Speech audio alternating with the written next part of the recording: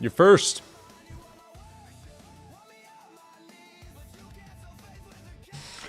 Hello, Logica.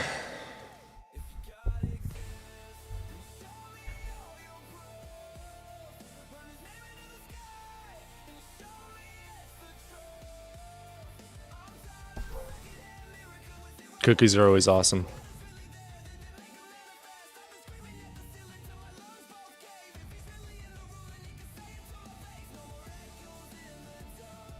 Hey, Carrie.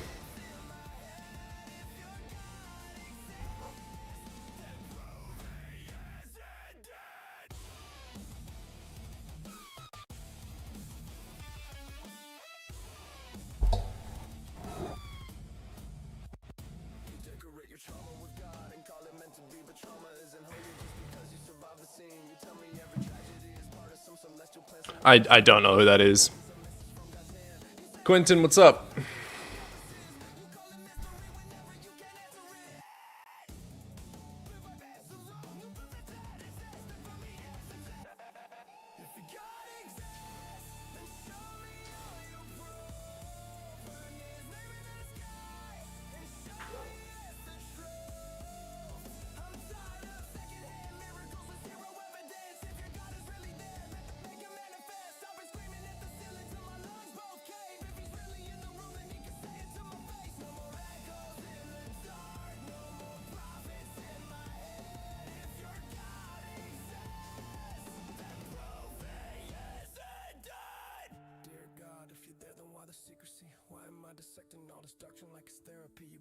What's up, Silva? Yeah, we'll be live for quite a while. I'd love to have you in, brother.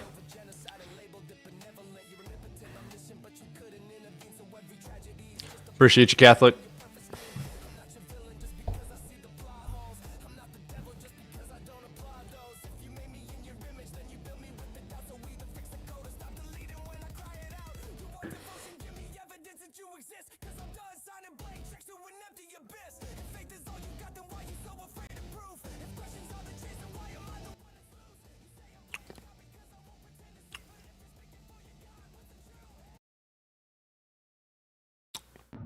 What's up, Daddy?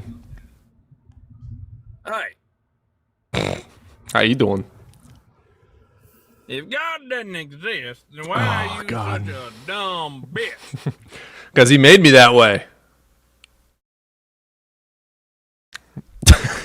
God damn it. Always hopping in, saying something so out of pocket. Go follow Christ Before Jesus if you guys aren't yet. He's awesome. Love Jaren. Love him, love him, love him. All right, we're going to get him roll. How's it going, Roll? Good. Awesome, man. You over the age of 18? Yes, you need to start believing it. All right. Which religion do you follow? I'm Christian. Okay, cool. Why should I believe in it? Well, there's evidence, You're breathing. I am breathing. Mm-hmm. That's the first thing. How does that point to a God? Points to my lungs, brother. Well, he made that too. How do you know that? He made everything. How do you know that? Listen, you don't necessarily have to believe everything in the Bible. Well, how do you, no, don't dodge that question. How do you know that he made lungs? How do you know that he made everything? You just made a claim. How do you know that there's no God?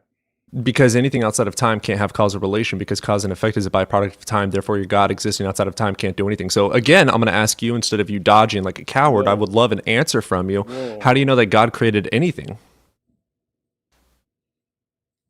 I just debunked your God in like 4 seconds. I would love for you to answer the question, though. How do you know that your God made lungs? It says it in the Bible. It also says in Marvel that a man named Peter Parker can climb walls. I don't care. It's a cool story. Doesn't make it real. It's written on paper. Congratulations. How do you know God created lungs? I see where you're going, but if you take away everything from the Bible, you're still going to be here. Planet's still going to be here. Gravity's still going to be here. Correct. So how do you know? Everything. So you're still dodging. How do you know that he made anything? Things existing does not equate to therefore God. You have to demonstrate how you know that a God created anything. So you're saying it could be anything? What are you talking about? You just dodged again. Can you prove that God created literally anything? We have the Bible to say. Oh, you're still fucking dodging. So how do you know that God created lungs? That was your first claim. Because he created everything. No, I'm asking you how you know that. You saying the same claim over and over is not evidence for the claim.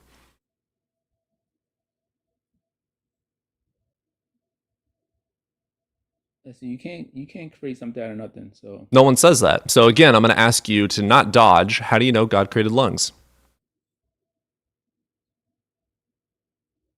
how you know he didn't? You're the one with the claim that he did. So prove it. Because the Bible. The Bible is not evidence of God creating lungs. You have to demonstrate how you know that God created lungs. The Bible is a piece of paper written by men. So How do you know that? everything. Us breathing is everything. How do you know that God created something?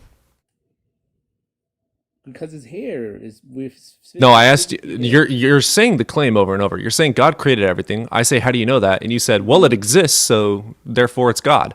No, you got to demonstrate that. So, like for instance, I can tell you a car is made by a person, and you say, how do you know that? I can say, well, this engineer in this place by this mechanic put the pieces together. Here's the blueprint. I can demonstrate every piece, every part of the process to making a car and prove that it was made by a person. So again, I'm going to ask you, how do you know God made lungs? Where's the blueprint? You're asking. Listen, we can't go. Don't dodge. Don't dodge. How do you know God created lungs? Back other than the Bible. The Bible's very new, don't brother. know. The oldest religion is actually Hinduism, way before the Bible. You follow a very new, young religion. So I'm going to ask you again, and I hope you don't pivot again. How do you know God created lungs?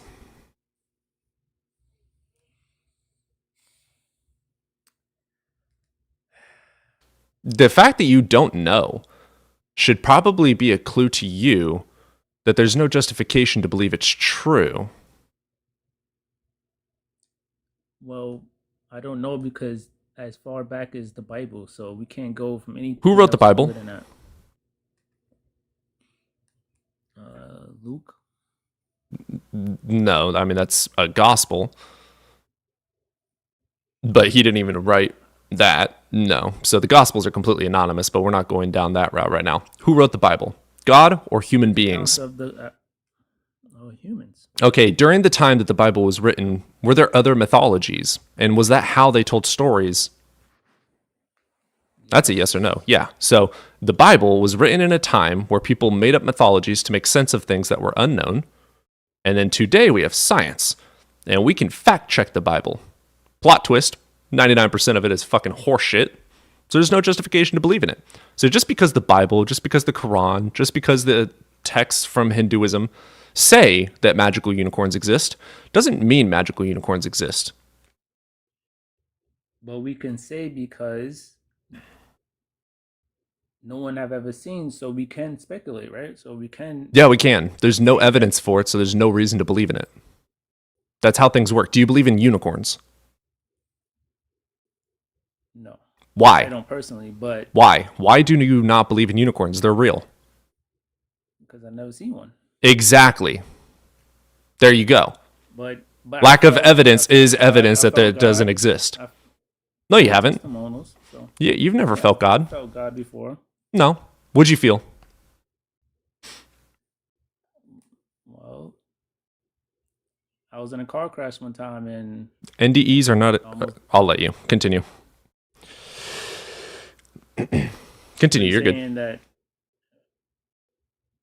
yeah, and I woke up in a hospital, and after that, I started believing. You got saved by doctors that went to medical school and learned biology and how to save lives, and you're giving credit to fucking Santa Claus?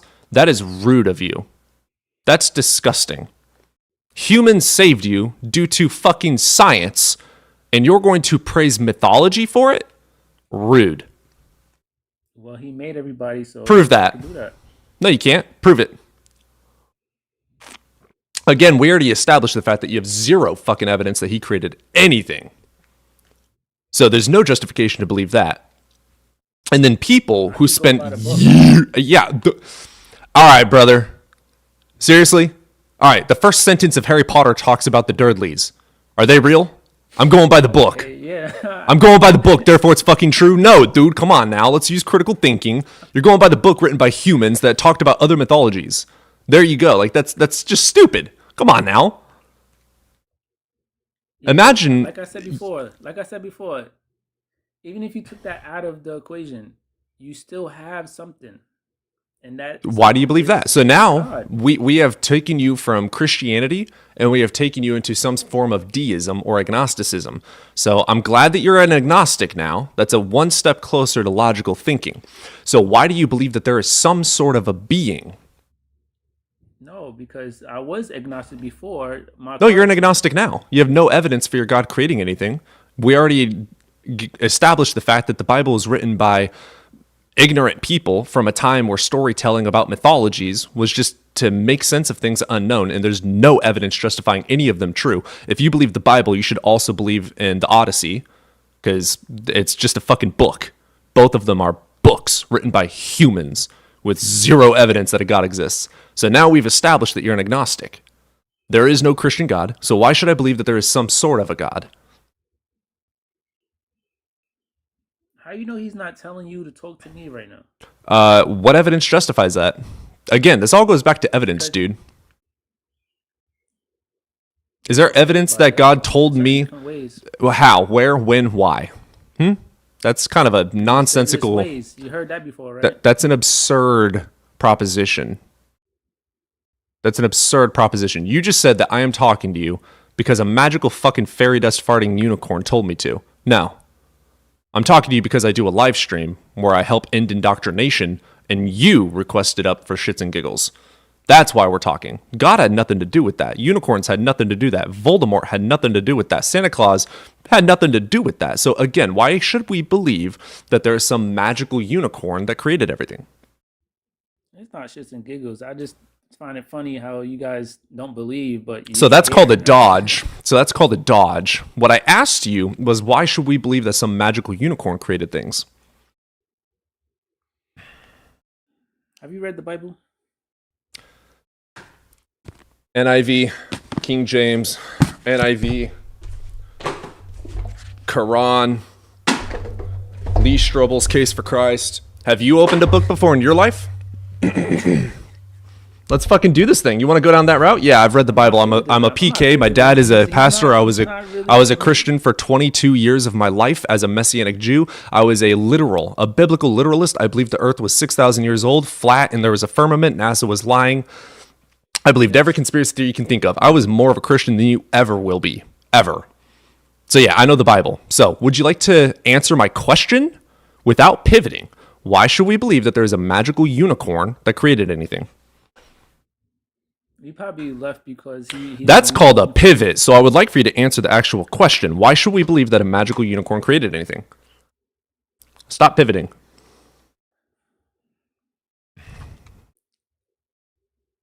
God is the only true one. That is another pivot and another claim. You just said God exists because God exists. That's stupid and illogical. People said, who hurt you? So check this out, buddy. Allah is the one true God because the Quran says so. I don't believe in that. Well, the book says so, therefore it's true. See how fallacious that reasoning is? You can't just say, because the book says something is true, therefore it's true, right? There's no evidence for Allah, correct? Correct? No, but There's no evidence for that, and you grant that. There's no evidence for your God, but you can't grasp that. This is called cognitive dissonance. So what you need to realize is there's no evidence for it, so there's no justification to believe in it. So I'm going to ask you again, since you've pivoted 30 times, don't make it 31.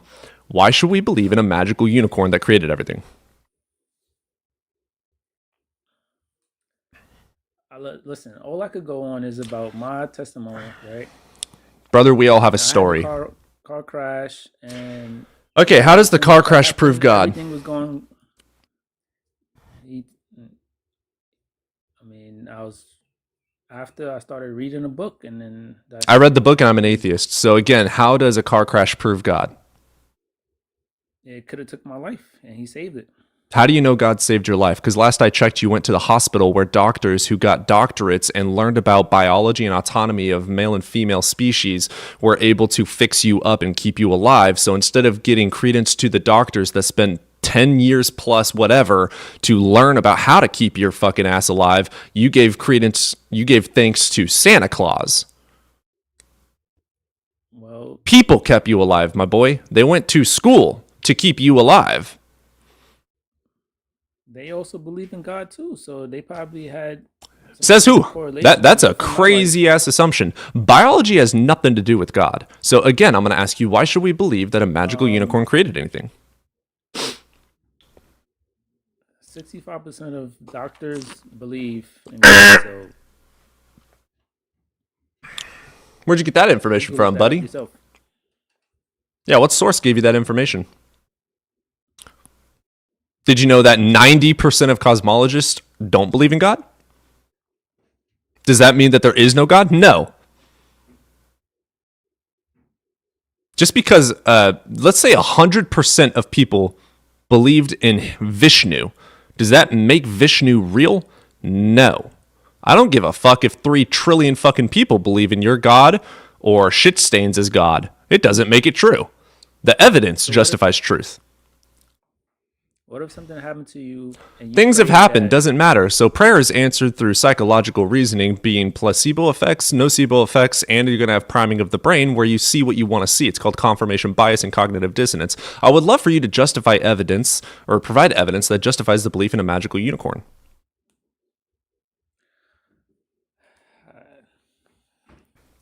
Basic psychology, basic biology answers all these questions.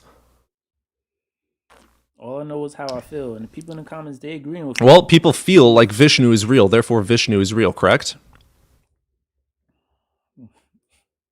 You see how illogical your own critical thinking is? Your logic is not logical. I can use your logic against you, and you can't even agree with it. Because they feel like their God is real, it's therefore real, correct? God made feelings as well, you know. Prove it. Feelings are chemical reactions in the brain. Thank you very much. That's proven in neuroscience. So again, science proves all these things. You follow a book written by science-ignorant people. But that's now. I'm talking about Yep. what's before. and Yeah, God we have made new before. knowledge, we have new information, and we have new testings to learn things that people were incapable of learning back then. So again, I would love for You you... saying people back then was dumb? No, they were incredibly smart. But they didn't have the same tools as we do today. That's why mythologies exist. They had no answer for certain things. And then science caught up, and now we have answers for those things. So again, I would love for you to provide evidence for a magical unicorn creating everything. You still haven't done that once. You haven't even tried. Why do you believe God created the universe? Why do you believe God created Earth? Why do you believe God created you? Why do you believe God created trees?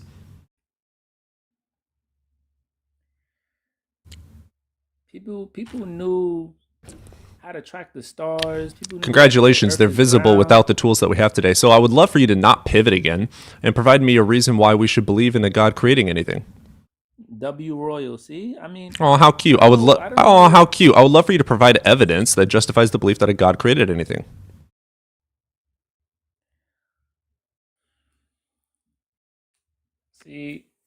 see, I would love for you to provide evidence that justifies the belief that a God created anything. just believe. You just gotta believe. You just got to believe in Allah. You just got to take their word for it. You just got to take their word for it. It says in the Quran that He is the one true God, therefore you should follow it. That's stupid. Come on now. So what evidence do you have to justify the belief in a God creating anything? I see you're a smart man. You're Nope, smart I'm a guy. dumbass, You're but I would probably- love for you to you're provide probably- evidence to justify a belief that a God created anything. 90% there, but when you get to 100, you know that it's true. It's When you not get true. to, you're probably 2% there. When you get to 100, you're going to know that there's no evidence to justify the belief that a magical unicorn created anything. Would you like to provide evidence that a magical unicorn created anything, or keep on pivoting? I'm not. I'm just trying to tell you the truth. You're trying to pivot. The truth is there's no evidence for your God. Would you like to prove otherwise?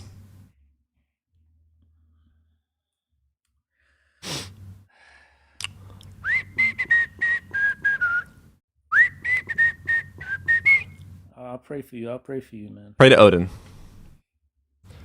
Let's get you up here, Army.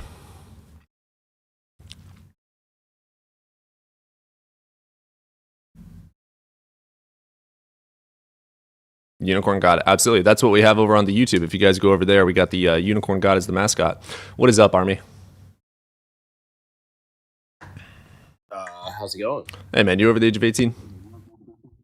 I am. Awesome. Which religion do you follow? None. I'm a follower of Christ. All right, you're a Christian. Cool. Why should I follow that God? To seek salvation. Again, why should I believe in that God?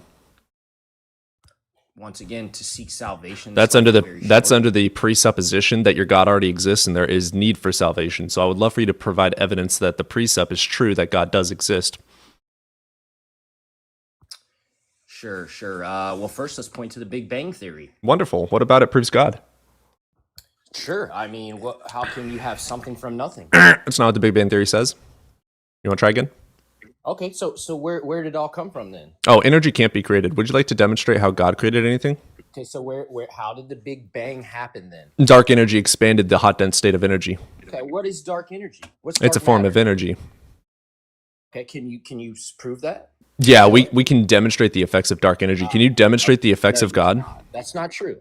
Yeah, it is. You cannot prove dark matter. You cannot show it. That's a theory. That's all it is. What's a scientific theory, bud? I don't know. It's not a guess or an assumption. Where's McDonald's? Where's the directions to McDonald's? Like, what's your point? The verb of theory is to theorize, which is guess or assume. A scientific theory is not a guess or assumption. It's facts and evidence leading to a justified true conclusion. So what's that got to do with? So it being a scientific theory means that that being a theory means that it's been demonstrated and justifiably true. We don't know everything about dark energy. You're correct. You can do that with dark matter? You're correct. We don't know everything about it. Oh, okay. We can see its effects, though. We can literally see that there's a dark point, which is why it's like an undefined equation in math, right? We can't explain it, right? So we can literally observe that there's a dark area, dark matter, and it is expanding everything around it. We can observe it. So I would love for evidence for your God. Good point. Expanding from what? Where did it originate? The hot, dense state, thanks to CMB radiation. Okay. It's just soup out there floating around, waiting for the Big Bang to happen, right? No, we're in the Big Bang right now. It's expanding right now, currently. I would love for you to provide evidence that God has anything to do with that, though, because you pointed to the Big Bang Theory as if it's going to prove God. So let's get back on topic and don't pivot anymore. God, you can go on a telescope and you can see, and people in science, you can see when this universe started. Well, it started. Yeah, there's a hot, dense state. Point. That means no, there wasn't just. So you're telling me that life, brain, all these things you argued with the last guest, all the position of the Earth, the position of the planets, the position of the moon, all these things factor in were just random and coincidental from dark matter, a theory of dark matter that just happened from nothing, right? Is that what you're saying? Conscious, all these things just came from nothing, right? Excuse me, we're just randomly science building up, yeah. Nope. You don't know anything about science. Yeah, I mean, I know enough about science not to, when somebody says something. Wonderful. Do you agree that there's a hot, dense state? Like, if you weren't. What is the hot, dense state? I don't know. You tell me. Energy. Why are you asking if you know what it is? If so you know these questions, I'm bringing you back to the topic. So the topic is the Big Bang Theory proves God. Demonstrate that for me. Sure. Go look at. Actually, anybody can get a telescope and they can go to the space and they can see when all this started. And if you want to say, it's the hot, dense state. There's no evidence of God. It was just all randomly hot soup, and it's just random matter that just energy that just coincidentally boomed, and here we are, have conscious and all this. And you're telling me that's not evidence? That's just randomness? What evidence points to the hot, dense state being created by God? Well, you tell me everything I see in this world, in Earth, that's not random, or that is random, and everything like that has a purpose. Nope. And you tell me this big boom is just random? It just happened for no reason? No, it happened due to dark energy. So I would love for you to demonstrate that God created the hot, dense state. But you can't explain it hot, dense state. Yeah, dark energy and matter is 90% of the reasoning behind the expansion of the universe. So I would love for you to demonstrate your claim that the hot, dense state has anything to do with God. Yeah, okay, and what triggered it to have a Big Bang? Dark energy. So I would love for you to demonstrate that the hot, dense state has anything to do with God. Dark energy woke up one day and said, well, I'm dark energy. It's an emergent property of energy. That makes zero sense. You understand? That's more logical. Matter to say comes there from is a energy, God that brother. created everything based on the Big Bang. Matter and is how an you can emergent see it property versus of saying, energy. well, there's no evidence of a God. You still because haven't there's provided this any Big Bang. evidence. You just keep on You saying the just Big keep saying Bang. dark energy. You keep saying dark Because energy you like that's ask an why answer. it's expanding, and the answer is dark energy. Okay, but it's expanding from a starting point. Nothing Yeah, can the hot dense expand state of if it which is didn't expand energy. from something. So the hot dense It all had a state, starting so the point. hot dense state is that of energy, and dark energy is the leading reasoning for the expansion. So the hot Correct. dense state We've of which is established. Okay, hold on. energy. We've established there's expanding. Mhm. Where is it expanding from? Where's The the hot dense starting state, point? my boy. I've answered What is this. the hot dense state that Energy. distinguishes not starting a Big Bang and starting a Big Bang? What Energy. Where do you measure Dark this at? energy. See this? We measure it through Okay, C and B show me a radiation. study on dark. Show me this. Show me all this. C and B radiation is how we know that there was a hot dense state. Dark energy, we can observe with the telescopes now that it is expanding everything around it, which is also further evidence that it's What you being reading, expanded my by guy? it. Let me read along with you. What you Oh, you can go look it up, nasa.gov. But I would love for you to provide show me evidence. what you're reading so I we would can love read for you to along. provide evidence that God has anything to do with it. I just did. You can't. No, you all you didn't. say No, to you end didn't. on You a- all you Let said. me All you said. Let's be real. Let's be real. Everything that every Christian- Everything that every Okay, Christian. you just want to talk. I know you do. I know you do. So I know you do. So I would love for you to demonstrate how How are you dark. gonna ask I know. somebody How are you that gonna hasn't ask? been How are you told gonna? about How are you gonna say that God has anything to do with it and not provide I understand evidence? you're triggered I because you understand that can't you're prove it. triggered because you You're can't prove your clearly God. triggered You're because I clearly proved triggered God is because you real. can't prove God. So I would love for you to demonstrate the I'm just evidence gonna repeat that everything I say. 100% because it's stupid. So I would love for you to demonstrate Yeah, God your has answer anything. is dark Yeah, your matter. answer has. Dark matter proves God's not real, guys. Dark matter. I don't know what dark matter is. I can't explain the process. I don't know how it works. No, Dark matter. Ravis, let him. Let him. Ravis, let him. I would love for you to demonstrate how God has anything to do with the expansion of the universe. Sure. So, okay, so we have nothing in the universe floating False. around, just matter, energy, or nothing like that, right? Just all a bunch of Energy is soup, not right? nothing. What is nothingness? Can you describe that? Okay, so so how did the energy became to be a Big Bang then? If it's Brother, if it just random? Brother, listen. Do you know what the first law of thermodynamics is? Stop asking me random questions. It's not What is random. the first step of the Big Bang, and how did that happen? Right, brother. Do you know what the first law of thermodynamics is? No, how did the Big Bang first step happen? Well, since you're incapable of answering basic questions, I'll answer for you. So the I don't the think first you law know of anything. thermodynamics I didn't is that ask you a energy question. I don't cannot be care about your created. questions. It's irrelevant. So we know that energy cannot be created. Energy exists, therefore it's always existed. The hot dense state was that of energy. Can you prove that God had anything to do with it? Yeah, basically there was an action that caused the Big Bang. And if Dark you look energy. through it, there was nothing else that would cause it Dark energy. besides somebody that's above this Nope. creation. Dark but, energy. and outside of this creation. Do you understand? Dark that? energy. That's Do you the only understand that? logical answer. The only logical answer is the evidence that we have to justify the belief that dark energy is the leading for the expansion. There is no you're lying to your guests. Oh, You're I'm lying to the lying. whole This thing is when you talk crazy. about dark matter. When you What talk about is matter, you dark absolutely lie. energy? Dark energy is an unknown form of energy that is thought to be responsible for the accelerating expansion of the universe. Unknown form of energy? Yeah, Ooh, that's weird. but it is Interesting. still expanding the universe. Even though we don't know everything about it, we can observe that it is leading the expansion. I've already Well, answered that's that. a bold take. Don't you think it's a bold take to assume it's an unknown thing that caused it versus It is a God unknown that's because clearly we can't visible? see it, but we can see its effects. We can literally watch it right now expanding things. It's dark. Yes, and It's it called came from a dark. certain point, It's right? called dark because it is just black. We don't see anything here, but all the stars and galaxies around it are expanding from it. Do we say gravity is unknown? Because No, can't because see we have a gravity, law can't of see gravity that and would we be have the experimented, scientific right? theory of gravity that explains why it does what it theory. does. A theory like dark matter, a theory. You can't see gravity just like you can't see dark matter. Brother, That's an you don't know what a unknown statement, scientific but theory is. gravity we So know here, all about. I'll teach you today. Scientific theory definition. So a scientific theory is a well-substantiated explanation. pivot, bro. Hey, be a Good good boy. Be a good boy. Shh. Is a well-substantiated explanation of some aspect of the natural world that is based on a body of evidence and has been repeatedly tested through observation and experimentation. It encompasses like dark this. matter, it's been experimented and tested, right? Yes, we can observe it right now. But it's unknown substance. How Yeah. are we going to do that? Yeah, we're still learning about it. You still haven't provided any evidence that God has There's anything your to do with proof of it. God right there. Dark No, it's matter, not. unknown. These are all proofs of God. Like No, it's miracle. not. How does a person become paralyzed and get up and walk and doctors can't explain it? They don't. How does that happen? How do you have an undefined number in matter? Where's your evidence that God has anything to How do did with the that universe, dude? Why are you pivoting so hard? Are you scared? Hey, you're getting smoked right now. I know you are, but what am I? So, That's why you talk fast and you ask 1,000 questions, because you're getting smoked. bro, you don't even know how to shut up. So I would love for you to demonstrate God having anything to do with dark energy, anything at all, the expansion of the universe, the creation of the universe. I would like you to see your evidence of testing dark matter. Check this out. The Big Bang. You want to see something really cool, Army? Check this out. I know nothing about anything. Demonstrate how God created the universe. Sure. So what if I told you the Earth, if it was moved over an inch, we would all unalive. The moon, if it wasn't there, another inch, we would all unalive. Not true. And that's just the tip of the spear. There's a billion things in this atmosphere. If they weren't perfectly aligned, That's not from true. The way So the trees grow, let me to the help way you. The animals and the bees interact with society, with nature and everything like that. If all these, what we call it is nature, and what we call it is like nature's web, right? And if all these things were out of place, we would all unalive. This is proof that the Big Bang, we all came from nothing. That's hilarious. Big Bang God Theory doesn't created all say from that. nothing, and we can see that. And Big we Bang can Theory see- doesn't what else say would that. it be? What else would it be? See, dark matter, unknown. We know it's an unknown dark matter source, and it just magically created conscience and magically created all these things, all these different ecosystems, and all this different thing on Earth, right? That's more believable. A random dark matter did it. Are you done? Like, come on, bro.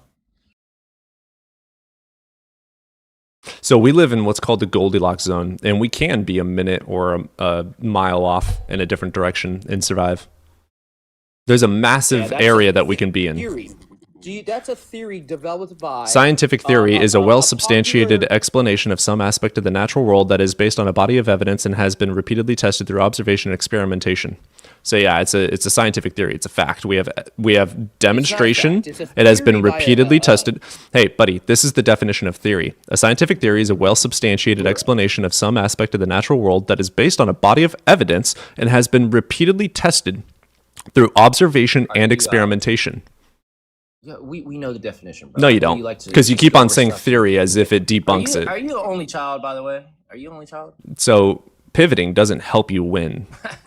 You just act like you're very, like, hey, that's all. Just asking. It's not a pivot. You pivot at everything. I'll go back to what we originally called the Big Bang. Yeah, prove God did it. It's more believable that somebody created that from nothing to create conscious, the ecosystem, all these different things in this earth. That's more believable than, hey, there's some dark matter and energy that we as humans understand it as an unknown. We classify as unknown, but that's what created consciousness. That's what created everything we see, how intricate and all these little creatures and all these, like, the webs, spider webs, and to fertilizer, to oceans, to moon tides and everything like that. That was it's all random from just dark matter, right? Is that what you're saying? I've explained to this guy multiple times. Okay. Have fun. No, I'm getting rage baited so much. Okay, so That's crazy. How do I have feelings and get angry in here if it just was random and dark matter and stuff like that? This is crazy. It's called evolution. Yeah, this is more evidence that the army doesn't teach people how to think. It teaches people how to follow stupidity. Well, it is called the also- army, duh. Also, okay, so I mean, you really think? think they sign people up for the army to think and not shoot and, like, pew pew and stuff? Like, what's wrong with you, bro? I mean, I'd you're already rather using have argument. someone who is able Great to evidence think and is have a someone who signed up conscience. for the army and didn't think. Okay, let me explain. Okay, so first of all, your claim was that, like, if we move millions of miles between our distance from the sun. Our average is 94 million, but we move a distance of, I think, 92 to 96 million miles.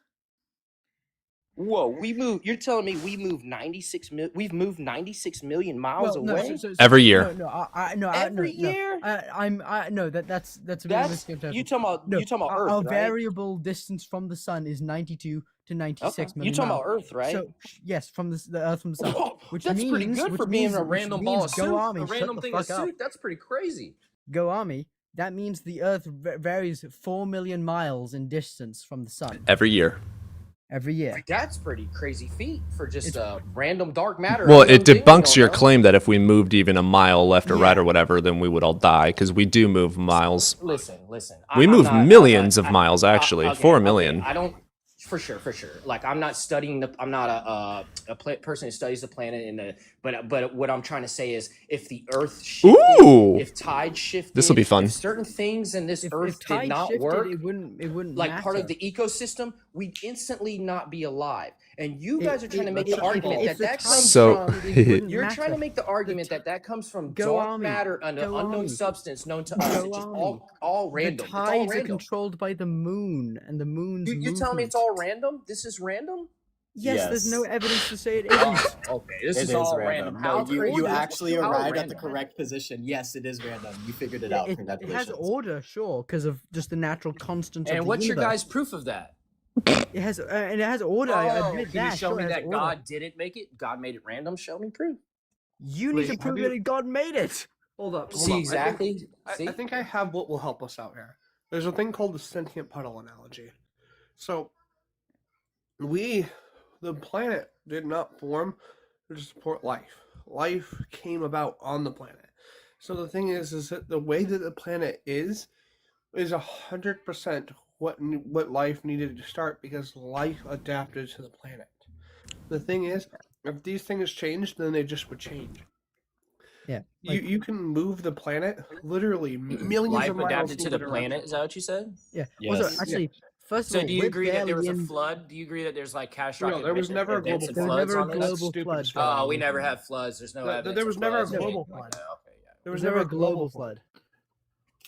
There Man, was- you there was guys know a definitely local lot, man. This floods. is crazy. You guys know that Yeah, I know there a is lot no more than God, you. and Yeah, you I know know there's a lot no more than you because I You know guys everything. assume a lot. This Both is of crazy. us- You guys both are me very and like. Mo- It's both not- How do you me guys and know this? Fable How do you and- guys know this? Tell me. Come Go on, Army. We're both biologists, and I'm a paleontologist. bro. You don't sound old enough to see over the cash. I'm register 20. McDonald's, bro. Come Okay, on, bro. I, Just I quit know I capping that sound you're a young, biologist, and I bro. do look like a 15-year-old prepubescent He child. does. But I do really look like really young. But I am a 20-year-old, and I have been in college 20-year-old. You haven't since even I was experienced 18. life yet at 20, I have bro. a degree. I recently got my bachelor's You're a in baby, paleontology. bro. You need to go love your mom and have a good time. You're 20. I love my Go mom. Army. She's a Go great Army. woman. I greatly respect her. so She has a doctorate. She's a doctor. I Yes, greatly respect her. So here's the thing, right? I'm 30 years old. I'm not much older. I'm only 10 years older. I'm a PhD biologist. As none of that's important. The fact is, the thing that makes us different isn't my PhD. It isn't my degrees. It's the fact that I read and understand science. And I think the last book you might have read is the Footbook. Are you So- saying the Bible doesn't understand science? Yeah. Bible's I full of understand shit. science That's at crazy. all. That's crazy. Because It's a Bible- wild the statement. Bible It is says a the book Earth of- is flat. Go Army. The says Bible the is a Earth is book flat. of lies. Oh, dang! Now you know the book is full of lies too. I mean, Yeah, you because you I've guys studied all the got to book. be single. Yeah, go Army. Because I know more than you. All right, keep It's muting that me, bro. simple. Keep muting me, Yeah, and you go just Army. talk This forever, is right? how the book is full of lies. Okay, it says the Earth is flat. If it says wasn't, the Earth if is it was pro- full of lies, you wouldn't mute. Go Army, shut the fuck up. It says the Earth is flat. It says the Earth is less than is young, is 6,000 years old, 10,000 years old. Didn't directly say that, but that's what we get from the genealogy. Secondly, it says that donkeys can talk. It says rabbits chew cud.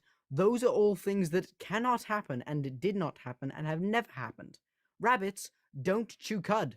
They physically cannot. They don't have a 4-part stomach. They do not have a reticulum. They do not have a rumen. They do not have an abomasum or an omasum. All are needed to make cud. Well, specifically reticulum and rumen are needed. What's to cud make- again? You know what cows have a 4-part stomach. That 4-part stomach makes a thing called they eat the Lining, grass. stomach That lining. grass ferments in their stomach, in one of their stomachs called the rumen. That gets regurgitated back into their mouth, and they chew cud, and then they swallow that, and that gets Are digested. you the one that told me about evolution though? Things evolve over time due to environment and things like that, right? Wouldn't Yes. that maybe change since then? No. Oh, that in wouldn't apply 6,000 here. years, Okay. no. Rabbits wouldn't be did So- something so different. no, 6,000 Rabbits no, have no. never chewed cud. Rabbits a are couple not. corrections. How do you know? You're 20 years old, bro.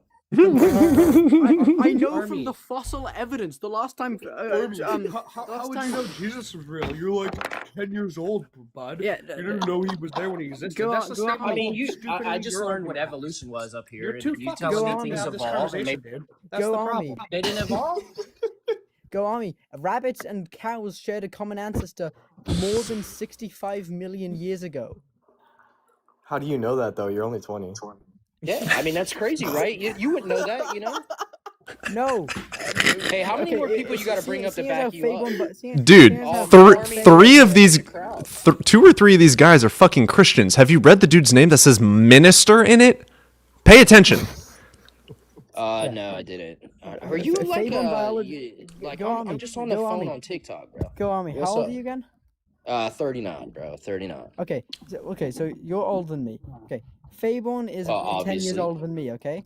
Okay. If he agrees with me, because he's 30, he's older than me. I don't care my who agrees 20-year-old with ass. who. That's not how truth works. Truth is Yeah, correct. Yes, exactly. Correct. Correct. Congratulations. That's like the fossil evidence. You learned some logic today. Yeah. It's called Like it's called dark the fossil matter, unknown evidence. substance. Go on me. It's called fossil evidence and DNA. We compare Fossil DNA evidence between. now. Do you know what a fossil is, and do you know how Yeah, they is form? that the same DNA? Is that the kind of testing they do like on the Shroud of Turin and realize it was like the a Shroud of nuclear Turin explosion that went off on that? The It Shroud of caused The that Shroud of lighting like Turin was that? proven. The Shroud of Turin was radiocarbon dated. Oh, And do you know when it was dated to? 1500s, I'm guessing, huh? No. 1500s. 1600s? No, 1300s. Close? 12 to 1300s. I'm so That's wrong. Yeah, I mean, like the Shroud of Turin that's is like the most. that's literally over 1,000 years after the Oh, man, you supposed know Jesus. everything. You think everything you say is right. Do you notice that? It's very No, Yeah, only well, it's 'cause No, childlike. actually, read, I'd say and most you things can't I say in science are correct Okay. to my understanding. I'm gonna of cut in here real quick. Everyone, okay, Army, you have a claim that God created literally anything. Instead of whenever they bring up some sort of substantial evidence that justifies the belief in something, and it has nothing to do with God, your only argument seems to be nuh-uh. We need something substantial from you. You need to say, we know God exists because when the tides do this, a fucking finger from heaven comes down and makes the tide. You need to provide something. Saying, nuh-uh, you're a child, oh, you read a science book, is not a fucking I'm argument. surprised you can hear that when it's 5 people talking versus 1. There's not. You need to learn how to count. Ravi mostly, actually. Yeah, you need to And learn how to on top of that, count. they're muting So me, again, so- with the ad hom, You're not stop. talking, you're not listening, and you keep on talking and over talking. Here's the problem, Sorry. Army. Every time we bring something up, your argument is nuh-uh. You need to provide a counter argument to debunk it Okay, and here's my prove your counter-argument. claim. Here's my counter argument. It's more logical to say that there is a creator. Brother, that's when you look not at the- a logical Can't argument. deal with that anymore. Provide the evidence as a creator next time. Damn it. Minister, are you still here? And Jason, are you a theist? Sorry, I'm gonna calm down. I'm gonna mute up for like 10 minutes. Okay. Yeah, you're good. Minister and Jason, are you both here? I'm here. Okay, Jason. Okay, awesome. I'm gonna let you guys both talk at the same time. I'm gonna guess you both are Christian. Yeah. And then, Minister, are you Christian? I am. Yeah. Awesome. Okay, what do you guys have, and why should we believe that a God exists? Well, I don't know minister's position or anything. I didn't plan this, so No, you're good. I don't want to speak over whatever he has to say. No, go ahead, Jason. Did you say go ahead? Yeah, go ahead, man. I'll be with you. Cool. Yeah, I've just what was your so your question is Yeah, why should we believe that a God exists? well, I was in a live earlier and the guy got annoyed with me because I wasn't being clear, so I think maybe I'm gonna change my approach. Maybe I'll ask you. So we'll go through like just a few premises. I haven't organized them, to be honest, like and thought through how I should order each one. But I'll try my best to just go off of memory. Does that sound cool? Yep, you're good. So you were just earlier like praising logic and how a guy had some logic. So you believe in logic, you believe you're a pretty knowledgeable guy. You believe you know some things about the universe and reality. I don't know shit. Is that the case, or are you just being funny? No, we know 4% about the universe. Okay, so you know some things. Sure, I know some things. Okay.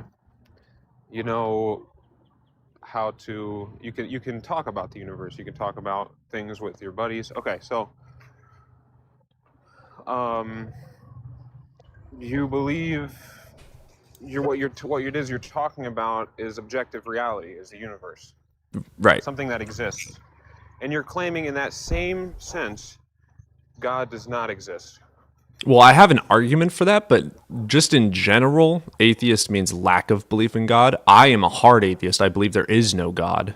I do have a strong position on that for your God specifically.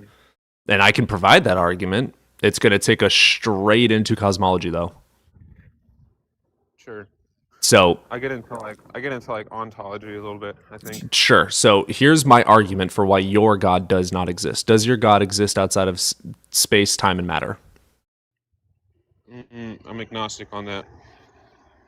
Okay, well, the triune God of the Abrahamic origins is an all-powerful triune God, all-powerful, that created the universe and is external of it. Do you grant that or no? I would, but I mean, it's his conversation. Yeah, it's a good question because there's a small minority position of God and time, and who takes that God is. Let me not make it outside of easier. time. Did your God create time? Yeah, that's exactly. Okay, the that question, means he. Oh, you don't know. Okay, well, Yeah, I don't know. did he create the universe? Yes. Okay, so that means he's external of the universe, correct? Well, the universe is composed of different parts, right? It's not just time. It's not just Sorry, matter. hold on. Can I interject real quick? Like The space as universe well. itself takes place on space-time. Like space and time are one thing combined together. So what you're saying right now isn't Right. So I'm equally on the same fence about space as well. So you don't Space believe that really God is. exists or created space-time? Well, the possibility that I've considered is whether space and time are kind of part of his nature, and we're like sort of in it as creations. So you as believe the creations universe is God? in some. So this is mysterious called sense. Spinoza's God. It's not a personal God. It's just the universe, the energy, nature, all of that, the beauty, and is the creator of all things. It's not an actual intelligent being. I mean, I wouldn't. That puts you as more of an agnostic or an atheist. No, but I hold that he is. You'd have to take me through why you can't hold to what I hold without denying Well- a personal God. You can't create something and simultaneously live inside of it when it doesn't exist. Therefore, your God does not live inside of the universe. Wait. Say that again. If the universe did not exist at some point, there's no way for God to be in it. So he's external of the universe, and that means he's external of space and time.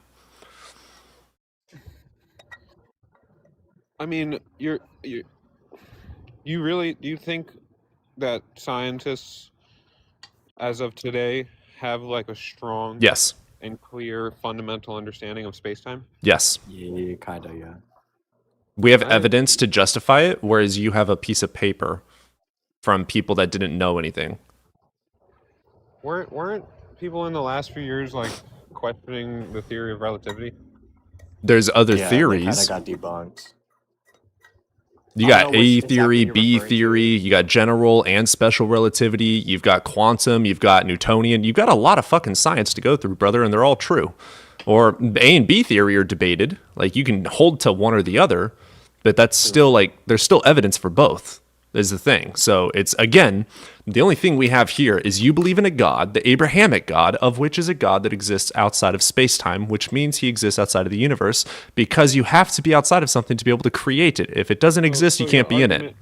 So your argument is founded on that space-time had a beginning? No, my argument is founded on your presupposition belief of the Abrahamic God existing outside of space-time in order to create space-time. I'm arguing the Bible. I didn't say that. Well, the Bible doesn't say he created. Or you can't say. He Yes, it created does. space-time. In the beginning, God created the heavens and the earth. The earth was formless and without void. I have my Bibles right here. Do you want me to go through and read the description of your I'm God? sorry, hold on, Jason. I don't think you're understanding something. Space-time is okay, imagine it like a play or like a stage, and space-time is the stage, and the universe are the actors acting on the stage. The universe won't exist without space-time. So what he's saying is, how did God create the universe if he needed to exist within space-time to create it? He doesn't. Well, I'm saying like it's part of his nature, and like you just differentiated space Brother. time and the How universe. does he make something when it doesn't exist? Brother, how can I be on a boat if the boat doesn't exist? I am external of the boat. We can make boats, and then we can get on the boat. Your buddy just differentiated space time and the universe. No. Yeah, well, he did. No. No, I didn't. Sorry, hold on. No, I didn't. You said the space time is the stage, and the universe. Yeah, no, hold on. Space time. Oh my god. Space is in the name, dude.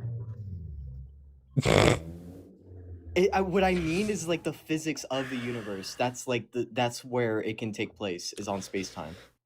We can't even get to which god you believe in. So, do you just want to fucking make up a characteristic for your god because you don't believe in the Christian God? What do you mean? Saying that he doesn't live with outside of time, and therefore. Have you read this book before in your entire life? Christian in this live literally said that he created it outside of space time. In the beginning, God created the heavens and the earth. This is John 1, brother. That does not say space-time.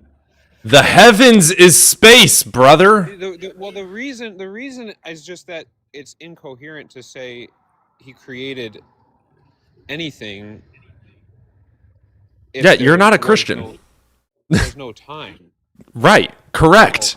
That's the indoctrination of Christianity. No. You just debunked your God. Yeah, you just came. You just debunked your God, dude. Well, what you don't understand is there's Christians who've already considered this topic. Brother. They're called open theists. Yeah, they're not Christians if they don't follow the Abrahamic God of the Bible, Abraham and Jacob. The Abraham's God, the 45,000 denominations of Christianity from the Holy Bible, written in thousands and thousands of different iterations, translations through the thousands of years that it has existed, believe in the Abrahamic God, of which is the creator of the heavens and the earth, is unbound by any and all things, and made all. I am the Alpha and the Omega. Nothing happens that does not happen according to my will. You have not read your Bible. You're conflating the Bible and the 45,000 different denominations who generally suck at philosophy, to be honest. Right, if you're going to follow philosophy and logic, you're not going to follow this God. Correct. I agree with you. You don't believe in the Christian God, brother. You're right. It is illogical to believe that something outside of time can create time because it's literally not fucking possible to have causal relation without time. I agree with you. You're an atheist. There's something called an open theist, which I just want to inform you, just maybe for your... You didn't say open theist. You said you are a Christian. I asked you what religion you follow. You said you are a Christian. Think Calvinist. Calvinist doesn't mean you're not a Christian. Do you believe in the Abrahamic God, yes or no? Yeah. Did your God create the universe? Yes or no? I said I was agnostic. Cool. We move away from that then. Okay, so what has your God done, and why should we believe in him? Okay. So you want to hear my take on the argument? We've been trying to figure out which God you believe in the first place this entire time. You've been sitting here trying to explain to me your cosmological... No, we've been sitting here trying to explain to you the Abrahamic God of the Bible. All right, that's fine. That's fine. So, I mean, what I'm about to say is a completely different approach, to understanding things, but it has to do with, I guess, knowledge and objective reality. About knowledge about objective reality and how... Yeah, ontology. Sure, ontology. And how you have, let's say, this naturalist, physicalist, materialist, 100%. I am a natural empiricist. Okay, perfect. Great. So, you think the mind is like, whatever. We brain- know that brain the state. we know that the mind, in accordance with neurology and all studies done in global workspace theory, a scientific theory proven through science and neurology, that the consciousness is a emergent property of the brain. So yes, I do believe that. I have no justification to believe otherwise. If you want to prove otherwise, I'm more than happy to listen. I would fucking love for IIT to be true, for instance. That'd be awesome. You think the mind, you know the law of identity, I'm sure? Mm-hmm. Do you think the mind is the brain? Yes. Wow. That's a fun one. It is the brain. Your consciousness Because you is in the I brain. don't want to get too far into this because this is not my favorite part, but it is funny to think that you can cut open somebody's skull, let's say, gently in a laboratory with their consent, and dig into their brain and search for the person themselves. You can. And pull- With an fMRI machine, you can see which part of the brain lights up with different thoughts, imaginations, chemical reactions called feelings, emotions, the sense of self. You can see which part of the brain is activated and which part of the brain all these lie I wasn't in. even gonna go into that. I was gonna go into like how literally, if you get your brain damaged, your personality directly changes. For sure. Like, So it is fucking lobotomy. 100% Like saying, correlated. There's this ancient practice that we did in the 50s. It's called lobotomy. It did that. It directly changed someone's consciousness and their conscious ability to do things. The problem is some of I don't know many of them, but one is Daniel Dennett. He's a physicalist, materialist, whatever you want to call it. And he had to come to the very absurd conclusion that we don't exist. That We the do. I does not exist. It does. Demonstrably so. So how would you substantiate that? Dude, if Being that Einstein himself said unicorn farts heal broken bones, I'd call him a dumbass. I don't give a fuck who says what. I care about the evidence that justifies the claim. Oh, yeah. So how would you substantiate that you exist as the I? If you're just... I am not an I am a brain. Oh, well, that's what I said. That you don't exist. I do. I am right here. All demonstrations, all evidence justifies the belief that I You- exist. There's nothing that's you. What's you? The brain. I am Can I here. call a car you? Yes, I would die. No, like a vehicle. Yeah, I would die. If you threw a car at me, is that what you said? No. I'm saying if I looked at a car and I called it you. That would not be me, because a car is an No, not you. inanimate No, object. I'm saying I'm talking to the car. Yeah, that's an inanimate object. You can call it a you. You can name So it it. needs to be an animate. What about grass? Grass is animate. It has no consciousness. It has no intent. It has no awakeness. It has no awareness. The literal definition of consciousness. So I can call you. So what? So you haven't pointed out that this random, certain collection. Don't use the word random. You have no clue what it means. Okay, this certain collection of matter inside of a skull. Okay, of a I'm human gonna make being- this make a lot Let me more finish, let me sense. finish. You keep on saying like all these different parts make up the whole. Yes, no shit. When I have a spring, a piece of wood, and a piece of metal, they are nothing but a spring, wood, and metal. You put them to fucking together, and you get the emergent property called a rat trap. Yes, you put the brain together, put all the parts inside of the brain, and you get the emergent property called consciousness. Yes. I like that. So that makes things a lot clearer. And we're not just arguing words around here. So you think a rat trap exists outside of mind? Does the rat exist whether I do or not? Does the rat trap exist with and without my existence? Sure. Yes, There's something called therefore, it is the objective fact that it exists in objective reality. Subjective means mind dependent, objective means mind independent. My brain does not dictate whether that rat trap exists or not. Yes, it exists in objective fucking reality. What are you on about right now? It exists in objective reality. We're Who's supposed to be calling it and arguing God. recognizing it? And who's calling it and recognizing it? We put the name rat trap onto it because we are human beings with communication, and we use language, in the English language here in America specifically, to be able to put concepts and words so that we can fucking communicate. So we made up the word, the object exists. So it's dependent on you to recognize it as a rat trap. No. Who else is recognizing it as a rat trap? Everyone. Literally every single fucking person sees a rat trap, and we all have different words, different names because we communicate. Not mind dependent. Correct. Not mind dependent. The rat trap exists. We call it a rat trap. Guess what? It could have been called a fucking poop. It's still a fucking rat trap. It could have not been recognized whatsoever. It is 100% recognized as a piece of wooden spring that when a rat goes into it fucking dies. What are you having a hard time comprehending right now? I'm done. You guys have fun with him.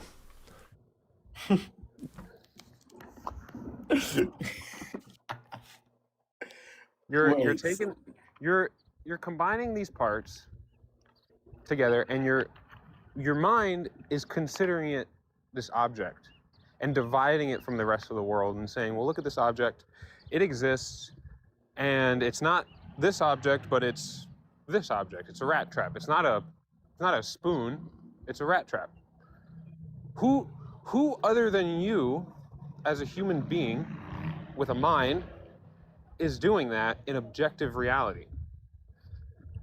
No one.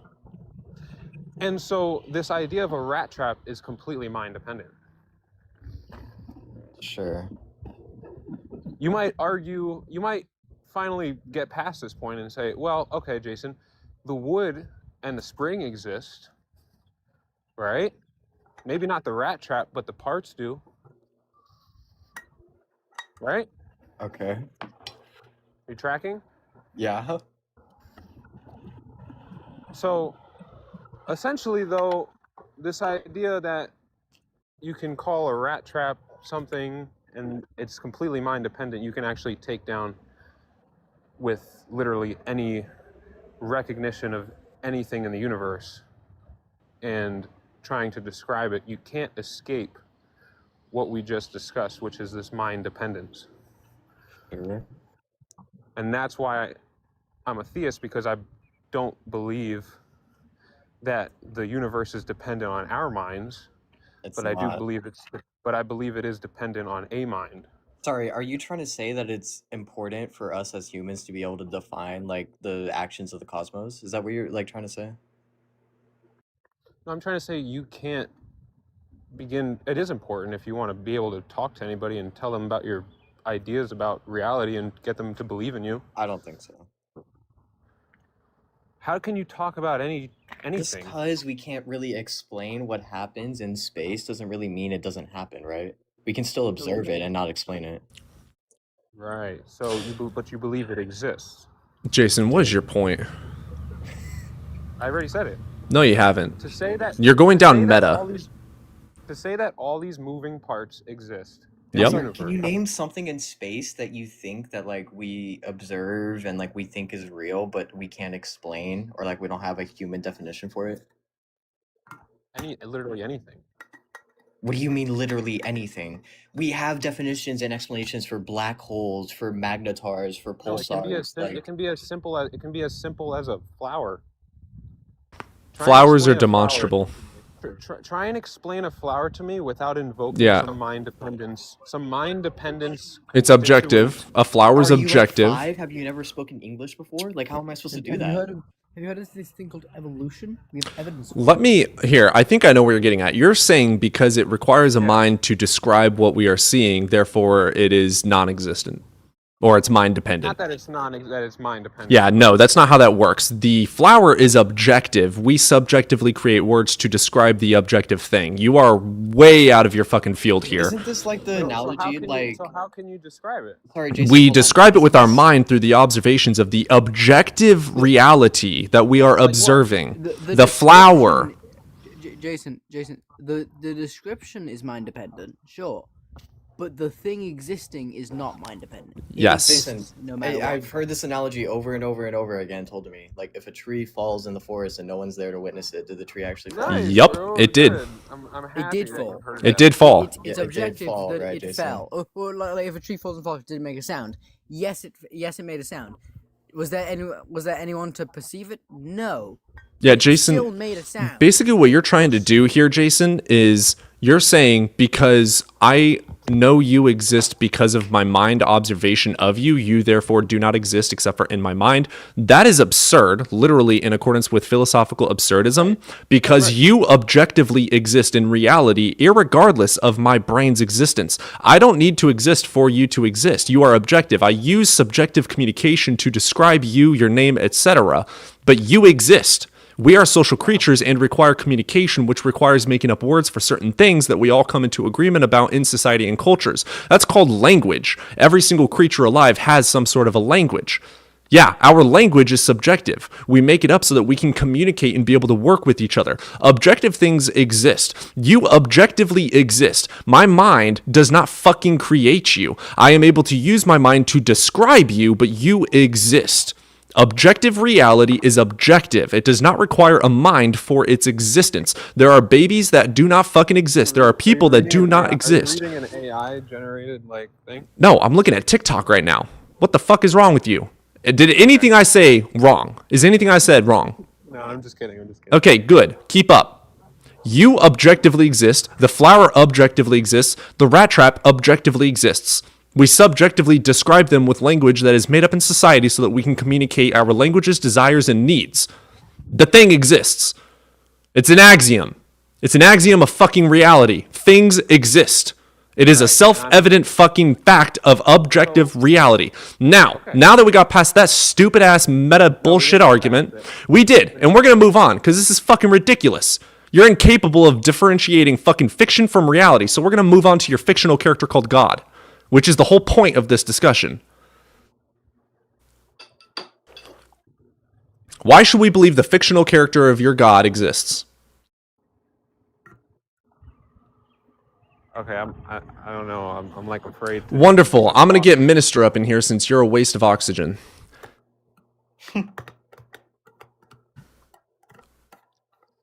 Oh, well. Minister, how you doing, brother? I'm doing all right. That was ridiculous. There was a lot going on. But you know what? You gave him good advice to read his Bible. I hope you listen. Yes, even atheists, we need to read the fucking Bible. How can we say that something is true or is not true if we don't study it to some degree? So, yes, I agree with that wholeheartedly. All right, you believe in the Christian God, the actual Christian God, correct? I do, yes. Awesome. All right, why should we believe in him? Well, I want to stay in the. Well, actually, you surprised me with something previously. It sounded like you were kind of sounding like a materialist. I am, yeah. You are? Well, have you always been, or is it you kind of got? No, my dad is a preacher. I grew up as a Messianic Jew in our own house church. I've been preaching my entire life. I was planning on being a preacher. I was actually going to. I had signed up for seminary and then I left because fucking things happened. But I started deconstructing 3 years ago, just simply on. I was talking, debating.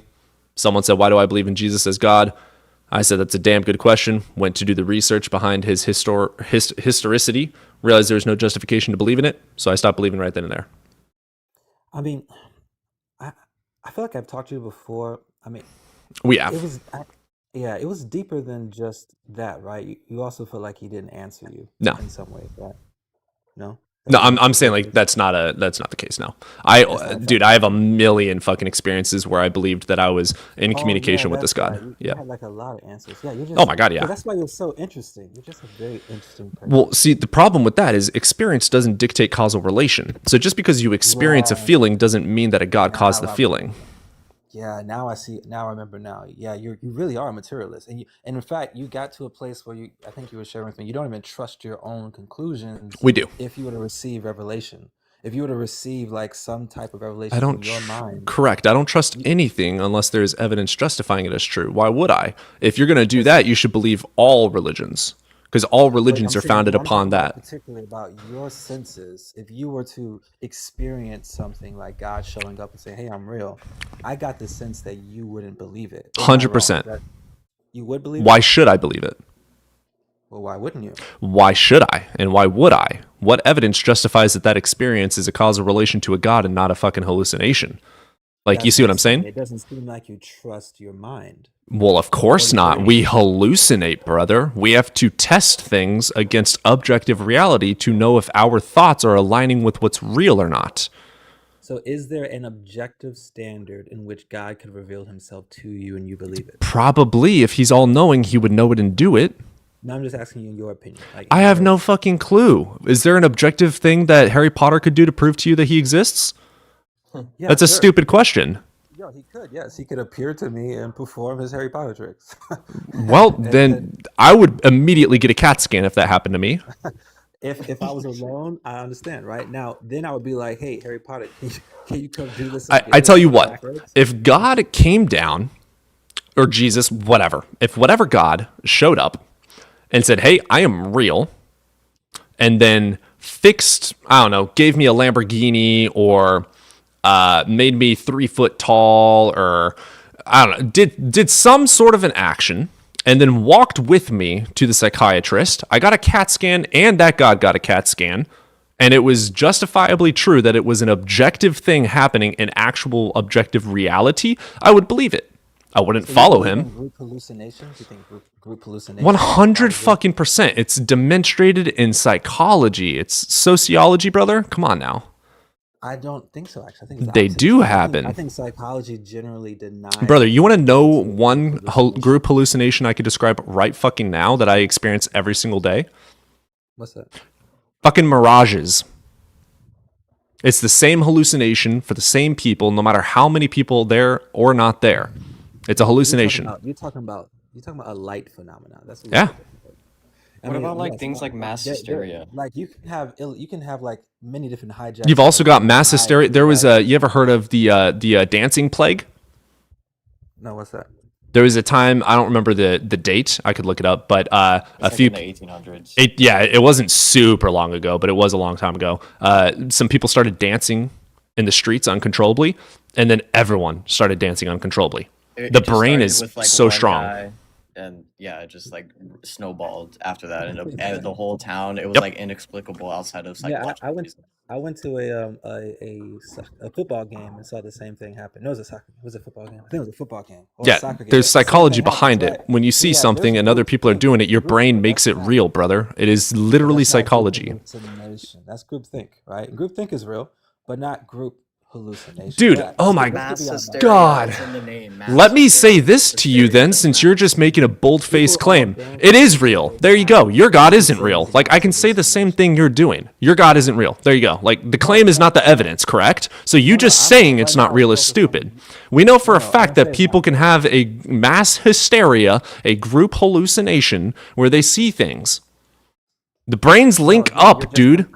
All I'm stating is Do brains link up? Do brains link up when you're around someone? Do you guys end up linking up to some degree? Well, do you believe the brains can do that?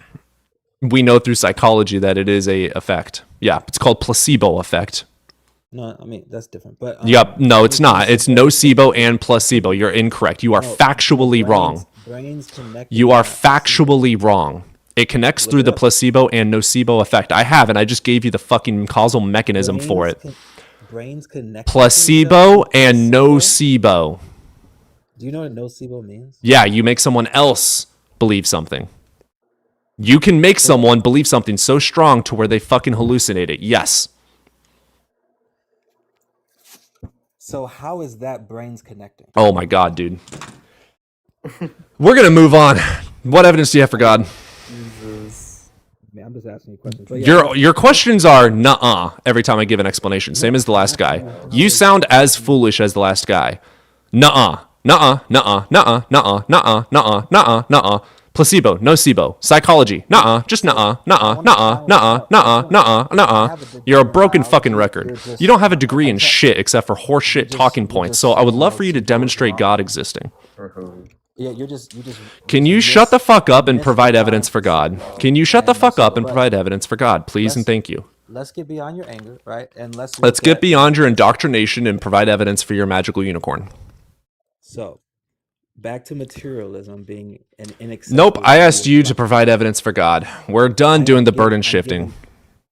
Okay, so here's a reason why I believe God must exist. 'Cause Okay. I believe materialism is not compatible. I don't with give a reality. fuck about And that. here's I the want reason evidence why. for God. Here's a reason why. My brain Did I ask Not about your these. fucking brain or did I ask about God, dude? Stop moving the goalpost. I'm getting there, bro. Take the wheels off of your goalpost and provide evidence for God. We know the brain I exists. am. Congratulations. I What am. evidence is there for God? There's a distinction between the brain and the mind. What evidence is there That's for my God? evidence for God. The distinction between the brain and the mind. Let's There's grant that the argument. evidence. Let's grant that argument. What evidence is there for fucking God? Not the brain, not the mind. Causal mechanism mind- linking a God to the brain and mind. If a mind exists and is therefore not material, there needs to be an original source. of Energy, that. there you go. So what evidence do you have for God? Good, perfect. So energy is neither created nor destroyed, which is Correct. clear Therefore, God didn't law of create shit. thermodynamics in our universe, right? In our system. Yeah, prove And that's- anything. and that's Prove what God, proves- dude. Holy shit. Listen, the law of thermodynamics works in a closed system, right? And so energy had to enter into a closed False. system. Energy can't be created, and there's no evidence to justify what you just said. Where did energy come from, and how do you know it? Where did energy come from, and how do you know it? Energy came from God. Prove it. I am. And so, in order for our universe to expand, you would agree that energy had to either be excited beyond its current state or enter into the system. Energy's Or energy default had to enter state into the is system. motion, numbnut. Then why was there a singularity of stability, or do you believe there was no stability? Do you have an answer for that, Helix? Sorry, what do you say? Why was the hot dense state, as you guys might call it, why was it stable as singularity versus not constantly expanding? My and response to contracting? him was that the default state of energy is motion. Does he not know what a singularity is? Obviously I not. do, that's why I'm asking the question. Singularities can't really be explained by our normal physics. They kind of happen in a quantum realm. Everything Like is quantum physics. It goes beyond general relativity and beyond quantum. Prove it.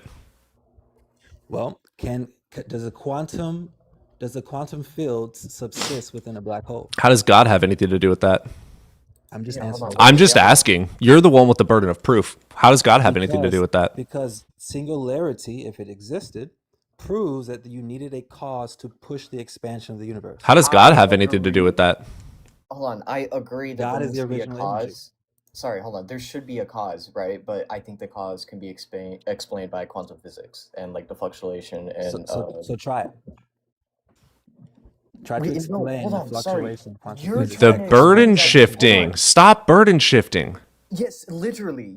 You're trying to explain. Literally, that God all you do exists. is burden shift. Literally, No, I'm every telling single. you that No, you're God not is the telling shit. cause Yeah, you're of the claiming that. expansion of the Demonstrate that. That's an empirical am. fucking claim.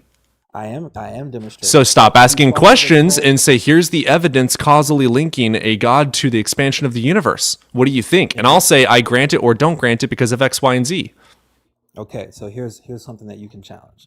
So the original expansion of the universe, that inflation period, required a influx of energy to cause that expansion. Correct. That influx of energy had to come from outside the system of our universe. I don't grant Most that. likely dark matter. That dark matter had to come from outside the system of this Incorrect. Matter is an emergent it property is of very energy. correct. Incorrect. Matter is an emergent property of energy. Dark energy. I'm talking about dark energy. Yeah, it's an emergent property.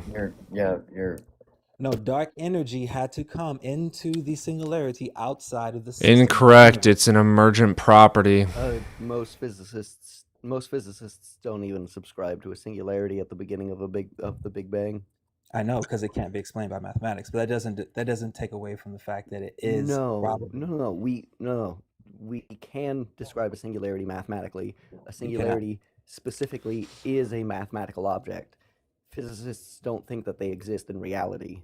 It's a undefined mathematical object, literally. It's undefined. That's the point of it. Exactly. That's why most it's- physicists don't think they exist in reality. Exactly. That's my point. We're saying the same thing. So all that aside, when you deal with the fact No, that we're not the saying the expansion same thing. required some Most We are. physicists, 'Cause you're most calling physicists undefined- don't think you're that there calling was a an undefined singularity mathematical at the object beginning as of the Big Bang. math. That's not math. That's why they don't deal with it. It's undefined. It's like dividing by zero. It's not useful. But all that aside, Yeah, Yes, it's dividing by zero. That's what a singularity is. But most physicists don't think that they exist in reality. So what exists inside a black hole? We don't know. Don't know. Exactly. I do know. So I'm telling you. He's been there, guys. Oh, that was funny. He was Yeah. there. So I'm gonna tell you what you don't know. I'm gonna give you some. Bet. Go for it. Bet. Tell me, Dr. Seuss. Oh, you're gonna tell me what I don't know? Yes, I I'd do. love to One know egg, that. two egg. How do you know the most asked one of the most asked questions in all of physics? Because How do you know? Because I believe in God. Because I believe in Jesus. Oh, he's got it. Dude. What math? I'm still waiting for the evidence. Math He's is about to divided give it by to us. Hold zero, on, he's about to give divided it. by Hold on. Yeah, infinity. that means undefined. I already He's said about that. to give us You the just evidence. hear- Hold on, let's already hear said- it. Guess what? already said that. Guess what, Minister? secrets of a Guess black what, hole. Minister? Hold on. You ready? There's I'm ready. I want to Minister. hear it. How do black holes work? Okay. Tell me. no. Alright. There's one specific thing, Minister. Oh my! Come on, you're Um, breaking my flow. Come on, man. Seriously, I'm come gonna on. break your Reveal flow. the You don't know what secrets you're of the talking about, universe. Minister.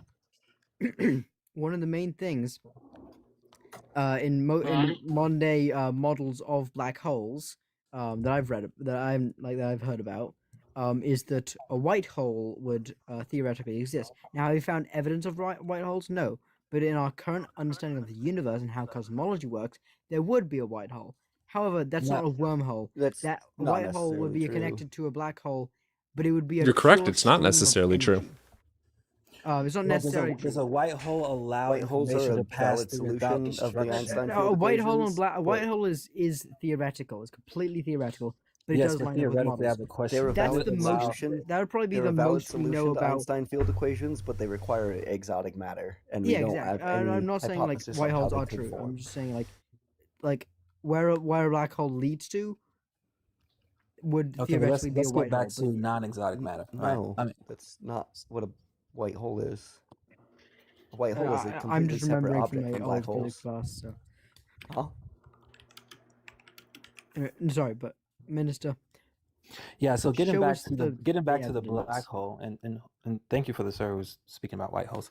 But getting back to black holes, when we look at the breakdown of energy as it passes through a black hole, at least looking at Hawking radiation and the like, we recognize that within that point in which anything that might escape a black hole does escape a black hole, it no longer has the makeup of what went in, but yet it goes back to following the laws of the quantum fields of our universe. So outside of the system of the black hole, when energy escapes, it however it does escape, it still must obey the surrounding system. Now, if you work your way backwards, within the they system, also obey those same laws inside the black hole. It's only you near the say center no, that no, we. no. You say so, It's but there's only no near proof. the center that we don't know how they behave. Yeah, it's True. only Well, past the horizon. it won't behave according to what we know to be regular general relativity, Not and just past the horizon, only near the center. that's fine. Near There's the nothing wrong with that. horizon, we do know how they Well, behave. past the horizon. I'm talking about. Or let me Well, no, rephrase I that. think Just past the horizon, we have no reason to doubt Exactly. the predictions from general relativity. Yeah, true. It's just that light cannot escape black hole. And because it can't escape, we can't observe it, right? So Exactly. we know again, that there's many models. as matter approaches black hole, it is stripped of its ability to remain substantiated in its current form. We know that at least. That seems a whole yeah, bunch of sure. invalid. We kind Yeah, like I mean, like hold on, it was whatever you Down said to was the Planck stupid, but it's kind of constants. true. Yeah. Yeah, down to the Planck constant at least, right? It's Down to- stripped. Wait. You're that going. sentence, What the fuck are you talking that about? sentence means So- nothing. Down Yeah, to So the like, again, Planck what the constant. this fuck? space. So when something That is literally when something means is nothing. You might as Well, well Planck say constant is down that- to the speed of light. well, I mean, you could say that as well, but all that aside, when It's- I'm speaking oh to my the God. point of the smallest Hilbert space, we'll use that term. But You know we what talk about Hilbert spaces are. What's your favorite non-Hermitian operator? a non what? Your favorite non-Hermitian operator? Non. I don't even know. I don't know what word you're saying. Well, you're bringing up Hilbert spaces. Why don't you know about Hermitian operators? I'm not familiar with Hermitian Then don't operators. bring up Hilbert spaces. So I can bring up Hilbert space to build my point. So let me build my No, point. you clearly don't understand what a Hilbert I understand space what is. Hilbert space is conceptually.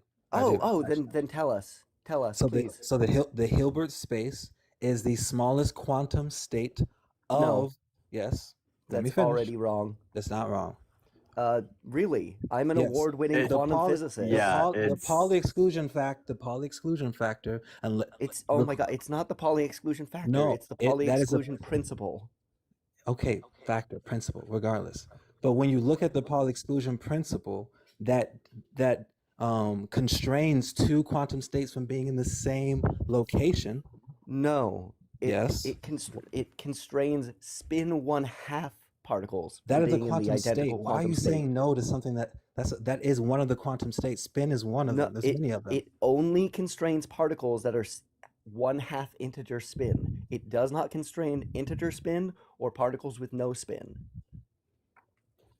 Yeah, like a boson, but then we're not talking about that because boson is Then you is should completely different. specify that. Okay, well, I'm glad you're following that. So when we're looking I'm not following, I'm educating. when we're looking at actual particles, which I would include gauge types of bosons and things like that as the particles that I'm talking about of matter. We're talking about matter. That was the original intent of the conversation, matter. That's not a boson, right? And so though it might have mass, that's not what we're talking about. So we're talking about the smallest space in which matter can be constrained. And when that happens, We don't know if that's even true, and we don't know if there's a minimal localization in reality or not.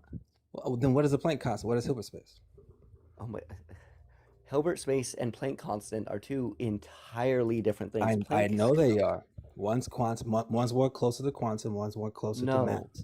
no, Yes. a Hilbert space is a mathematical thing. It's not a physical thing. A Hilbert space is a complex vector space that has an inner product, such that when you take the inner product between two elements, you get a complex number.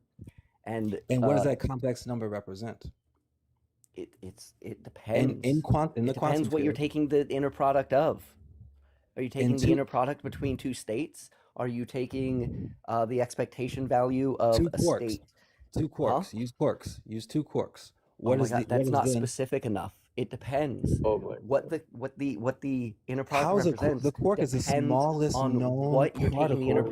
product of. Are you taking the inner product of a state with itself? Are you taking the inner product of that state with some other state? Are you taking Yes, two the states. inner product Yes, between yes, a between two state states. and an operator acting on a different state? Between two states. You clearly don't understand what a Hilbert space is. I'm saying between two states, different states. What is Hilbert space?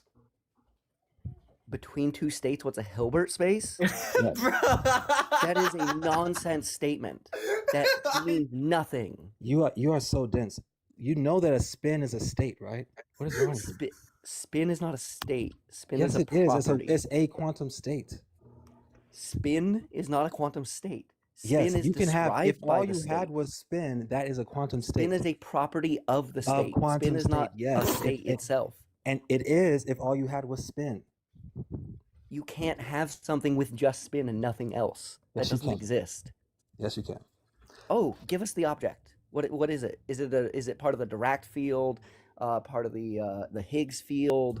What field is it part of? We're talking. So here's now. I'm going to educate you. Now, when we're talking inside of the black Dude, hole, I'm the one educating listen, you. Hello. I literally Don't- just don't- won an award for my contributions to our understanding of quantum gravity. Hey, I want yesterday. to give you some flowers. All right.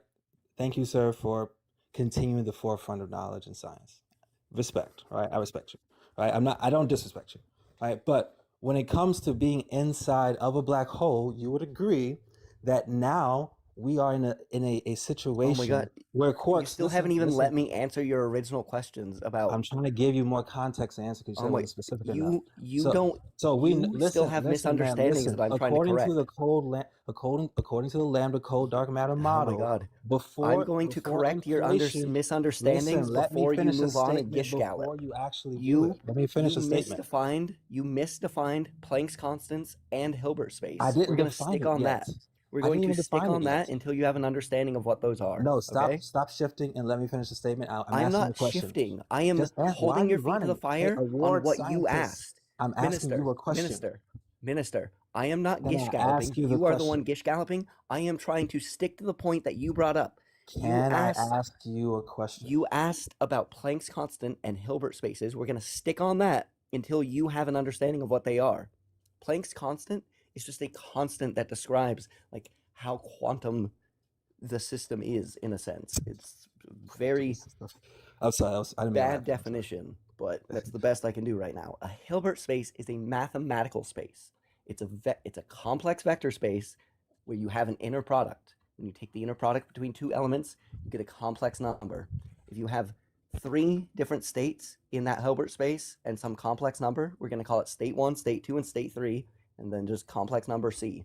If you take the inner product between state 1 and state 2, that's equal to the inner product between state 2 and state 1. If you take the inner product between a state and itself, that is always greater than or equal to 0. If the inner product of a state with itself is 0, then that state is just the 0 state. It has a 0 value. It is The identical inner to product 0. has a 0 every- value. You can't distinguish between the two states, correct? What? If the inner product has a 0 value, then you would not be able to distinguish between the two properties of the two No. states. If Correct? the inner product is 0, that means that the two states are orthogonal, meaning that there is no linear dependence between them. So how would you distinguish them? They're distinguished because they are completely unrelated to each other. How? If the How would inner you distinguish product them? if the inner product between state 1 and state 2 is non-zero, that means there is some similarity between these two states. If the inner product between state 1 and state 2 is 1, then that means state 1 is identical to state 2. Great. I asked if there was 0. If it's 0, they are completely different states that are not related to each other. How do you distinguish them if the inner product is 0?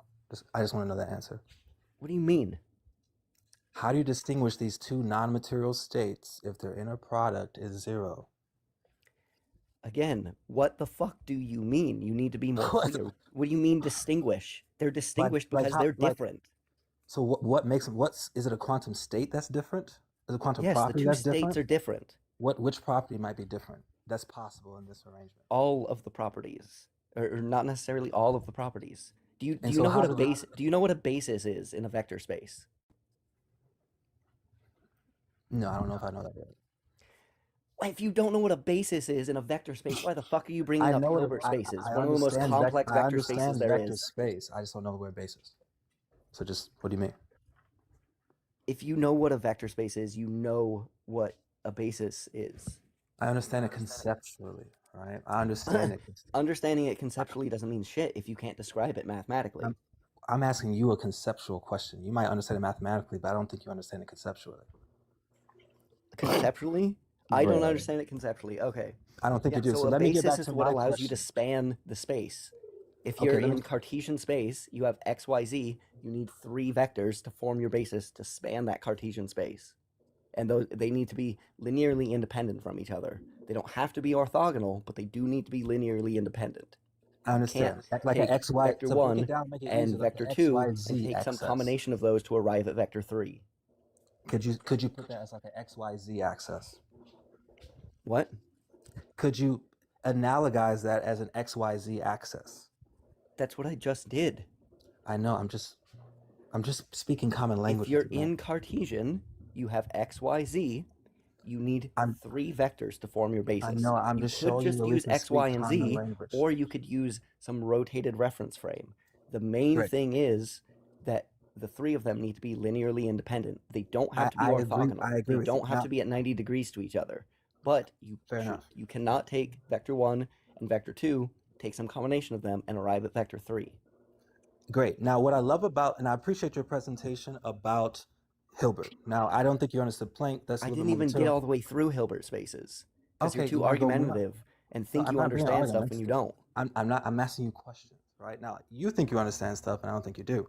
But in I all literally things. have a But I master's think you degree under- and but I won an think you award understand for this. most outstanding thesis in my university. No, I think you understand this mathematically. I do. That's why I asked you what happens if the sum of the products of these two are 0, because I trusted you would give me the answer. Now you didn't They're really give me the answer. orthogonal. That means they're orthogonal. So that means that they actually Yeah, they're take not linearly dependent on each other.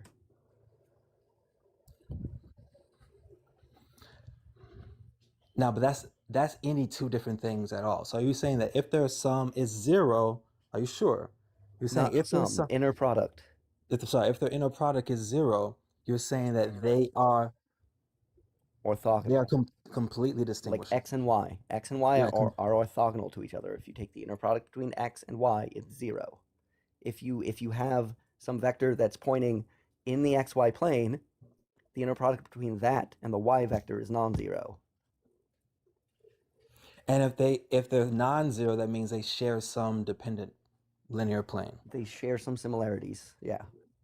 Got it. Now, you would also agree that this space that you're describing mathematically is not necessarily physical space like the Planck's constant, but it's more mathematical Planck's distinguishability. isn't a physical space, it's just a number. It's not a physical space, but it is information, right? No, it's just a number. But it's information, right? It's contingent just a information number. that. No, I'm talking about these nonlinear dependencies that make up the Hilbert space. It's not nonlinear dependence, it's linear independence. Okay, the linear independence that makes up a 3-vector space between one, whatever you call your state or your property or something you're looking at, versus another one, that if they are actually different, we can now have information, right? Is it not information? What? I mean, is it information? Are we able to distinguish between two different states, properties? What do you call a 3-vector state, quantum state in your mathematics? Like, what do you call that? I'm not sure what you mean by a 3-vector state. That's Like not we language have we use. like a quark, we have a particle. We use those words in material science. But what are you using in mathematical? What do you call it? Again, you're not being very clear. We don't use that language in physics. So does it have some type of identity that exists within itself? Is it distinguishable from other identities? What do you call it? States, yeah. The state. Okay, so we can use the word state. Great. And so when you are able to distinguish one state from another, is it able now to build information? Can you build information? I'm not sure what do you mean by information? So information, if you use Shannon's law of information or some sort of information, something that can be sent compressible, then extracted and received and given feedback to, just Yeah, like we you're can doing do math, that. right? So, okay, so is it information? You say yes? Yeah, there Okay, would be great. information in the quantum states. Great. Now, are you positing that Hilbert space exists within a black hole? No, oh my God, Hilbert spaces don't exist in reality. There's not a Hilbert space where I am or where you are. It's a mathematical space. So It's a math doesn't mathematical exist in object. reality, you're saying? It's abstract. It's not physical. Okay, so can we call it like a metaphysical reality? If you want to call it that, What would you call it? I would call it a mathematical object. That exists not in reality. That is a tool to model reality. So it does model something that does exist in reality. Yeah. All right, so do you have a name for what that is in reality that you're modeling? That It space? depends what you're trying to model. You could model quarks. You could model Yes, electrons. let's do quarks, which I want to do before. No, we're not doing quarks. Quantum chromodynamics is ridiculously hard. Okay. Well, so let me just skip to my point then. But thank you so much for your answers. And so what I'm trying to demonstrate is that within the space of a black hole, whatever you call that, even though it's collapsed space, but within It's that not area, collapsed. you say so, but it's divided by zero. No, But oh my God. For the the 100th time, that is singularity of only the at black the hole. center, and Yes, most I'm talking about that physicists center. don't trust that that is a good prediction. I'm going to trust it, particularly because we're in the context of the Big Bang. In the context of the Big Bang, we have all matter known to the universe Again, in the Big one Bang, single most space. physicists do not think it began with a singularity. What do you think it began with? Huh? What do you think it began with? And then you wouldn't be right to say most physicists. Most physicists don't think that the Big Bang claims to be the beginning of the universe at all. Okay, I mean, I disagree, right? Because Minister, the Big Bang couple Theory models- straight up sources. states that there was a hot dense state that expanded 13.8 billion years ago. Why did it expand? Dark energy. There you go. Where is God in this conclusion? What do So- you disagree with that he just said? that he says that most scientists don't believe that the beginning of the Big Bang was the beginning of the universe. There's a No. It survey doesn't claim to and be. a I have majority. sources. So there's 3 current models that I'm aware of. There's string theory, there's Big Crunch, and there's Big Bang. Is there There's another a one I'm lot more unfamiliar than with? Dude, There- what are you there's doing? one- And then there's a No. multiverse, which still requires. Hold on. Can I some get fourth Big Box dimension. real quick? Before you gish gallop, I'm going to correct that misunderstanding and then correct the models thing. Yeah, who's talking? So I'm wrong about these 4 models. String, Yes. Who's talking? So I can get string, you. There you big are. cold dark matter, Big Bang, Yeah. and hold Big on. Crunch I'm going to correct. and yeah, hold on. We'll multiverse? get there. Hold on. We'll get there. Have some patience. So this is the Copenhagen survey. It was conducted in 2024, where they interviewed a bunch of very prominent physicists and asked their opinion on a very wide range of topics in modern physics. When asked about the meaning of the Big Bang, the most popular opinion by far, taking up 68%, is that the Big Bang is a theory that says the universe evolved from a hot, dense state that says nothing about whether there was an absolute beginning of time or not. Okay, great. So just another thing you don't know. And the is- singularity, an absolute but- beginning of time with a singularity, is only 11%. Very few physicists subscribe to a singularity and it being the absolute beginning of time. So of the 60 people that responded to this survey, but 68. Bro, oh my. but here, look at the numbers. The numbers are on the chart. Look, 20, 40, 60. What is that?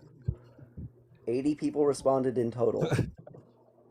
Okay, 54. okay, 680 people. My bad. Yeah, these are physicists. 54. 80 physicists. I'm glad we have consensus theory going here. But I'm glad to hear that it's You understand all 80 of So I'm those not people surprised, had because- 80 times the amount of education that you did? Yeah, this isn't Joe Schmo from the These are street the- Do you corner.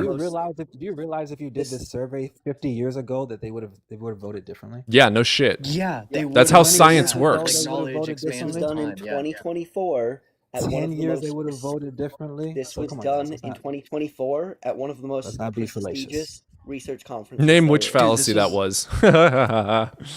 Yeah, what's the fallacy? Substantiate that claim. appeal to authorities. It's not an appeal to authority. Bro, it's a relevant authority. No, has it to was a be- fallacy. He's right. No, he got us. It's not Anyways, an oh my authority. God. it's an We got expert. debated. But anyways, back An to author- the It's not an back to this authority. issue. It's an expert. An authority is like someone in the government or a cop. Yep. If you're gonna call it a appeal to authority, at least get the correct. Or if you're gonna call it a fallacy, at least use the correct fallacy. It'd be You an did not appeal appeal to to. an empirical information. You appealed to a list of people's beliefs. Yeah. Again, if No. you're gonna call it a fallacy, at least use the fallacy that's almost right. That would be an appeal to credentialism, not an appeal to authority. And each one of those 80, there is evidence justifying their belief that we can go look Yeah, at, well, including the Big and Bang Theory appeal- itself. No, Appeal they to are- they are- credentialism they are is when someone is interpreting saying, the I same have a data degree, therefore in I'm different right. ways. But that's not what this is. This is a survey of several physicists. And this is 80. looking at the consensus in the field. How many physicists do you think exist in the entire world? I'm gonna just prove that you're wrong. Thousands. Since you want to double down, huh? Thousands. Now you made the original claim that most physicists believe XYZ. Did you just prove sufficiently that most physicists believe I this? gave evidence. Obviously you didn't. I gave so let's not evidence play for the games, case. and let's get back to the conversation. I gave evidence for the case. Also, I mean, this is, what's the word? First-hand account. What's the word? Testimony? I don't know. All right. Testimony, sure. I have not met a physicist that believes that the universe began with a singularity. I've yet to meet one that thinks that. What? What if I showed you a study right now, just like you did, that shows that there are physicists believe there's a singularity? Then would you believe it? We just looked at a You- paper that said Oh my some God. physicists believe that. Like, we Exactly. understand that Yeah, So some who believe I brought up cares? a source that does have physicists that think that, and they were the Okay. overwhelming minority. they were I'm And not saying they don't 11%. they used to exist. be the I'm saying I overwhelming have yet to majority. meet They any used because to it's be, not and that then common. so do you know the history of how the Big Bang came into Hold on, being? Minister. Hold on. Are you trying to say that back then we had a completely different opinion on how the universe came to be than we do now? Is that your whole point? No, my whole point is that originally the Big Bang came into origination by what's his name, Lemaitre. Lemaitre. Yeah, and he brought it forth, being a theologian himself, and it was widely disputed because it's coming from a theologian. And then after they did the evidence and the research for it, they're like, oh dang, this actually checks out. And so then it went from a minority of people believing it to a majority of people believing it. Yeah, And then because once the evidence came up, although he context, wasn't the first person. I hear you. I'm just saying he brought it. Alexander Friedman was the first one to derive the metric associated with it. Yeah, Lemaitre did it a few years later, and then Robertson and Walker did some further work demonstrating that this specific metric is the unique metric associated with a universe that is homogeneous and isotropic.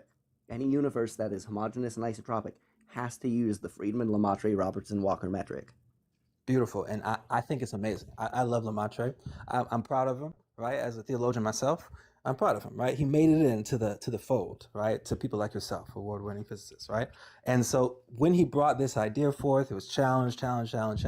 Eventually, it became the prevailing view. Now they're piecemealing the view because they've realized the contingencies, they realize the issues with it, and they realize that it actually brings greater credibility to the Christian No, message. we've And it's moved. Can I? We've moved causing. on from the singularity interpretation because No, we've you didn't move realized. on. You can't mathematically Oh move my on God, from. we've moved on from the singularity interpretation due to the fact that we've realized that singularities shouldn't be interpreted as a real prediction. They should be interpreted as the model is breaking down. That was the first time. But did the or data change? The that No, singularities the answer aren't is no. The declared as data a didn't physical change. The event. interpretation changed. that's what I That's the point. just said. I know. I'm just reiterating. So the Oh my data didn't God. change. The interpretation changed. The Yes, that belief is what I system of the just said. scientists changed. Right. So that's why I can still hold this perspective, Yeah, and it the doesn't go against interpretation science. changed based on data. We No, realized no. You that just said the data interpreting didn't change. singularities as real is bad philosophy of science. It is taking our models too seriously.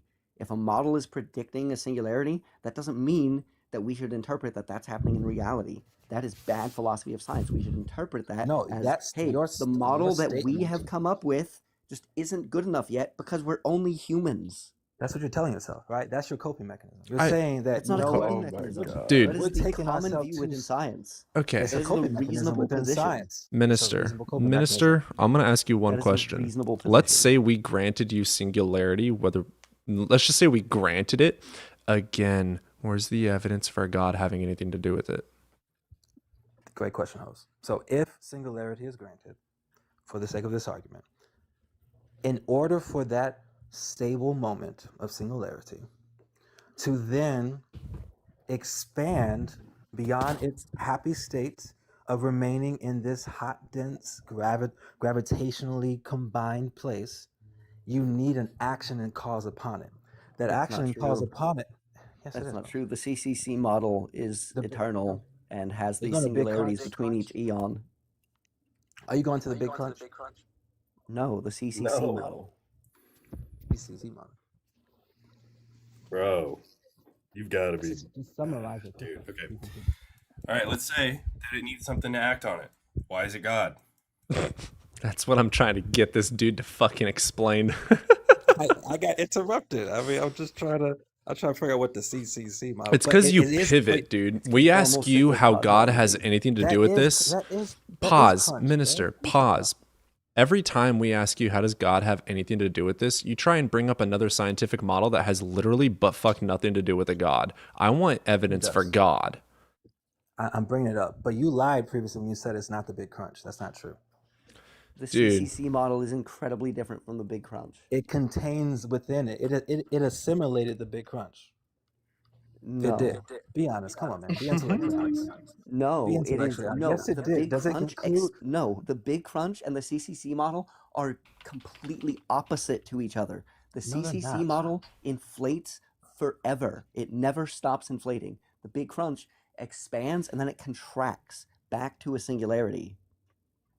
It So goes up when in the C- scale and then it goes down in scale. The CCC model only goes up in scale. that's so ridiculous. So if it scales forever, how does it come back to? How does it come back to contracting? Dude. It, Why the are you CCC arguing model with never something that contracts. he just told you about this and you're telling him he's wrong about it? Just stop. Move The on Yes, to CCC because God. model I never just looked up the contracts. CCC You do model not and Minister, it says understand it it. minister, transitions to the where next Big is Bang. God? You're not being honest about the CCC model, but that Minister, aside. where's So I'll tell God? you what God is. I'll tell you No, what you're God just is. not understanding the CCC model. What's more I'll tell you what likely? God. Someone with a master's degree who also got an award for outstanding thesis in their university doesn't understand what they're talking about? In the Or some random guy CCC who's model, never is there taken a physics another class Okay, doesn't know Big what they're okay, talking okay, about? Here's okay. how I Pause, prove it. pause, In the pause, pause, CCC pause, model, pause. Minister, check this out. We know nothing about anything. We have no knowledge of any science. We have no knowledge for any logic. We have no knowledge of anything in this fucking universe. Demonstrate how God has anything to do with anything. great. When By you the look out way, to the this is the Big Crunch. It expands, it reaches some maximum, and then it contracts. This is the CCC model. It only expands until there's a dynamic rescaling at the start of each eon. bro, what is that dynamic rescaling right Son above of that a expansion? bitch. What is that? What is that singularity point? What do you Is mean? that another Big Bang? Come on, bro. Be honest. Yes, it's a Yes. new Big Bang. Each Oh, of these is a new interesting. Big Bang. Okay, so you have cyclical Big Bang. So how does it contract to another Big Bang? It never contracts. It So how does only it become? How expands. does it go from expansion to singularity? Oh my Bro. God. Oh my god. What is I up don't with the know the burden mechanisms shifting? because Are I'm you not an expert in the capable? Exactly. You CCC don't know the model. mechanism because you're talking nonsense. No, But we don't worry. don't Actually, know minister, everything. you Mechanisms can because Google it. Okay, the okay. CCC model is not the thing I do research on. You can just Google this. Again, minister, I bring it back to let's say we know nothing about anything. Why should we believe God has anything to do with anything?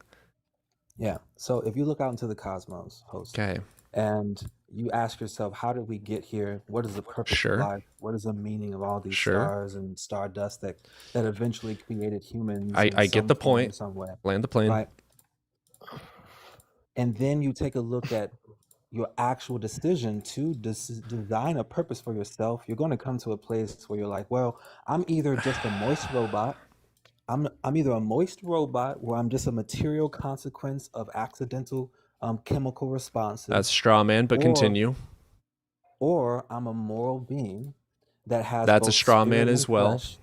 Yeah, that was the That's a craziest hella framing fucking I've ever seen hardcore in my straw man. life ever. But That check this was out, like minister. actually insane. Check this out, minister.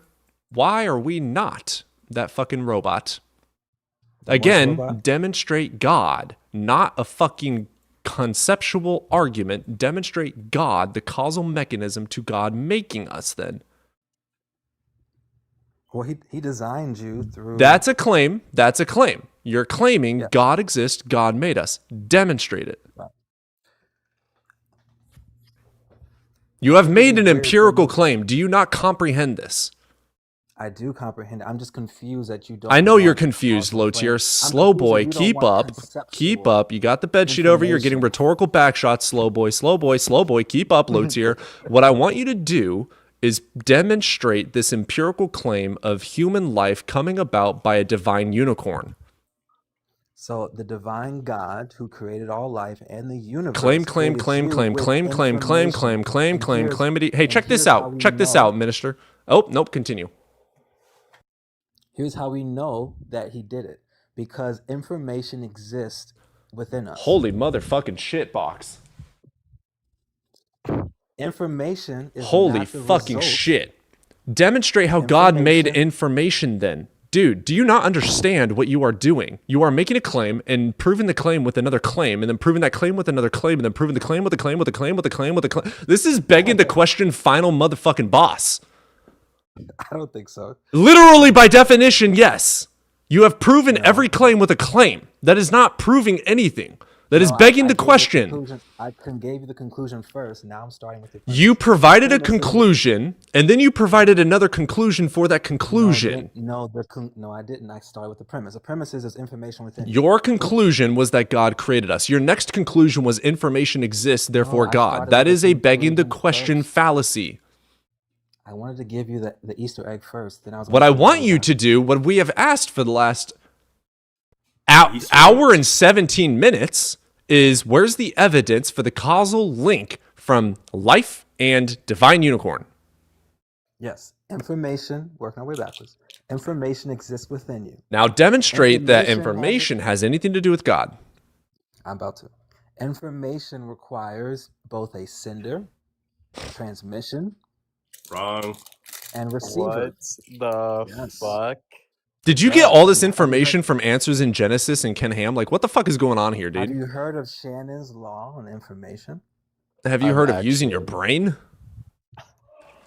Information, if we're going to define it in any meaningful way, it requires both the ability to send Okay, it, you know what? transmit it, Let me grant to that. receive Let it. me grant that there's a sender of information. Demonstrate that it's a fucking God.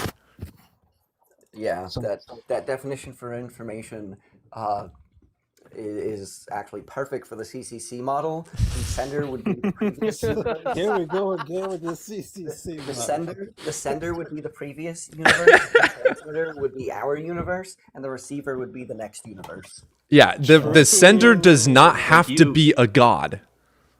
So You if you you want, if define want- you define information in such a way that all that has to be true is that it can be sent or received. No, not Literally. yet. I You finish the you didn't definition. define it in a. If you haven't finished, then Dude. get to the goddamn motherfucking point. Do you So- okay? Look, So this is just silly. parameter Do of the you think? information. It can't be. It has to be compressible. All right, you didn't. Yeah, I had to add that piece because the universe is only, by your definition, going to give you random information. that Pause, has pause. meaning. Straw man, first of Wrong. all. First and foremost, straw man. Second of all, where the fuck is God in any of this information part? He is You're a still pivoting and meaningful- burden shifting. the Literally, all you know how to do is non-random burden shift. information. You make a claim and then say you need to prove the claim in some other way. No, motherfucker, you're the one with the No, claim. That's not what I'm doing. I'm saying that there is meaningful, non-random information. It requires a source. Okay, prove You God. gotta come with a source. Cool, prove God. Not all No, I information is granted it compressible, to by the way. fucking move When this on. random information is meaningless, Then and your DNA yeah, is so not what? So prove uncompressible God. information. So prove God has So anything to do it's with it. logical. So prove God has Good. anything to do with it. Good. So all I've proven so far is that there needs to be a source that can provide meaningful information. Wonderful. for your Prove DNA God to is the exist. source. So now, what provides meaningful information? All we know that does that is the Energy. mind. So now prove God is the Nope. source. Energy doesn't work. It has to have meaning. Why has to have doesn't it work? organization Why and does it meaning. have to have organization and some Because magical entropy. teleological meaning? Because entropy. You're going to end up with randomness and disorder by energy. Chaos alone. theory debunks the fuck out of you. So now demonstrate God having anything to do with it. Nope, it doesn't. Because your What do you think chaos. entropy is? How do you think we calculate it? So what? What do you think entropy is? How do we calculate it? Well, it's impossible to calculate the total sum energy of the universe. But if you look at entropy That's as what not it what I does, asked. That's not what I asked. How do you calculate entropy?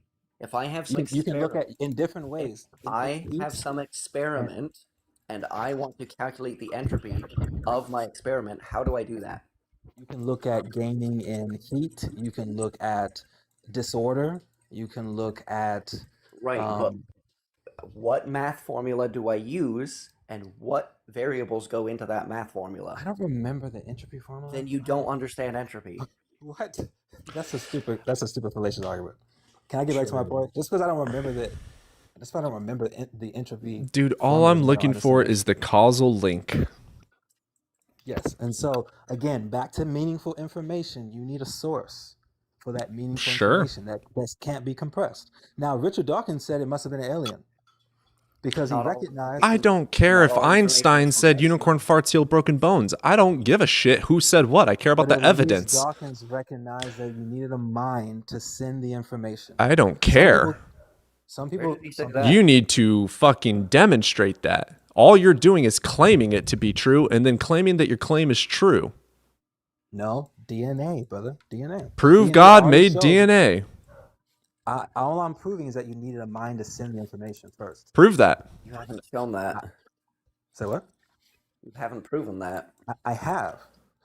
By No, you using the theory of information in general. If you have information that is compressible, it had to be All sent. information is compressible. No, a DNA random is not information the is same not kind of compressible. information as like Oh, God damn it. code in a computer. It is actually. It's not. Surprisingly, I'm a it's very. biologist. What the fuck are you talking about? So how is DNA coded then? How is it It's a different type encoded? of coding. It has 4 How's- codons. I You know what agree. those 4 codons are? Gattaca, continue. No. What are those 4? What are the 4 codons of DNA? GTCA, What do they continue. stand for? Come on, bro. Is this a quiz? Yes. It's been a while. Yeah, you're so talking about DNA. You should know a basic amount of it. cytosine, Dunning-Kruger final thymine, boss. Nope. adenine, It's adenine, cytosine, guanine, Glu- and thymine. Okay, great. Okay. Thanks for the quiz. What Now about continue. RNA? What replaces it, and what is the replacement? Urine. Continue. Uracil. What does it Uracil. replace? Ah, man. Thank you for the review. But it replaces. Can't remember. Is it tyrosine? Yes, thymine. Thymine.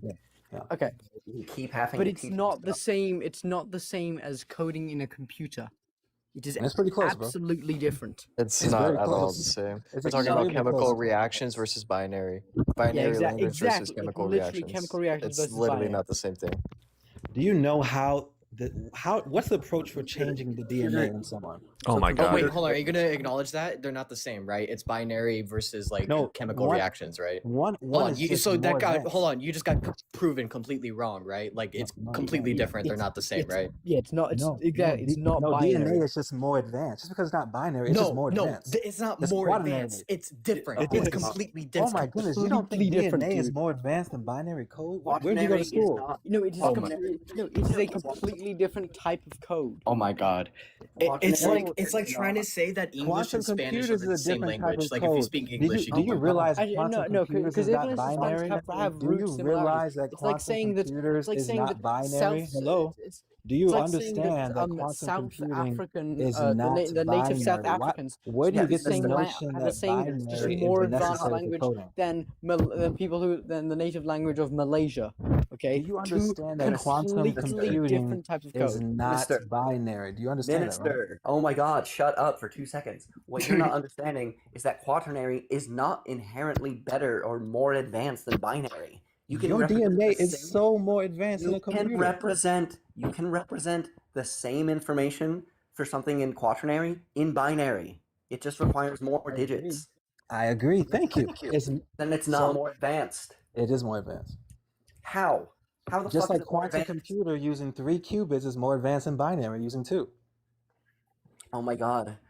Quantum computers don't resemble classical computers or DNA at all. Quantum computers would be analogous to when you're sequencing the DNA, rather than you get G, you get T, you get C, you get A. When you sequenced it, you would go, oh, there's a 30% chance of G being here and a 70% chance of T being here. That's It's like incredibly different. epigenetics offer the same type of ability for complex God. coding in DNA. Oh my But Do all God, you that- know you're what not listening. epigenetics You are? listen Because Yes, you that's just why threw I that said word it. out there. No, I know what it Minister, means, bro. what is You epigenetics? listen Oh to my nothing I goodness. just said. You guys are professors today.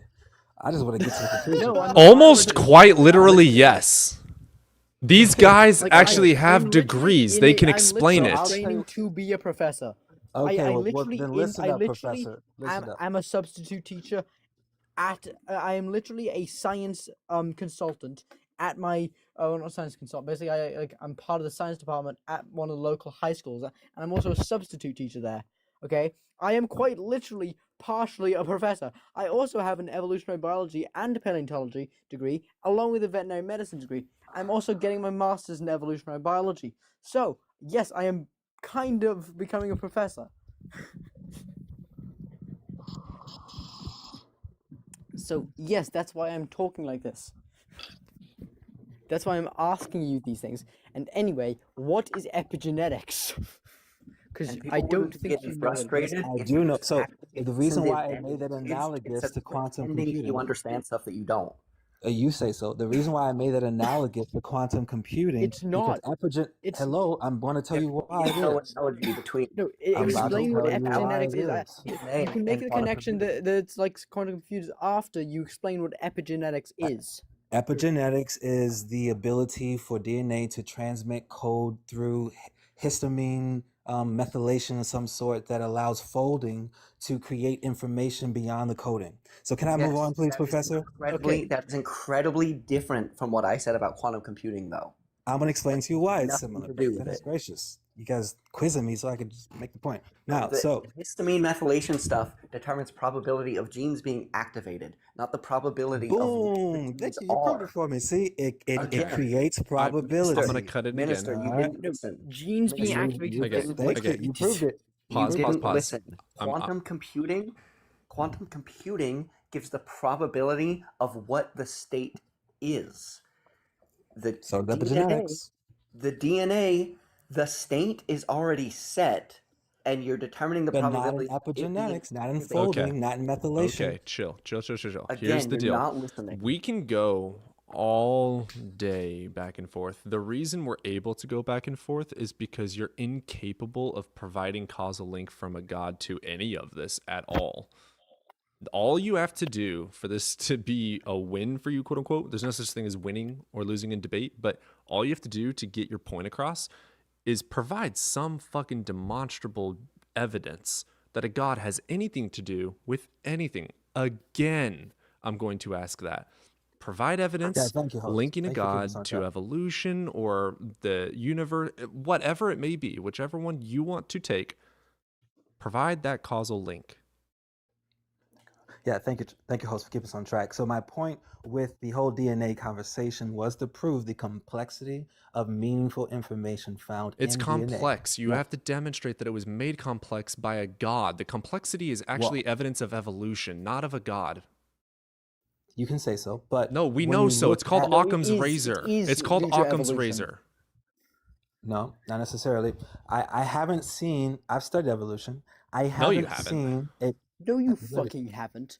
I literally did. You fucking lied. Dude. Wonderful. No, you fucking Wonderful. lied. You know No, what? no, You've hold studied on. evolution. You- Provide you the causal studied- link from God to a eukaryote. There you go.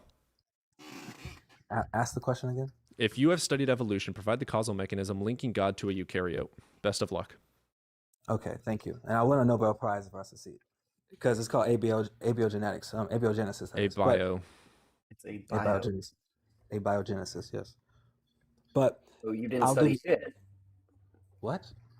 So you didn't study shit. You don't even know how basic terminology is pronounced. Sorry, I said- hold on. I think he did kind of study evolution. He's just being incredibly dishonest about it right now. And I think he has an extreme bias towards his religion. But like you can consider Completely. Anyways, I appreciate the. Also, by the way, generosity. eukaryote, God, eukaryote. Link them. Yeah. All right, so first we have vocalization of acoustic waves into the Big Bang. Boom, that's information that creates the contingent. What? Wait, Provide what? the evidence for that. Vocalization. Yes, yes. So we know that in the CMB, the cosmic microwave background snapshot that we reviewed and the anisotropies within it, there is a signature of an acoustic wave. You can laugh, Provide but the look it up. evidence for that. Provide the Well, look it study up. that It's found that. basic. Provide the source. It's You're getting basic that from. information. It's basic. Just look Well, up guys, acoustic waves. and God speaks. It's settled. Oh my God. Amen. Okay, take We're Become not Christians, agreeing. my He's brothers. making Take fun the of Jesus loved you, died for acoustic. your sins. take the acoustic and now link it to God. Great. who And cares so if there's acoustic I waves? It doesn't matter. I actually it's acoustic 13.8 billion years ago farted really goddamn fucking loud, and that's the cause of it. well, we're not going to grant that, but let's just grant God speaking. No, All right. you need to Nah. demonstrate it. My fart is as real as your God. That presupposes he You, exists. all you did is ask me get from God to eukaryote to Paris of God. So I'm Well, walking you you through. skipped from fucking eukaryote over to the fucking Big Bang, so No, I had- fucking I had to start category from error of a God to motherfucker. I had to start from God to eukaryote. So first God spoke. No, and now he you have made to life. demonstrate that God spoke. Acoustic waves in the CMB. Demonstrate Boom. that that's I'm trying to God. get to the next point. Yeah, there's matter. Honestly, There's matter. some- Why would there not be acoustic waves? Say what? There's matter. Why would there not be acoustic waves? Why is it not completely stochastically random at every level? That has nothing to do with what he just fucking I said. completely agree.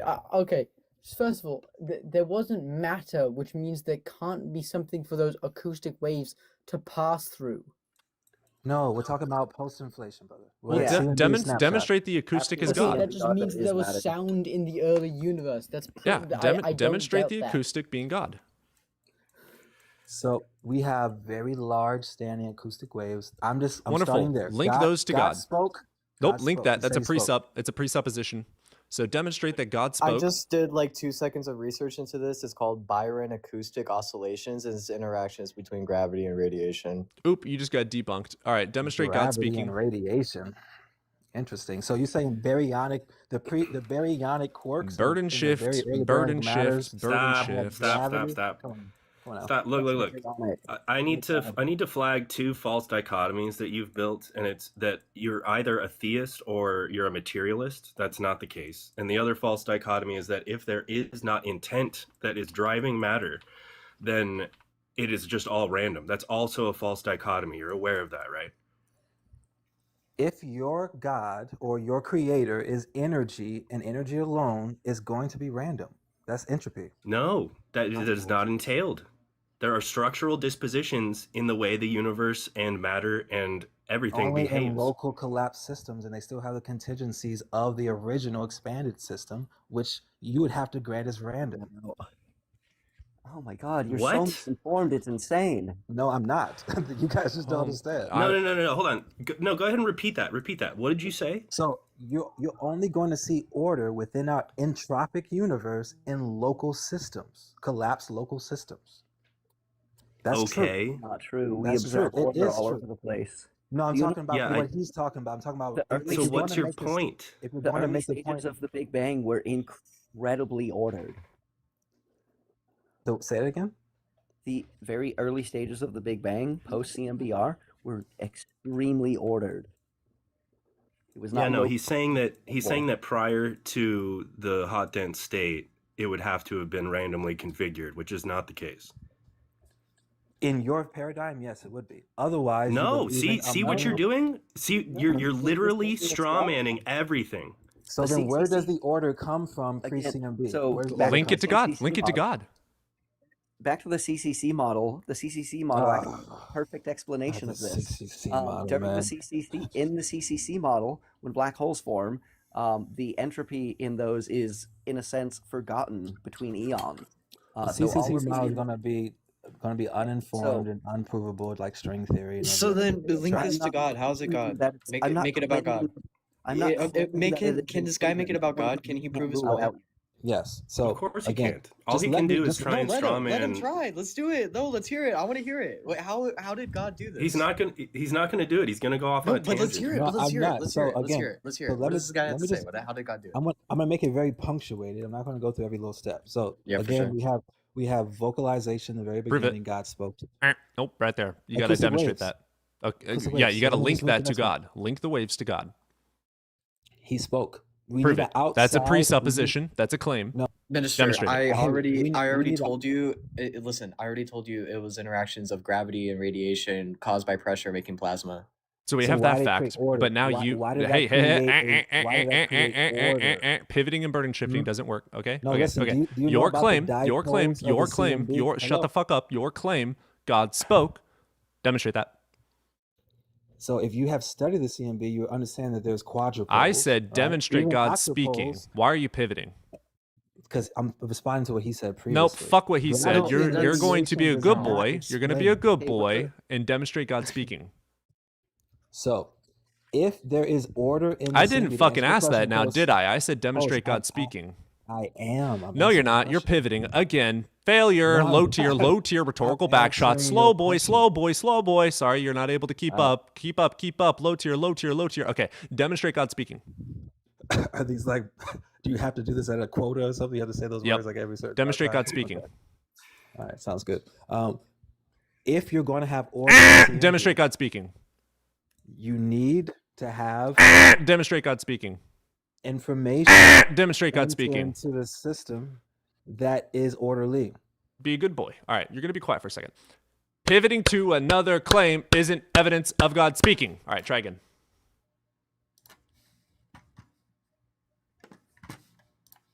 Low tier. Unmute yourself. That was a low tier move. I was muted. But all right, now demonstrate God speaking. Empirical evidence in the CMB of an orderly system. Nope, I of said acoustic demonstrate God waves and speaking. Hold quantum poles on. require- I'll respond to this stupid shit. Come on. Okay. Order that goes beyond expected anisotropes of this stochastic, supposedly completely stochastic system, created these orderly separations of hot and dense spaces and acoustic waves in the CMB, which demonstrates something on a grand scale of an acoustic wave.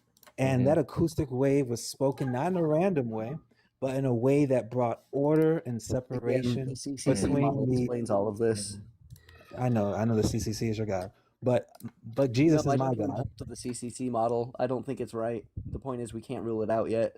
At least there's That's some fine. sort of an evidence for his model, unlike your God that you aren't providing evidence for speaking. There is literally no His evidence beyond CCC what I has have. more evidence of being God than your fucking non-existent unicorn. That's not true, man. Yeah, We're it using is. the He same provided data. evidence. He provided a causal mechanism. No, he provided you a picture, and you liked it. Incorrect. He literally described the causal link for the acoustic to gravity. You think that picture did that, man? Come on, be honest. He It did do that. showed it. I can't show you a He picture of God. I'm sorry. You should. CCC model, in the CCC model, all of these acoustic waves would be due to gravitational waves in the previous eon. I know you believe in an eternal universe, which you have no evidence of, but I believe in eternal never God, claimed- which I have. I have personal evidence proof for it. Never even claimed that. Personal evidence. I have evidence for it. of. My Check personal this evidence is out, more minister. than your- Minister. You have- Check this you have out. Evidence for eternal. Yeah. universe? All right, go ahead. Energy can't be created. Energy exists, therefore it's always existed. Which premise do you reject? Go on ahead. Go ahead. Which premises do you disagree just? with that. Shh. No. Shh. He's not smart enough. Shh. So where did the energy come from? Yeah, energy can't be created. Energy exists, therefore it's always existed. No, Which how premise did do it you come disagree into with? our Yeah, system? which premise do you disagree with? No, how did it come into our system? You Yeah, presuppose- energy can't be created. Energy exists, therefore it's always existed. Which premise do you reject? I'm saying you missed a premise. Which premise do you reject? You skipped one, but I agree No, with that. energy cannot be created. Is that true? We need a system before the energy. First law of can thermodynamics, enter into it. law of conservation of energy. Do you Yes, reject that's in a premise one? closed system. Yeah, we are a Inside closed of a system. closed system. Demonstrate that energy can be created then. Oh, are we a closed system? Yeah. You believe so? Yeah. Demonstrate otherwise. All right, well, I'll grant that. Yeah. Okay. Cool. So you agree with P1? Energy cannot be created. Correct. So we have a closed system in which energy cannot be created or destroyed. Go ahead. Correct. Okay. P2. Energy exists. Yes or no? Yes. If it cannot be created and it does exist, it's always existed. Correct. Correct. There you go.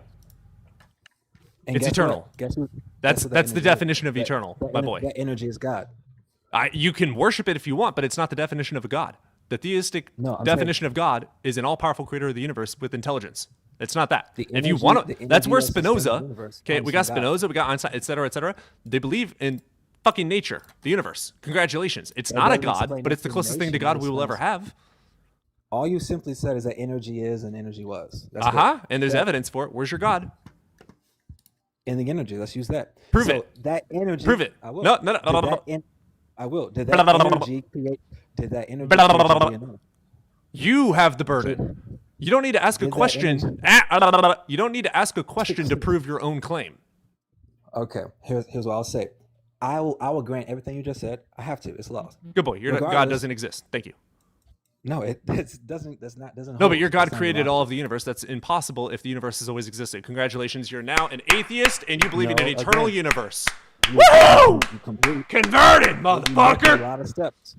You missed a lot of steps, brother. I know you did. So first of all, you need. So you need agreed a with P1, system you to agree with put in- P2, and you agree with the conclusion. Therefore, I didn't miss It any steps, doesn't and you con- agreed. It doesn't conclude that God doesn't exist. It's not even close. Yeah, it does because your God created the universe. Correct? You're like 10. Did your God create the universe? Did your God create the universe? Did your God create the universe? Yes. Okay, the universe Hot didn't state. Energy. Energy can't be created. Therefore, God didn't create it. Therefore, God is false. Amen, sister. God gave energy of himself. God, you're is the one fucking neither dense created as nor shit. destroyed. It was his energy in which sustains Demonstrate the that. universe. It was the unicorn's fucking energy. The fuck? You can Santa call it- Claus you can made call that God energy. whatever you want. You can call God whatever you want. Yeah, but Santa it's still Claus. God by definition. It's Santa Claus. No, it's Santa Claus. Definition being Nope, the it's Santa creator Claus. of the universe. It wasn't created. crea- Energy can't the be created, created- correct? The universe is not just Energy can't be created, correct? It's also It started out in energy. Started out as energy. So Hot what is density the of energy. closed system made of? Energy. Listen. Energy. What is Energy. What is a closed Energy. system made of? Energy. No, man, that doesn't work. Energy. That's not how it It works. expanded, and we get matter, emergent properties No, from but how does- energy. What is the closed system Energy. made of? The universe How is do we have energy. vacuums? The universe is energy. Hold on a second. You're not answering, I man. think. I don't think you get it. Hold on a second. I think that what Minister is doing is just a sharpshooter fallacy. He's not picking a definition for God and then trying to demonstrate that. He's just. I provided him the fucking definition. No, so I think what he's doing, he's not picking a definition for God and then trying to prove that thing exists. What he's doing is just there's something that eventually, that in some way or another, made the universe. That thing is God. So if the CCC model turns out to be true, then in his worldview, the CCC model would be God.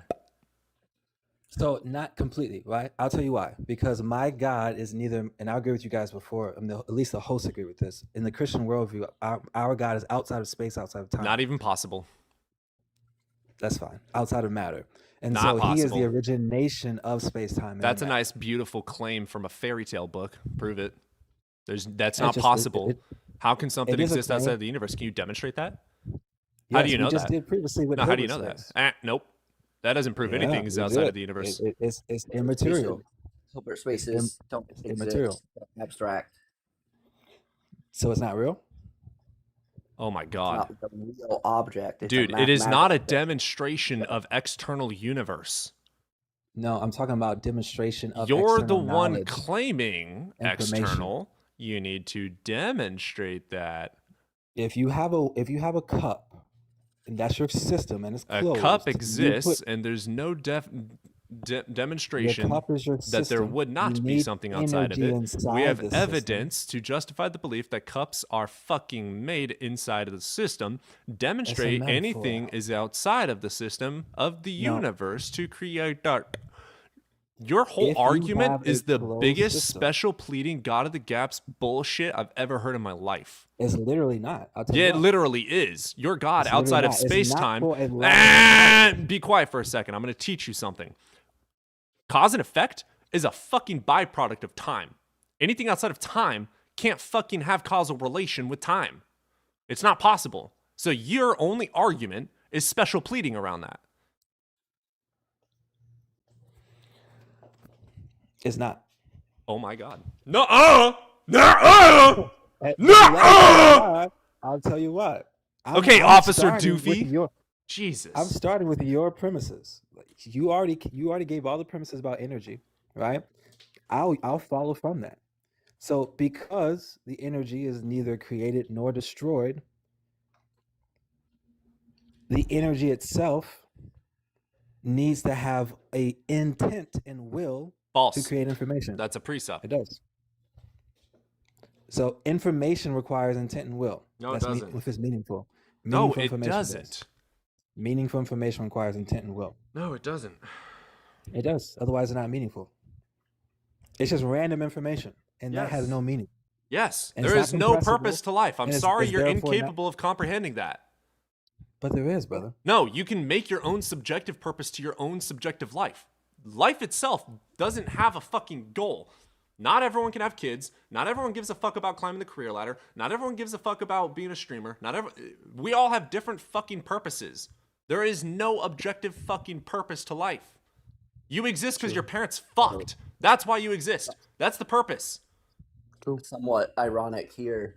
Some physicists and biologists are proposing that the reason life even came into existence is that it's really good at increasing entropy faster. I've heard that, but There you go. it's Your not purpose qu- is to increase entropy. There's nothing It doesn't else. quite work.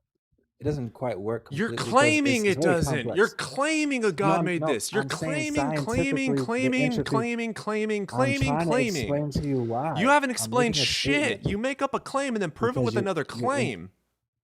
you interrupted me, brother. I just made We interrupt you really when you quick fucking statement. pivot, when you say I'm something responding to false, him. when you use a I'm fallacy. responding to him. No, you're literally interrupting me when I just said that's not quite Oh true, and I my was about to explain why. God. It's not quite true When's the that last time we you had are grippy perfect. socks? Why you change the subject? It's I'll not buy you quite some. true that it's not quite true that we are perfect entropy creating machines, because there's a much more complex relationship where we actually slow down entropy at times and increase in other times, and so it doesn't really work mathematically. That's That's not my true. reason. On average, we increase entropy a lot faster than any non-organic thing.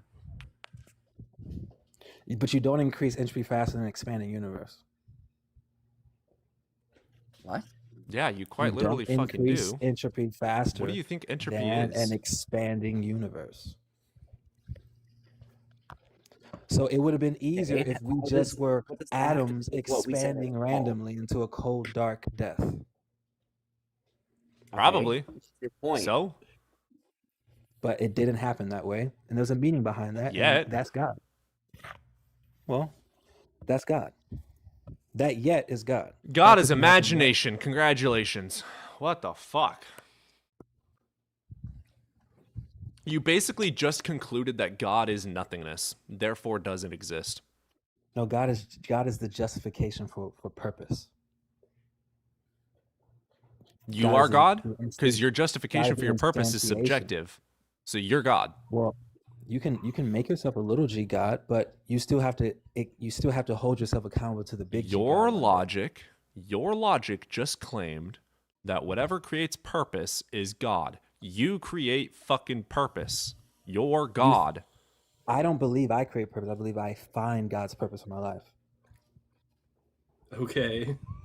Like, you're a priest. Okay.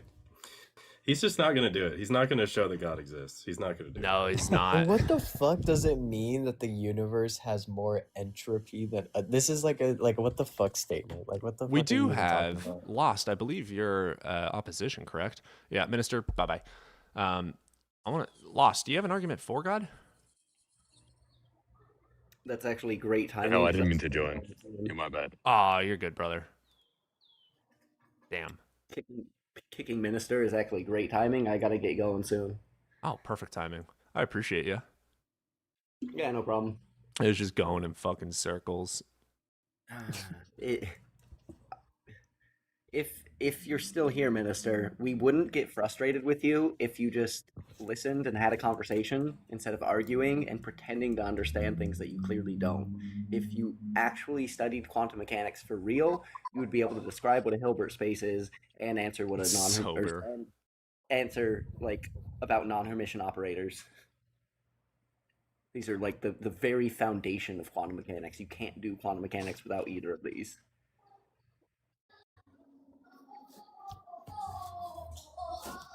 I think Sober's looking onto something. We got God, bro. Damn, that was. Oh, I feel like I just argued with a kid that thinks 6'7" is funny.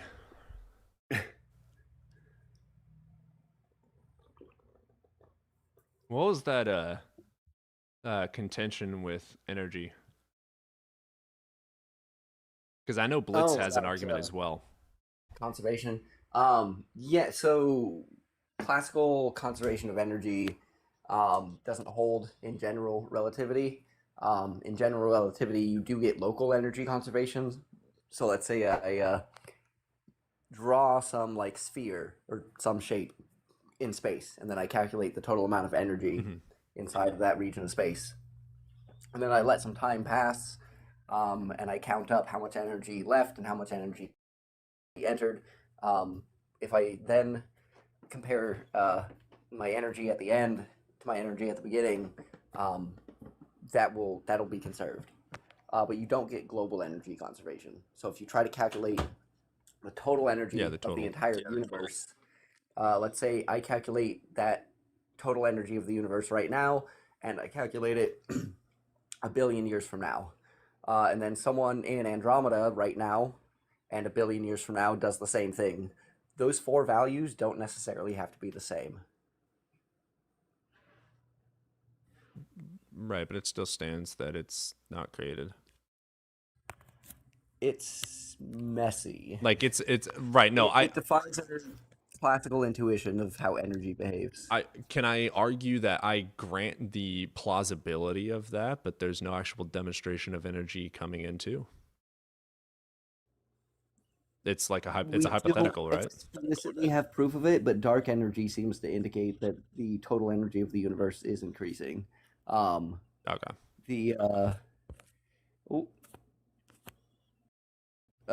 In the lambda CDM model, the vacuum energy density is a constant, and so as the universe expands and things get further apart, more empty space is coming into existence, but the vacuum energy density is a constant. So now you have more space with the same energy density, and so the total energy has increased. And in a sense, that creation of space is in a sense a creation of energy. Okay.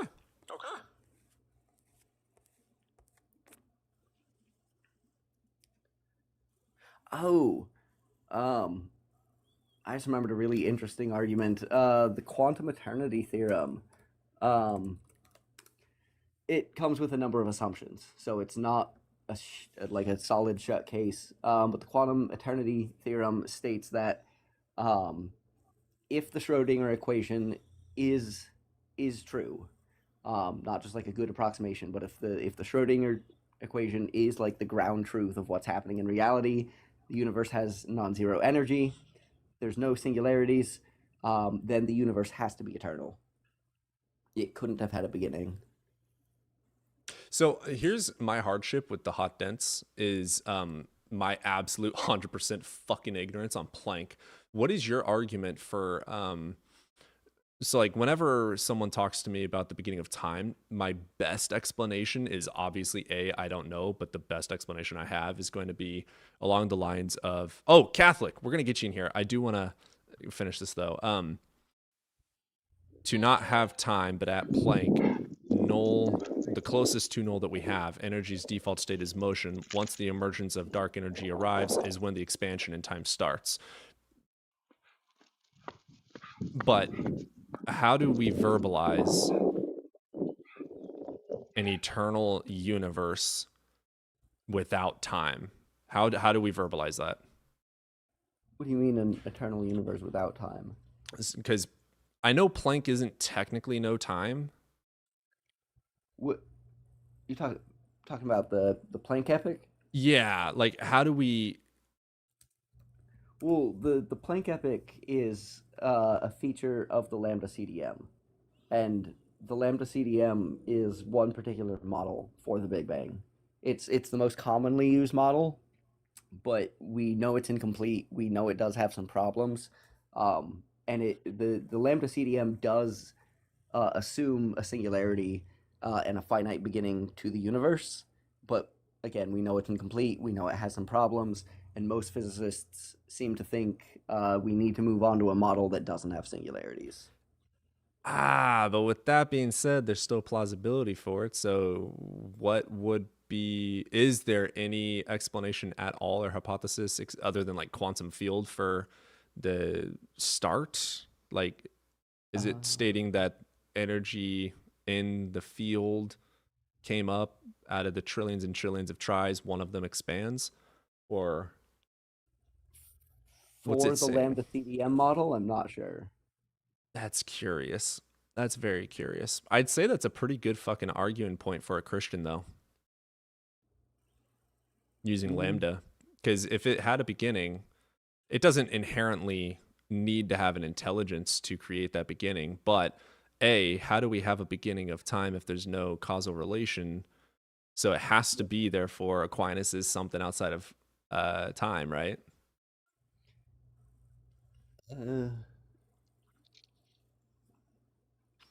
I know. That sounds like a pretty damn good arguing point for theism. Obviously, it's not conclusive, like it's an unknown gap, but It seems to be the most logical reasoning behind that would be some sort of a theistic deity.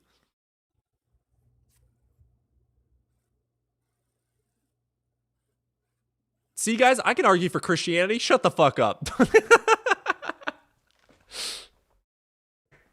Repeat the argument again. Yeah, if there's a start, i.e., no time, lambda, something of outside external time would have to have created. It doesn't inherently dictate that it has to have an intelligence or intention. It could be a deeper mechanic in physics we don't know of, but we could use that as an argument for a god. Yeah, there are some models. Oh God, I can't remember the name of it. Spin foam is coming to mind, but I don't think that's right. It's not string theory. It's Ooh, sober. You don't grant that time can begin. Well, time is just simply the change, though.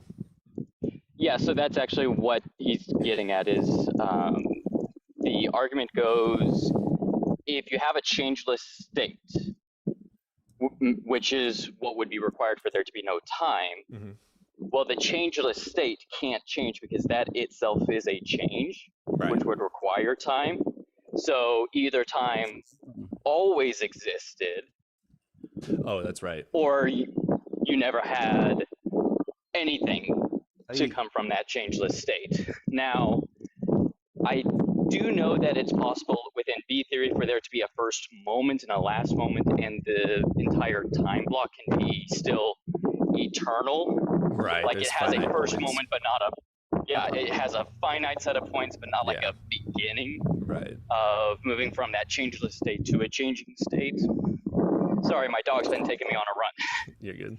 But that's the reason why you can't say that time has a beginning. You can have a first moment, but that's not the same as a beginning. But that contradicts Planck. Planck would just be the first moment.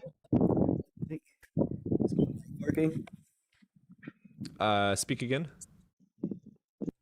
Working? Yes. I talked a few times and my box wasn't lighting up. Okay, you're it's here. Lighting up now though. But I just remembered in loop quantum gravity, time isn't fundamental, it's an emergent property. I don't remember what it's emergent from, but how the fuck is that possible? Yeah, I don't know. I haven't studied loop quantum gravity in any sort of detail. I've just attended a few talks on it, and that's one of the few things I remembered about it. It's highly theoretical. Yeah, I mean, any quantum gravity model. God, I fucking hate that. I want that answer so bad. Whether time is fundamental? Fundamental and plausible to start or not. I want the answer really bad. Oh, yeah, I mean, I'm sure if anyone figures that out, it's going to win a Nobel Prize in physics. For sure. It's just, it's very hard because, like, okay, I cannot grant that something made it to be that way. I can grant that it can emerge from some sort of field, but there's no explanation for that. And my old school theistic mind is like, fuck that, I need an answer. Yeah. Interestingly enough, Thomas, and I kind of touched on it a little bit in the comments yesterday, but Thomas Aquinas thought that it was impossible to prove through science or reason that there was a first moment or that the universe had a beginning. He thought it was plausible for both situations to be the case in the sense of like you could prove through rationality one way or the other. Sure.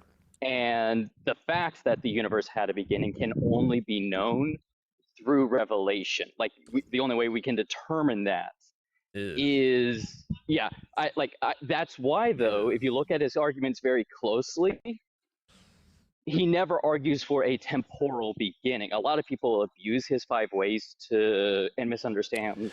I have a serious question for you on that. Yeah. Well, I gotta get going. I'll catch you later. Damn. Yeah, you have a good one, brother. Yeah, we can pick this up some other time, but I got a banquet to get ready for. Hell yeah, you enjoy some good food. Later. Okay, so Aquinas, after these thoughts, did tie that into a personal God. Correct me if I'm wrong. It is my understanding, not in a systematic way that would be pleasing to a non-believer. The closest you're going to get is in the Summa Theologica. But he's writing that not to convince a non-believer, but to theological students. And that kind of ties into what I was talking about for the 5 ways. People try to use the 5 ways to prove God to a non-believer. No, there's summaries of arguments that Aquinas is using to help basically define what he means by God through the rest of the book to students who already believe. It was never meant to convince non-believers, and so people who do try to use the 5 ways to convince non-believers are misusing it. But he is then therefore a theistic believer. Yes. Of a personal. He would say that he defines person very differently than the way that the common vernacular would. Basically, if you try to engage with Thomas Aquinas, you're going to discover, if you asked him, hey, does God create from nothing? He's going to say, yes, well, kind of, but not really. He emanates it, and that is the proper way to create. It's not the true nothingness, because they're both, in a sense, co-eternal, but one is dependent. It gets very technically jargony if you're not familiar with the philosophical background that he's working from. So, if you were to ask him, does God, like I said, does God create from nothing? He's going to say technically. Oh, we lost you. But not in the way most people mean by that. Yes, but not in the most way. Am I back? Yeah, I caught it. It froze at a perfect time where I could catch the rest of the sentence. Before I respond, I got 2 super chats. I didn't say this one out loud because it was just a funny theist, but there was a theist that donated $9.99. You're going to find out eventually, Skippy. That's hilarious. I will one day. But we did get Via with the $4.99 super chat. And this is an interesting one we're going to read out. Let's get it. Where is she? There she is. Alter humans are valid. Age regressors are valid. LGBTQ is valid. Furs are valid. Systems of all sources are valid. That's kind of valid. Okay. I want to get... Let me set up... I'll do that when I'm off stream. I'm still super confused by your position because I was trying to look up some Aquinas last night, and it very, very much seemed that the majority grants his personal God, the Abrahamic. Yeah. But the minority grant it more as Spinoza. So what it is you have to understand the way that Thomas Aquinas understood negative theology, the dogma of divine and the dogma of divine simplicity. So his understanding of that is that the essence and nature of God is such that it is existence implicator, and anything you try to add onto that is now no longer existence implicator. Because of that, you can never say what God is, you can only say what God isn't. And any of the omni traits are analogies we're using to describe our experience of the divine. The way I like to describe it is basically like benevolent cosmic horror. If you've ever read Lovecraft and how the characters in his work interacted with Cthulhu and the other cosmic entities, when they were presented with this thing that they just could not understand, they would try to explain that, but they couldn't. And everything was just how it appeared, even if that wasn't its true nature and its true reality. And so in Thomistic classical thought, that's what we're doing when we're saying God is omnipotent. We're not saying that God has power, but that his essence it appears to us as something analogous to what we would call power, but he doesn't possess power. It's so Spinozan. It is, I agree. The thing is that most people struggle with this understanding, and the Catholic Church does not demand its believers to have this understanding. But it still preaches of the Bible. Yeah, so, and Thomas Aquinas did believe in the Bible and everything else like that. The way that it relates to the Bible aspect, though, is the Catholic Church does not believe that the way the Bible was written is not the case like most Protestants believe, where it's almost like God dictated the Bible to the authors.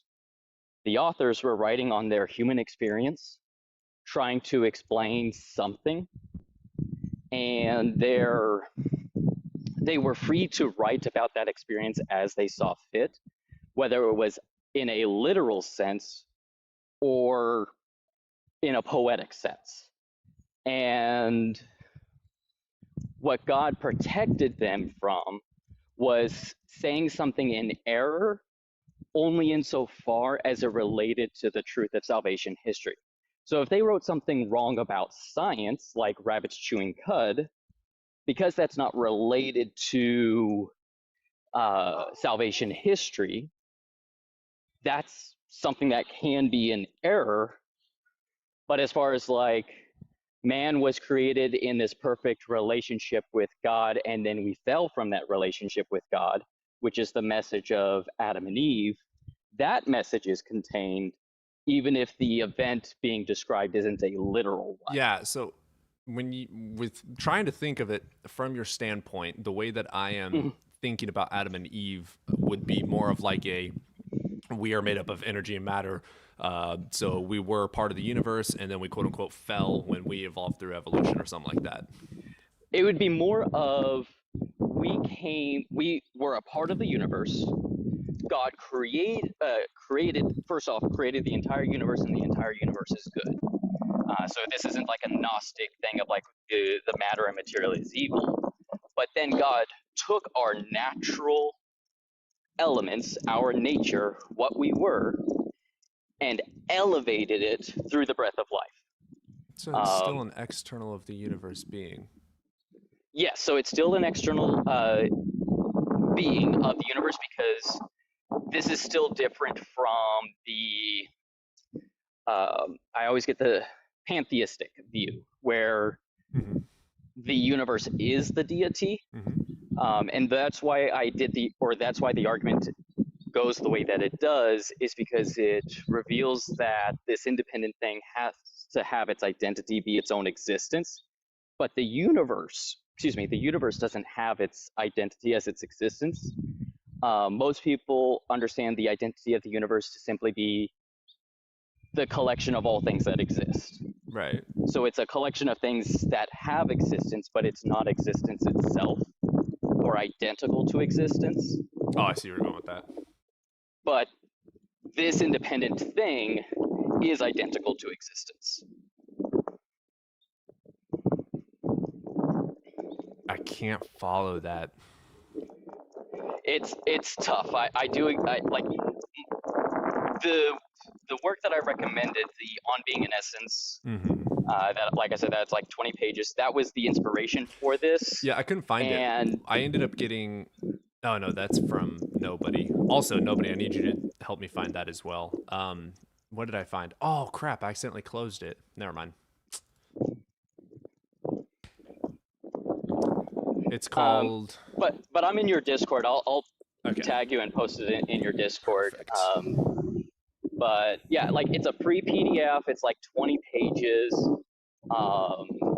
And you'll notice some parallels to my arguments, but what I've been trying to do for the past 10 years or so is basically translate Thomas Aquinas into modern language, in the sense where I don't need to worry about having to justify the Aristotelian metaphysical baggage that he was speaking in.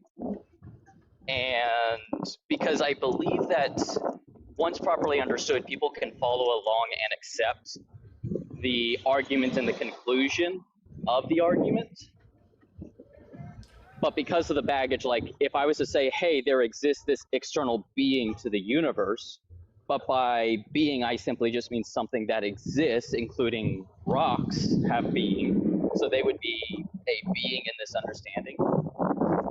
As soon as you hear the term being, you're thinking of something with agency, a mind, and personhood. It's a semantic argument. Catholic, I do Yeah. have a quick question. I'm not going to waste some of your time. I got to go real after this. But Yeah. are your morals grounded by something other than God then? So the way that I would answer it is just like how all of reality is grounded in God. My morals are grounded in God as well, but it's not a divine command theory where it's arbitrary.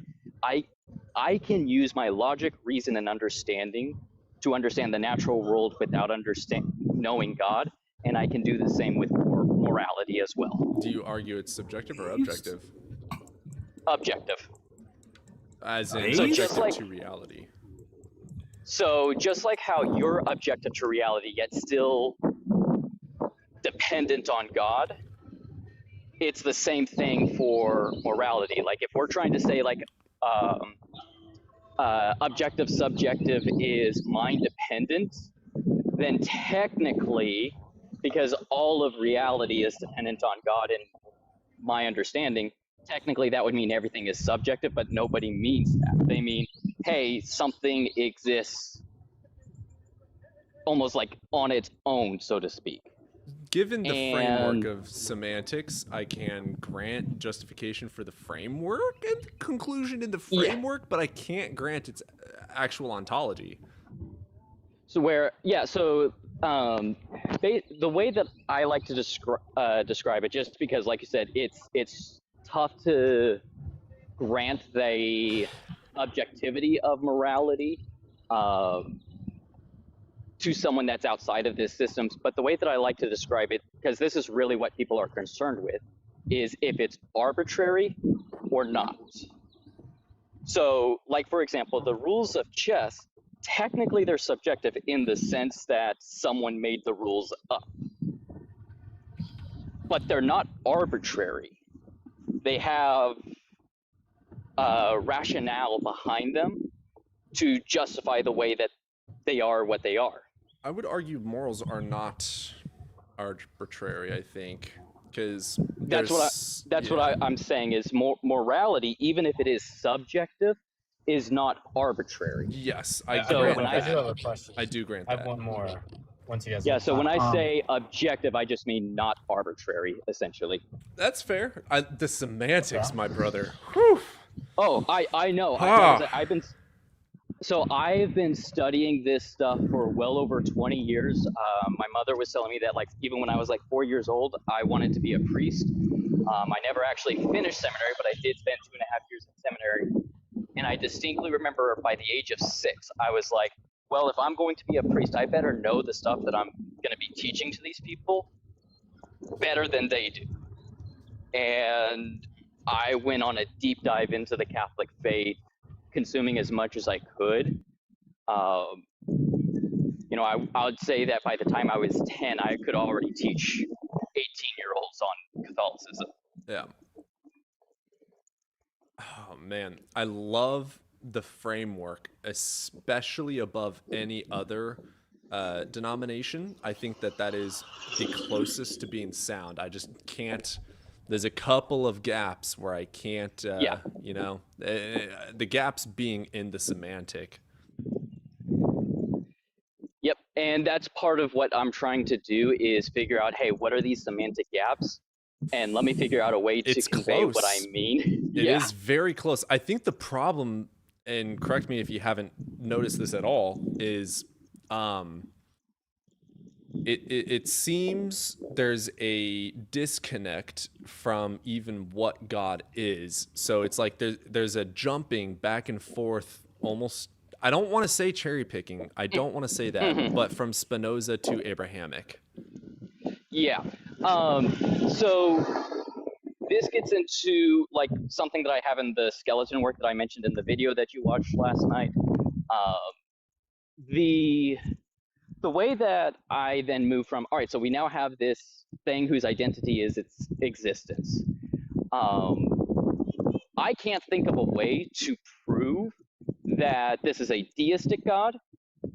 I can only think of a way to disprove that it's a deistic one, because the difference between a deistic one and a theistic one, the theistic one has the ability to and can interact with its own creation, whereas the deistic God does not interact with its creation.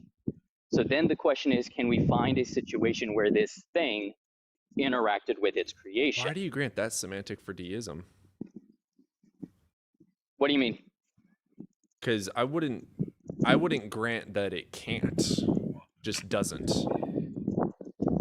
So the tradition that I came from usually defined deism as something that can't interact with it. And that just might be strong language on my part, but can't or doesn't, it does, like, if it's more doesn't semantic. yeah, it's God kind of damn irrelevant. it, dude. Hey, like I said, I've been doing this for a long time. I actually started out debating Reddit atheists. So Well, according I to went through- TikTok, I am one, so. honestly, you're a lot more courteous than the ones I've experienced. But regardless, so the only way to determine whether this thing either can't or doesn't interact with reality versus one that does is looking at reality itself to see if we can find a situation where it does interact And with how reality. the fuck are you doing that? So That's big. I actually don't grant that. So- I mean, how can an unchanging, no potential God have personal relations? I don't understand that. So that gets Ooh. into the relationship between how this being interacts with time, if time indeed is B theory, which, funnily enough, I was already thinking of B theory before I even knew it was a thing, thanks to Thomas Aquinas. Is said God outside of the universe? So, yes. However, that doesn't necessarily mean that its effects are also outside of the universe. So what I mean by that, the way that I like to describe it is, well, how can this unchanging being interact 50 years in the past and then interact today? Isn't that a change? Yes. So the analogy I like to use is, imagine you're a tiny fish in a river and you're swimming along this river and you come across a fingertip in the water.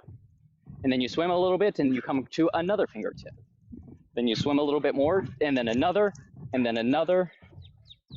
And for you, those are 4 different interactions and 4 different instances of an event. But from the perspective of the fisherman who put his fingers in the water, it is one singular action that we're encountering at different moments. Yeah, but that's to assume the universe is that of like water, because you're still claiming it external inside of interaction. Wait, Catholic, does God know what time it is? He knows all of reality as a singular truth. And in B theory, there is no time in the sense of, like, there's my personal now, but what time it is now is relative to me. Mm-hmm. And for God, he just knows all of time and all of reality as a singular whole. I So do grant that wouldn't- plausibility. I'm curious where he'll be right back. He's going in and out. Yeah. My curiosity goes back to the water thing though, because the universe would not Yeah. be comparable. So in my understanding, if B theory is the case, then we are moving along all of time as our consciousness, so to speak. Mm-hmm. Like, I'm not quite sure on how like the flow of awareness works in B theory yet, but you have B theory.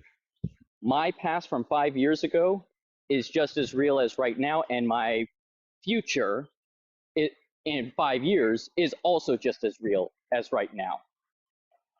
So for God, who is outside of that and observing the entirety of B theory, what was that? The past is actualized, the future isn't. That's A theory. B theory says that the past, present, and future are all actualized. They're all just as real. And all that changes is our relationship to the temporal coordinates, so to speak. Just like how the entirety of the road is real, but what changes is your physical coordinates on the road. Fuck, I don't know if I can.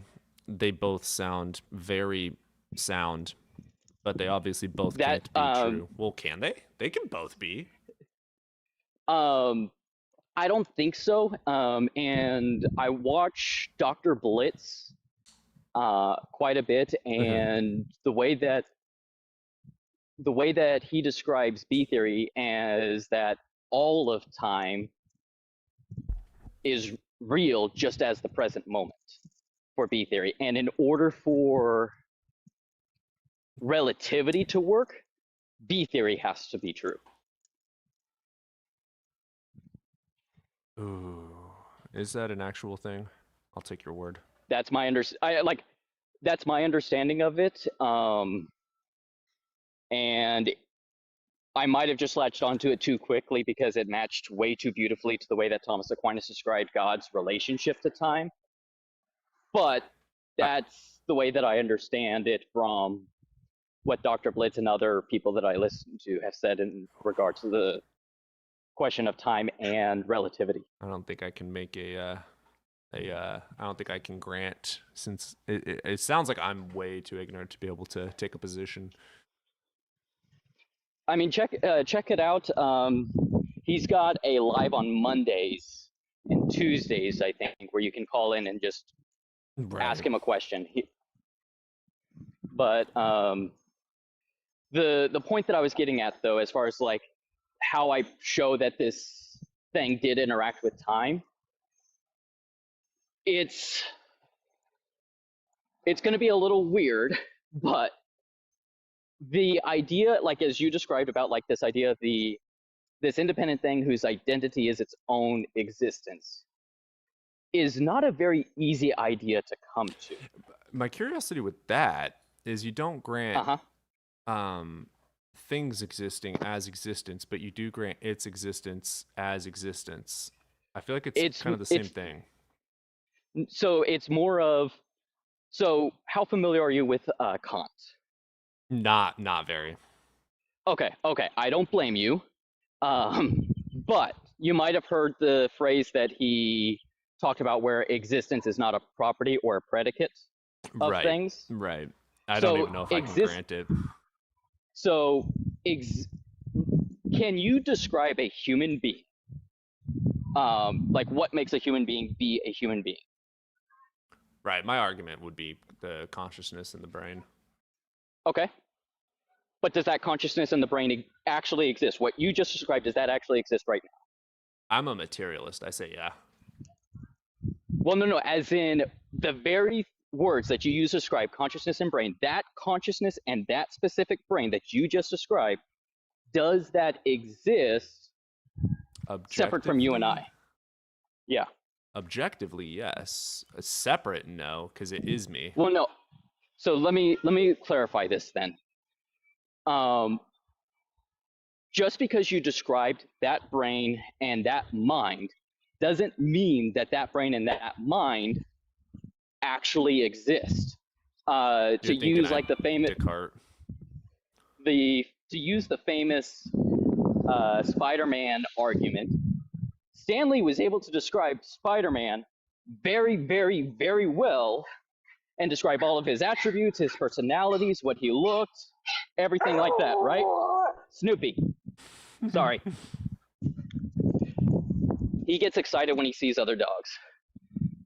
Yeah, no, you're good. But so it's able to describe perfectly that individual, that character, but that character doesn't actually exist, even though we've described everything about him. Right, but he doesn't have an actual brain. My brain is objective. Spider-Man's is subjective. So that's what Kant is pointing out, is even though we've described the attributes of it, what existence is it doesn't tell us what the thing is, it just tells us that it is. But it is material and falsifiable and demonstrable. Unlike Spider-Man.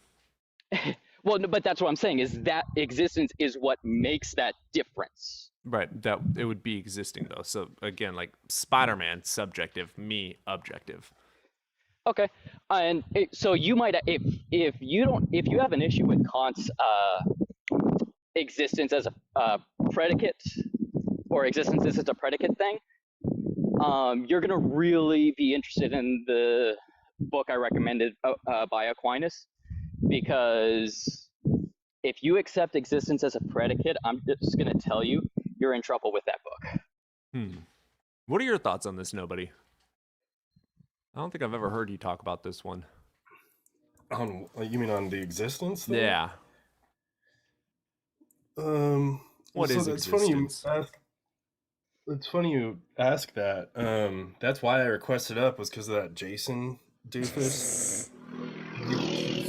He was like saying that, like, I can't remember his exact wording, but he said something like, and then this guy, whoever it was it Chalmers? I don't remember. But he was like, this guy came to the crazy conclusion that he doesn't exist, like, as in his consciousness. And what I wanted to come up and ask was, like, so I wanted to know why it's crazy to say that, like, say me, like, I don't exist, right? Live visibility restricted. It's fine. Harassment and bullying. I think it's the TikTok has a new algorithm. Is it because I called him a doofus? Yes. It's an AI algorithm. I got my live restricted for talking about, in a positive way, someone having gender reassignment surgery. Yeah, it's an AI algorithm, and it fucking sucks. And it labeled it as bodily harm. Yes. What? Damn. What the fuck? Well, so, like, if you think about people who run, like, precept tag or whatever, and they'll say stuff like logic exists, or, like, the laws of logic, you know, it's funny to me because, like, they don't seem to be talking about something that, like, they're either committing a reification fallacy, where they're saying, like, the laws of logic are, like, causally efficacious, or they, like, manage things. Right. Or, you know, like, they're committing to this, like, heavyweight ontology of the laws of logic, as in they're saying that they're like floating around, passing through stuff and doing stuff or something weird. But what they tend to do is, like, run, like, that silly tag argument, but what they're doing is they're kind of, like, sliding between some type of, like, lightweight sortalism, which is, like, basically, like, if there are x's such that they behave or they all share the property y, then y has existence, basically. And so that's called an ampliative conditional, in that it goes from, like, a certain type of existential quantification, and then due to those things doing a thing, you're inferring that this other thing exists because of them all, like, sharing this feature or whatever. You're deciding that the feature exists because there are such x's that they are y, you know? Right. So you're determining that y exists because the x's, they exist and they do the y thing. And therefore, and, Harry like, this Potter is fine exists. Well, I feel like you I could don't use know. that for Harry Potter. I don't It know. exists in Maybe. some sort of a way. It has the attribute of being real in your mind and demonstrable on paper. Therefore, Yeah, it you has know, that. I guess. And that's the point that Kant was making, because it has some kind of ontology, even as a fictional thing. What existence is it's that division between the fictional and the reality. Which I differentiate that, because I agree that that is absolutely a problem. My differentiation is going to be the ontology of the essence. Not the essence. Yeah, the essence. Oh boy. I grant the essence boy. of it. I need to get that book over to you ASAP. Okay, because... I'll read that over the. By the way, I still haven't finished, and I'm so sorry, nobody. I got to a point where I was disagreeing with every single argument, so I haven't read for like a week the rest of that book. By the way, nobody. So he and I met through allegedly Ian, and he asked me for my response to the, what was it, the Model logical problem of evil. Damn it! Fuck Mulder. or the It's like ontological problem. Yeah, it's like some combination, some combination of the problem of evil and the like modal ontological argument. Yeah, and I think I did a pretty good job responding to it. Like the argument as presented works. The problem is that the author of the argument claimed that it would destroy even Thomists, and Thomists do not grant any ontological arguments because ontological arguments require a priori knowledge, and it's starting like as Saint Anselm put it in his version, it is self-evident that God is that which nothing greater can be. But if something is self-evident, that means that we have full understanding of it, which means that it's self-evident. God's nature is self-evident to us, which is clearly crazy because if it was self-evident, everyone would accept it like the law of identity. But that's not the case. Mm-hmm. Yeah, no. I usually I don't grant people's descriptor of self-evident. I think it's never self-evident when they say that. It's very hard for something to be self-evident. That's Yeah. kind of what Thomists say about the nature of God is like, there's no way for God's nature to be self-evident to us. Yeah. It's self-evident to God, but it's not self-evident to us. And because this argument makes that same mistake of saying, well, God's nature is X, Y, Z, Thomas would say, no, you got to prove that. You can't just claim that's self-evident. I would grant. Yeah, that would be an evident claim. Yeah. But if someone is willing to grant that for the argument that was presented to me, then yeah, it's a good argument. I have a love-hate relationship with ontological arguments because I love how logically beautiful they are, but they are so unsatisfying and they don't actually do anything. Yours is in regards to the unsatisfying. God's God question. damn it. Fuck. It's like for yours, I'm like, I grant like I'd say 75% of it. It sounded closer to 80%, but I'll take it. Valid. Substantiate that claim. Necessarily, if you approve 51% of it, you're a Catholic. God damn it, dude. You lose. Actually, the semantic of Catholic isn't going to be Thomistic. So there are different schools of thought. Thomistic school of thought is like the majority one, but you've got No, it's not. No. of- What? No. But you've No. got other ones that are maybe not as prevalent, but still have strong supporters. The way that you talk about it, it's like in your head, Catholicism is inherently Thomistic. But when you talk to any fucking Catholic out in nature, like you're battling a Pokemon, not even fucking close do they agree with that at all. They're more Christian than anything. I agree. When I said that by the age of 10 I was able to teach high schoolers, it wasn't a boast about my intellectual prowess. It was more of a cry of despair on how poorly Catholics are educated in like Catholic Sunday school. I'm gonna go to a Catholic. Is it called mosque? Or is it still church? Church. I'm going to go to church. one, and I want to only talk to the fucking preacher and see if he knows what the fuck he's talking about in comparison to Thomist or in comparison to the Bible. So depending on when he went to seminary and everything else, your quality is going to be very different. So that's like there was a reform in the seminary, I want to say maybe about 30 years or so ago. So this is modern.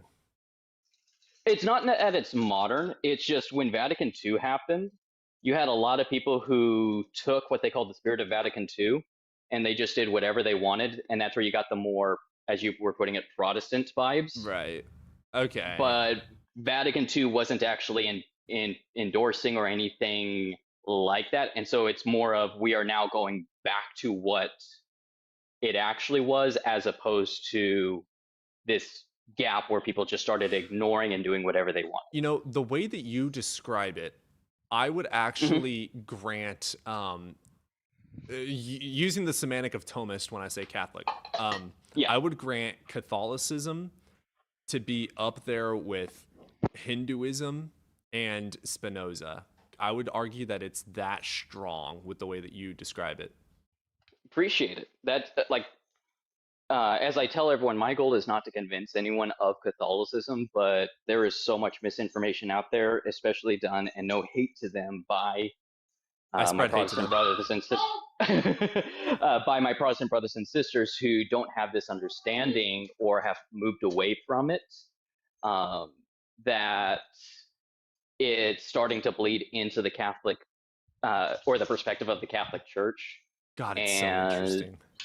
Yeah, as well as the fact that you have a lot of people in the laity. There is a bit of a resurgence, but in order for this to be the case, like I said, the amount of knowledge that I have is like 20 plus years of study, and you're not going to find a lot of lay people willing to wrestle with Thomistic texts. Well, they don't even know how 20 plus years. philosophy works, not even the basics. Yes. Yeah. Those people you could still convince that they live in a boot.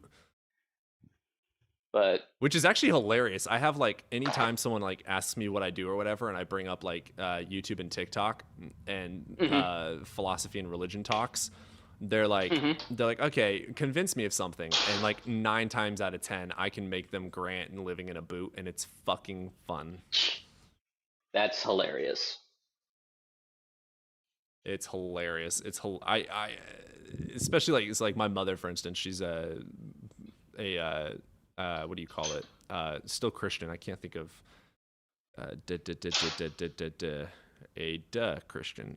Anyways, and whenever I bring up philosophy with her pure hatred of it, just because like she thinks that philosophy is purely teaching people to not understand anything. And I'm like, no, that's not the point of philosophy. It's to question why we know what we know and how do we come to conclusions in possible worlds. Like if something is possible, how can we decide whether we should follow it or not? And she's so biased against it. It's so funny.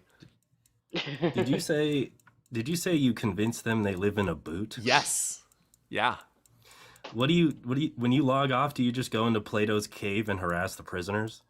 Dude, yeah, wholeheartedly. Dude, no, like when I my favorite place the last couple of months, not now, was going to a cigar lounge to hang out, and all the old men would like, talk about God and whatnot, and I'm just like, all right, bet, let's fucking do this thing. And then by the end of it, they're like, yeah, nope, you're correct, but I don't believe in it, but you are correct.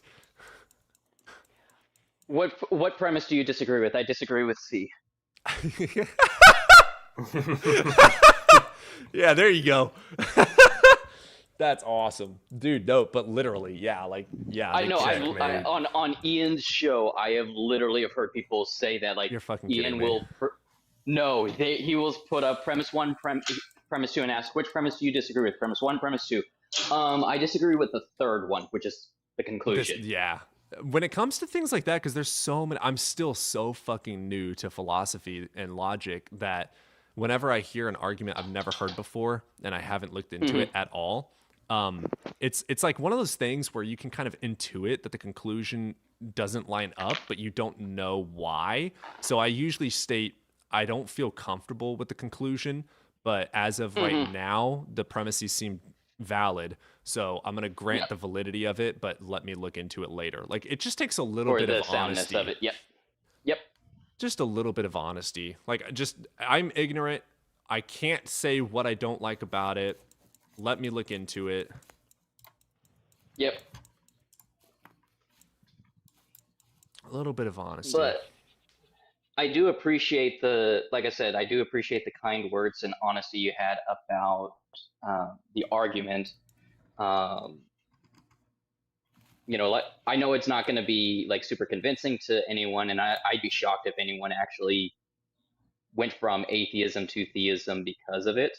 I would actually argue opposite. I would say that it is convincing enough, especially because my reasoning is I grant humor, especially in my ignorance with philosophy, phenomenal conservatism. So if I wasn't to have that stance, I would probably grant it because I would be able to grant the slight evidence with the logical validity to the conclusion. The only thing is with not having the answers that I can, where you're comfortable accepting each premise, essentially. So instead of, so that it's an unjustified for me, but it is still beyond strong. And I think that anyone, first starting out in philosophy, 100% is going to not fall for it, you know what I'm saying? But, and then also like anyone that's religious to any degree,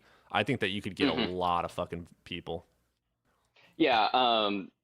But one of my secrets to quote unquote success in conversations like these is I don't go in trying to convince people. I don't go in trying to win them over to my side. I just go in to try to explain myself to the best of my ability. But you're honest. And I had this insight from the parable of the sower who went out to sow and just spread his seed everywhere. That's what she said. Yep.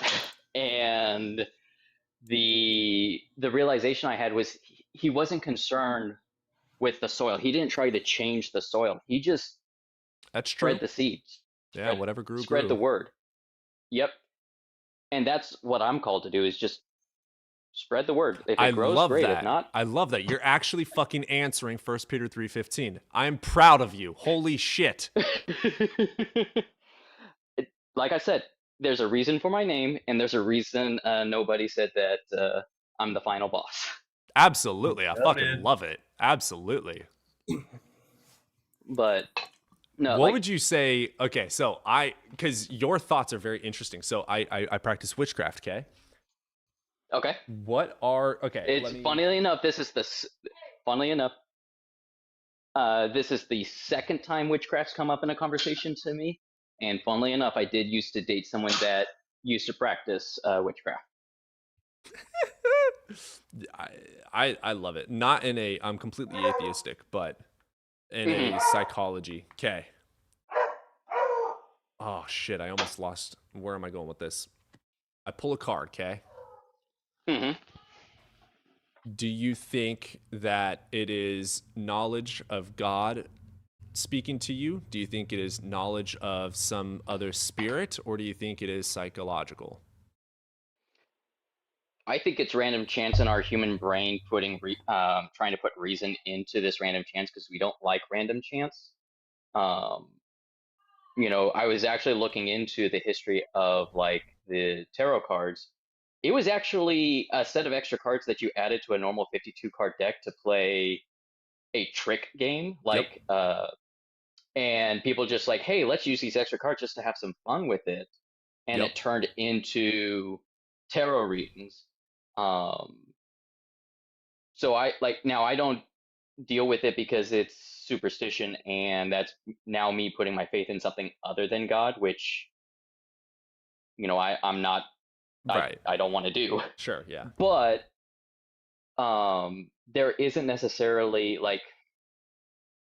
if one is, because I do believe we are spiritual beings. Interesting. If one is not careful with their soul, it can open people up to it. But I want to go down this path. Do not forget, I need to run to the restroom and grab a cup of coffee. Keep both of you. I want to talk about spiritual spirits, etc. I want to talk about that. Yep.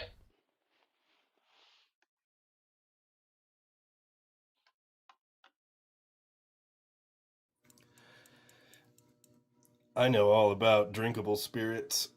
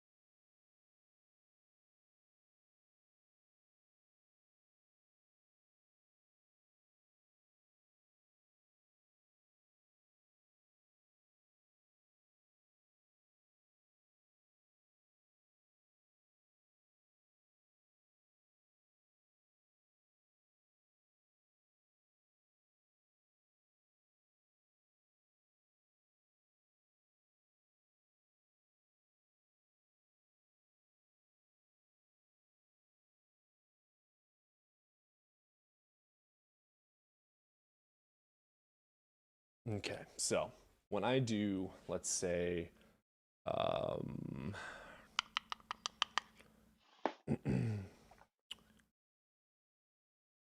okay, I have a candle, okay? And I use the symbology of the color and what the color symbolically means. And I dress the candle with oil and herbs that also go along with the symbology of what I want the outcome to be. And I light it and I meditate on it. What causes the outcome? It would be very, like,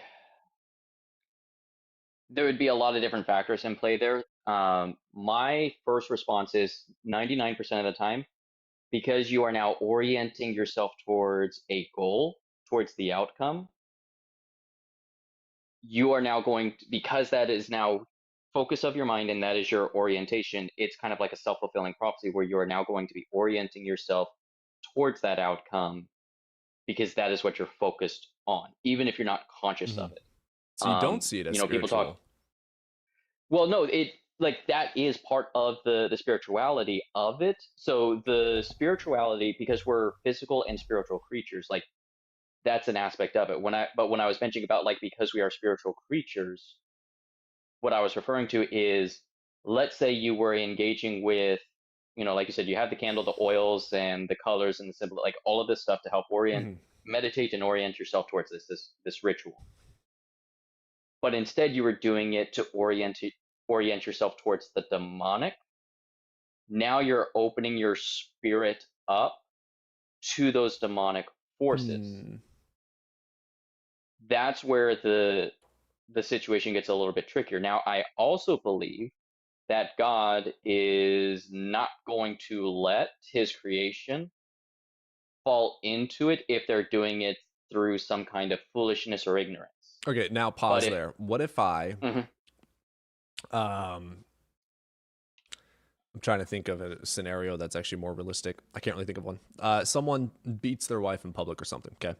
And I put, again, same deal using symbology.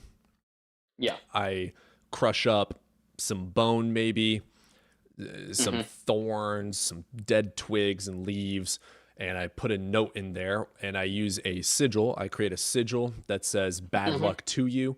I put it in there and also write in English so they have an understanding, negative luck on the note or something. Yeah. And then I put it in this, and I hand it to them or slip it in their pocket or something, and they start having bad luck. What do you think the cause is for that?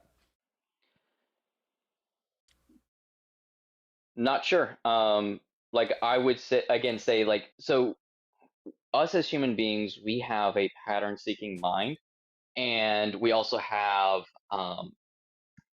confirmation bias where, like, if someone, like, do you know why they tell you, hey, if you want to be happy, start counting your blessings? Correct. Yeah.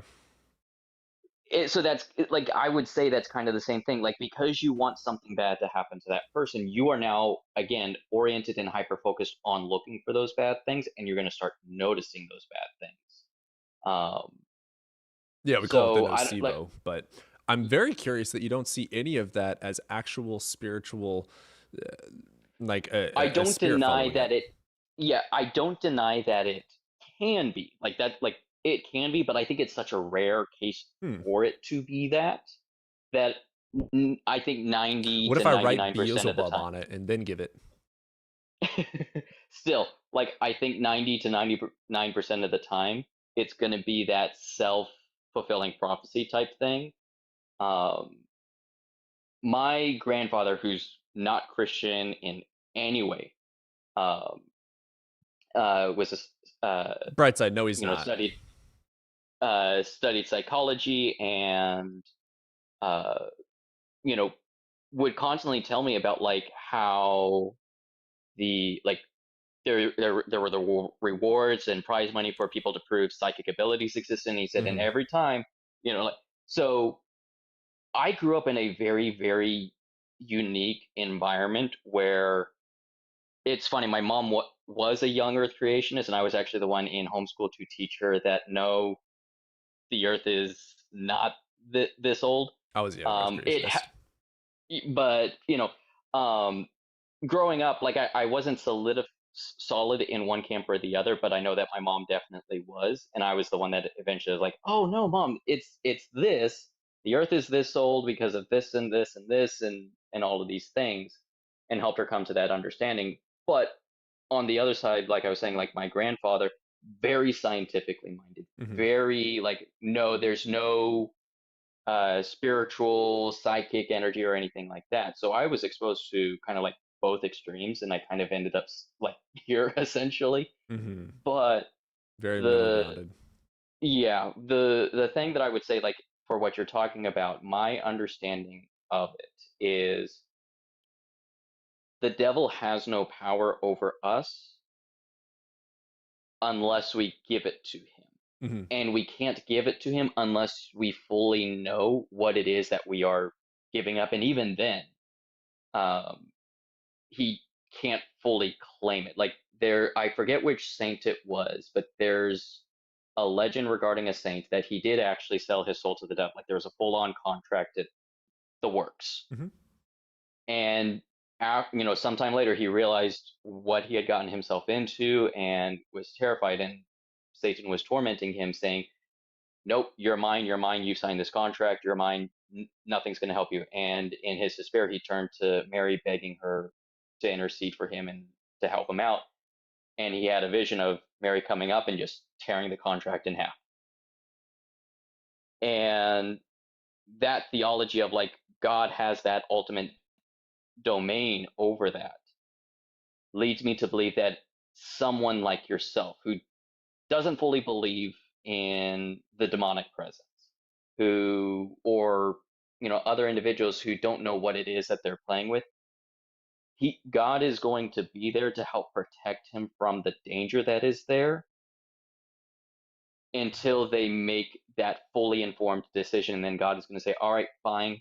Since you now know what it is that you're getting yourself into, I will allow you to get into it. But if you don't know what you're getting yourself into, I don't see the God that I believe in is not going to let someone get themselves into that situation." So what's your defense then for bad things happening to people? Bad things happen. So in Catholic theology, we have what's called privation theory of evil. And this is something that is going to be very counterintuitive to a lot of individuals, but this actually originated not with Aquinas, but with St. Augustine, who is I think 300 AD. But, so the idea is that suffering, pain, unpleasantness aren't evils in and of themselves. Right. I grant them unjustified harm. What is an evil is when you take what is good and you corrupt it or disorient it from its end. I like the way that Tolkien, or I did recently find out he might not have actually said this, but it's attributed to Tolkien. Evil cannot create, it can only corrupt or destroy. Okay. That is the understanding of evil in Catholic understanding. And so things like, say, natural disasters, the earthquakes and volcanoes and things like that. When you actually look at the science behind it, earthquakes help replenish minerals in the soil that's needed for farming. Volcanic ash does the same thing for the soil. And like people have talked about, well, waves and whatnot and tsunamis and whatnot have gotten harsher for, different coastal communities. But when you look, they've gotten rid of, I think in Florida, there's a particular type of tree where its roots are exposed above the water. And it's actually done, like its presence helps break up the waves to prevent it from destroying the land. But because those trees have started to get cut down, now the waves, when the hurricanes come, have gotten more destructive. So those things aren't evil in and of themselves because they are providing a good, but because one, we are no longer in union with nature, in harmony with I am, nature because of the motherfucker. I'm a fall. witch.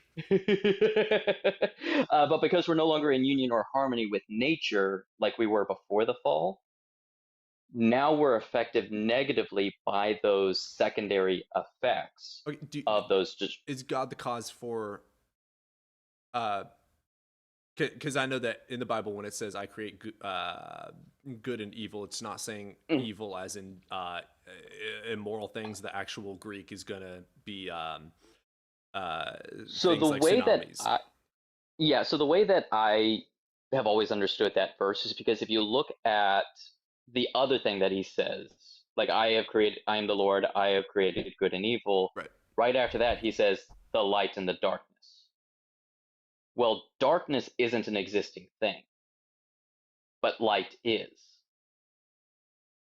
Good is the existing thing, and evil is to good as darkness is to light. Don't you consider that a contradiction towards the word?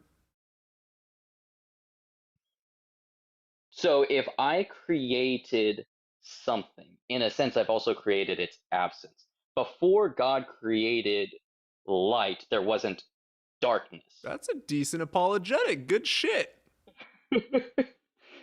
Like, but I mean, like, when you look at it, it says, let there be light. God never creates darkness, but darkness isn't talked about until after light is created. And now we can know what the darkness is The word in for presence of the evil light. used, though, means calamity, which is going to be tornadoes and weather and whatnot. Mhm. So in that situation, what I would just say is that this goes back to what I was talking about, where the authors were writing as they understood it in regards for salvation history, and there might be That's right. some quote unquote errors in it.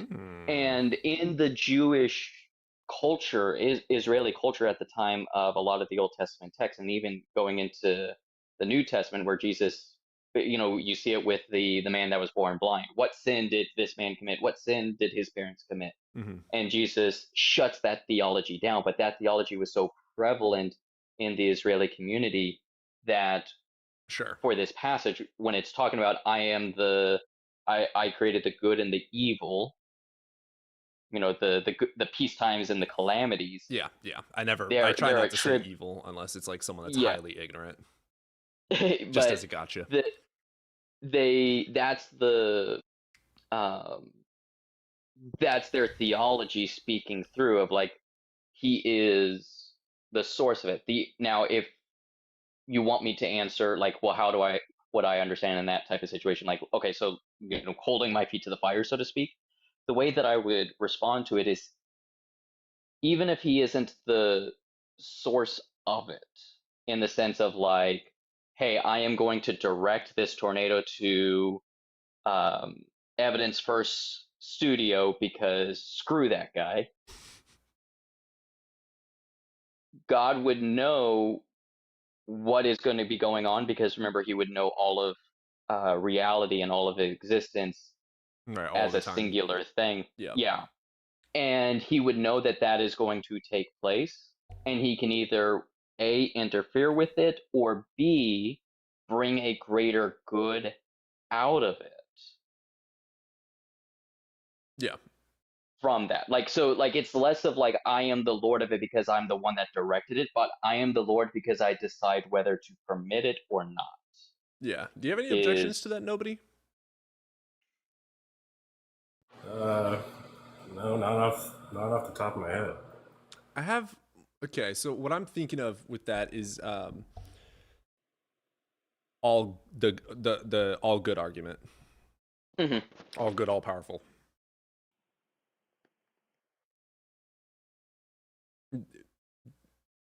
To elaborate, if he's all powerful and all good, he won't even allow a bad thing to happen.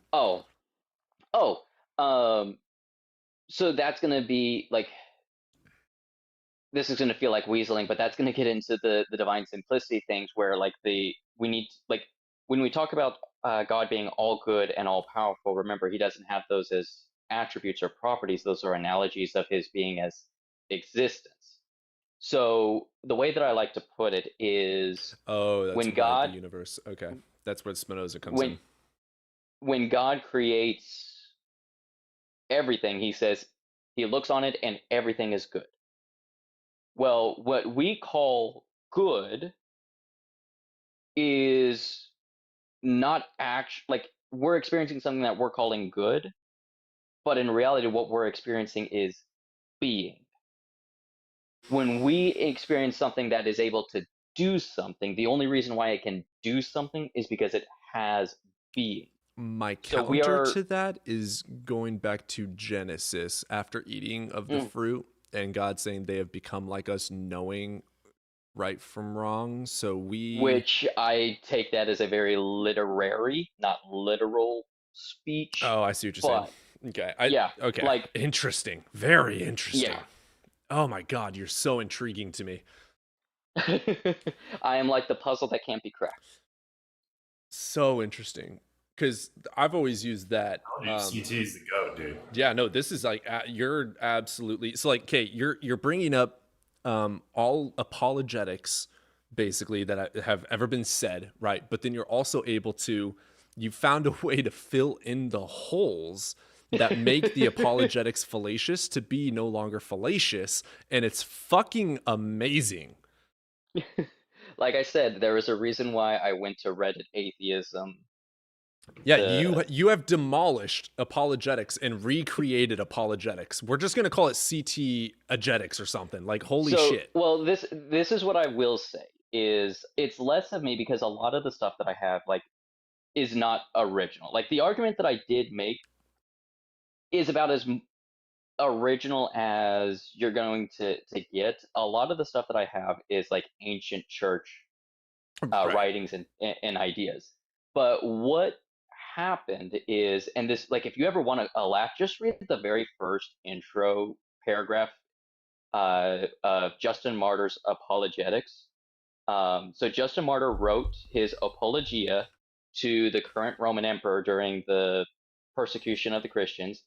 And he's like, oh, you are so wise and powerful, and surely you, as this wise and powerful and benevolent ruler, would know not to punish the innocent. But please, let me not kiss your boots. Let me just go straight into the facts of the matter.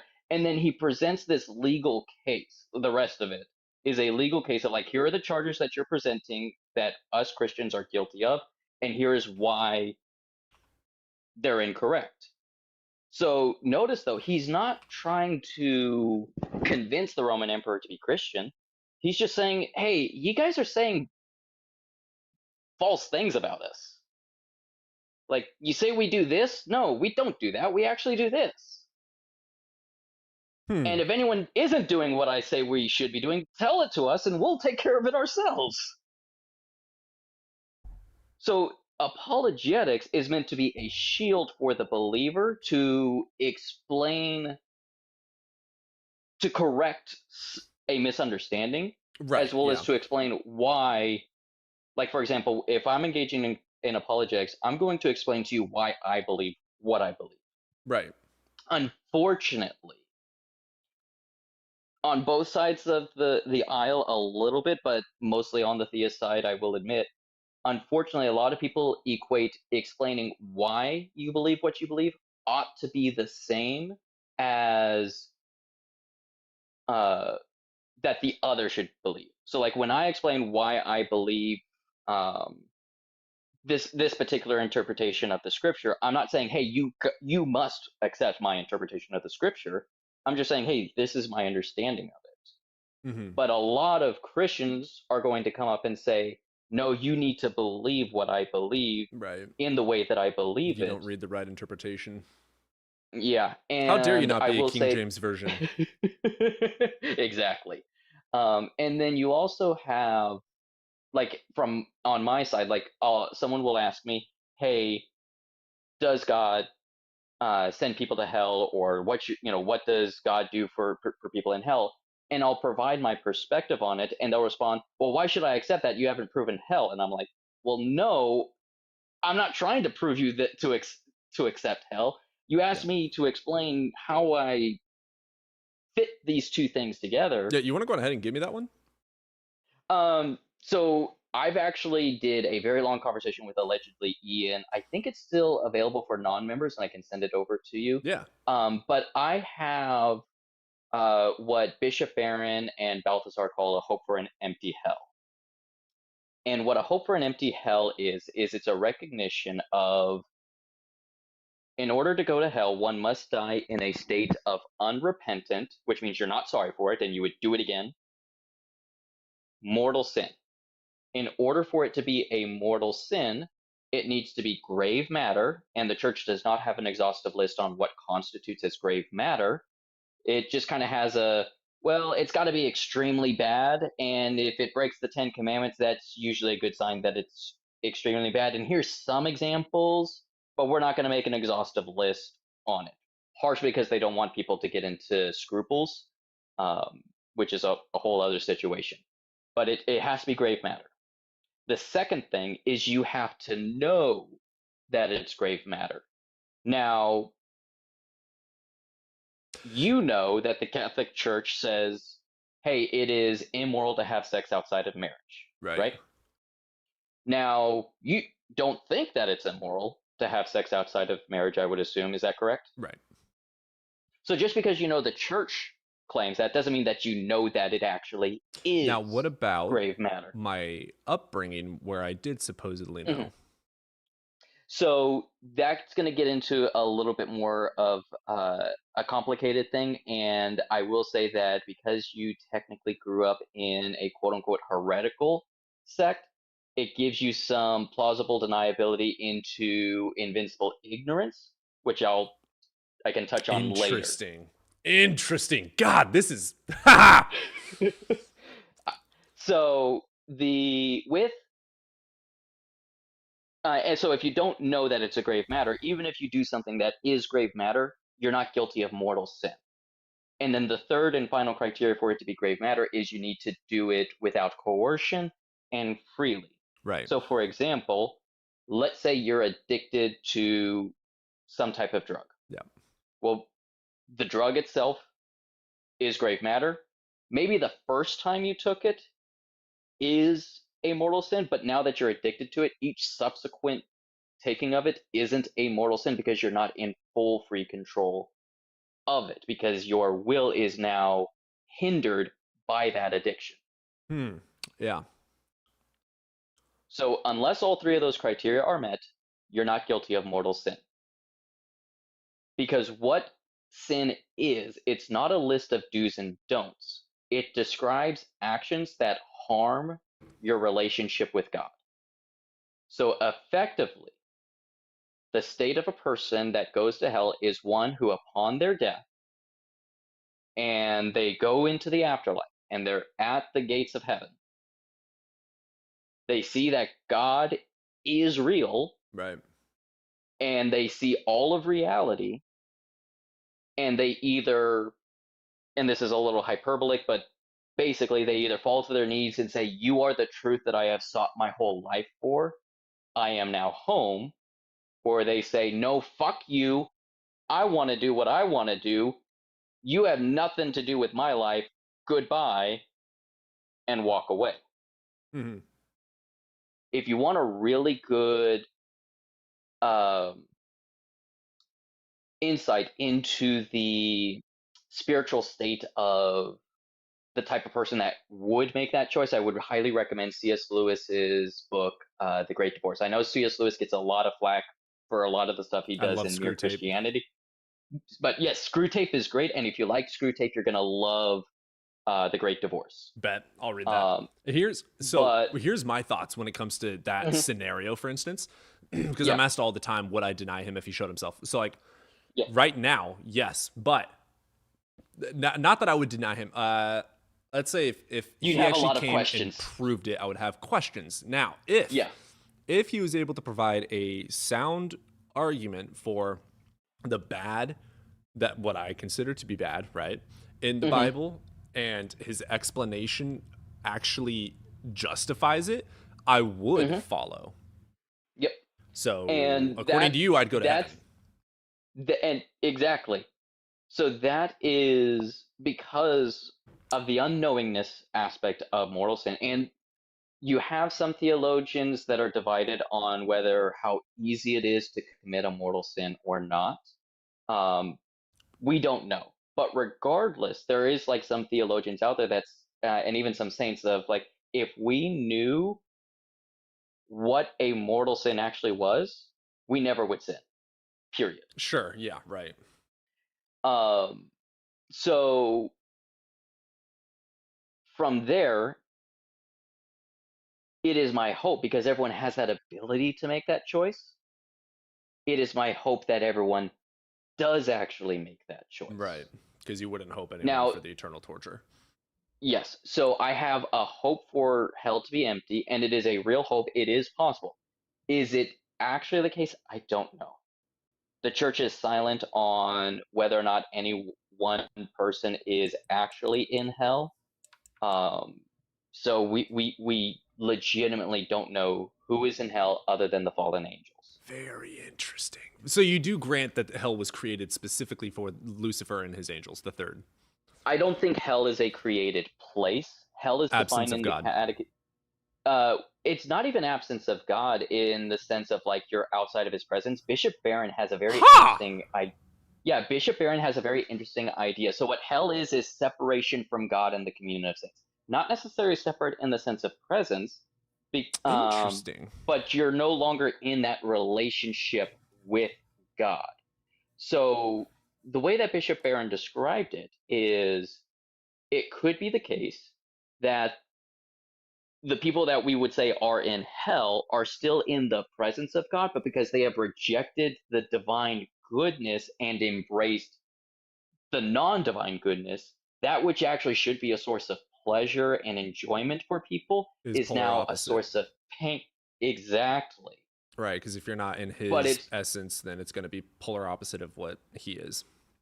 yeah, and because of that, because it's an internal state, like while the Catholic Church does say that hell is eternal, I believe it has more to do with the nature of existing outside of time than as opposed to an external force forcing a person in it. I've heard an argument, an apologetic for eternal hell in regards to Revelation. What does it say? He gets the key back. Oh, shit, what happens? I'm probably misremembering this, but I swear that I have absolutely where the argument is that heard hell itself is eternal, but people will leave hell. that once they like serve a specific amount of time, they actually do get brought to heaven. That's what the church defines as purgatory. So there is purgatory in accordance with the Catholic Church.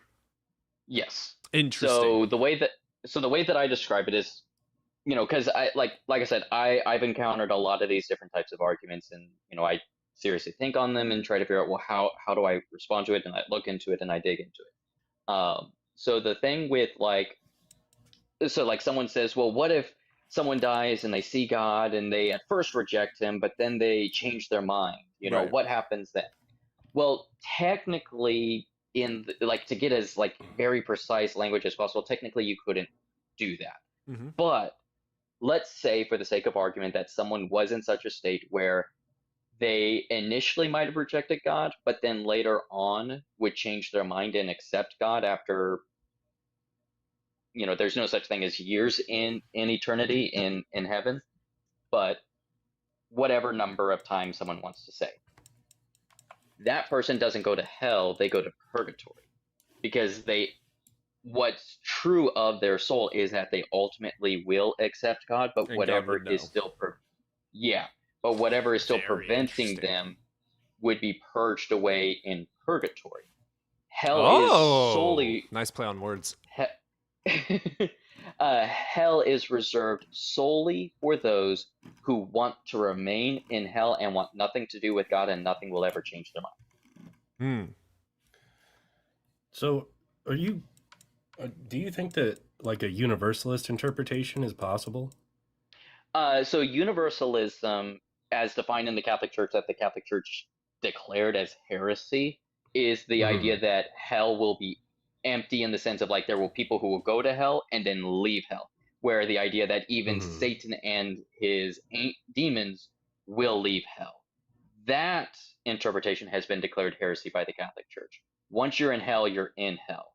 But the hope for hell not to have people go into it in the first place, that is still at this point in time permissible within the Catholic Church. The Catholic Church has not declared that as a heresy, even though there's a lot of people who feel like fewness of the saved is closer in line with church tradition. I disagree, because you can find stuff in Aquinas and Augustine that hint at the idea of people able to go into heaven thanks to invincible ignorance and implicit faith and things like that. And we also talk about God's mercy is infinite, and it also talks about in the scriptures that God wants all to come to him, and God gets what he wants. So there's support in both situations. Are you kind of saying then that like the amount of people that would truly go to hell is lesser than one would certain people would typically think, and that's my hope. More people would be deemed for like worthy of purgatory instead?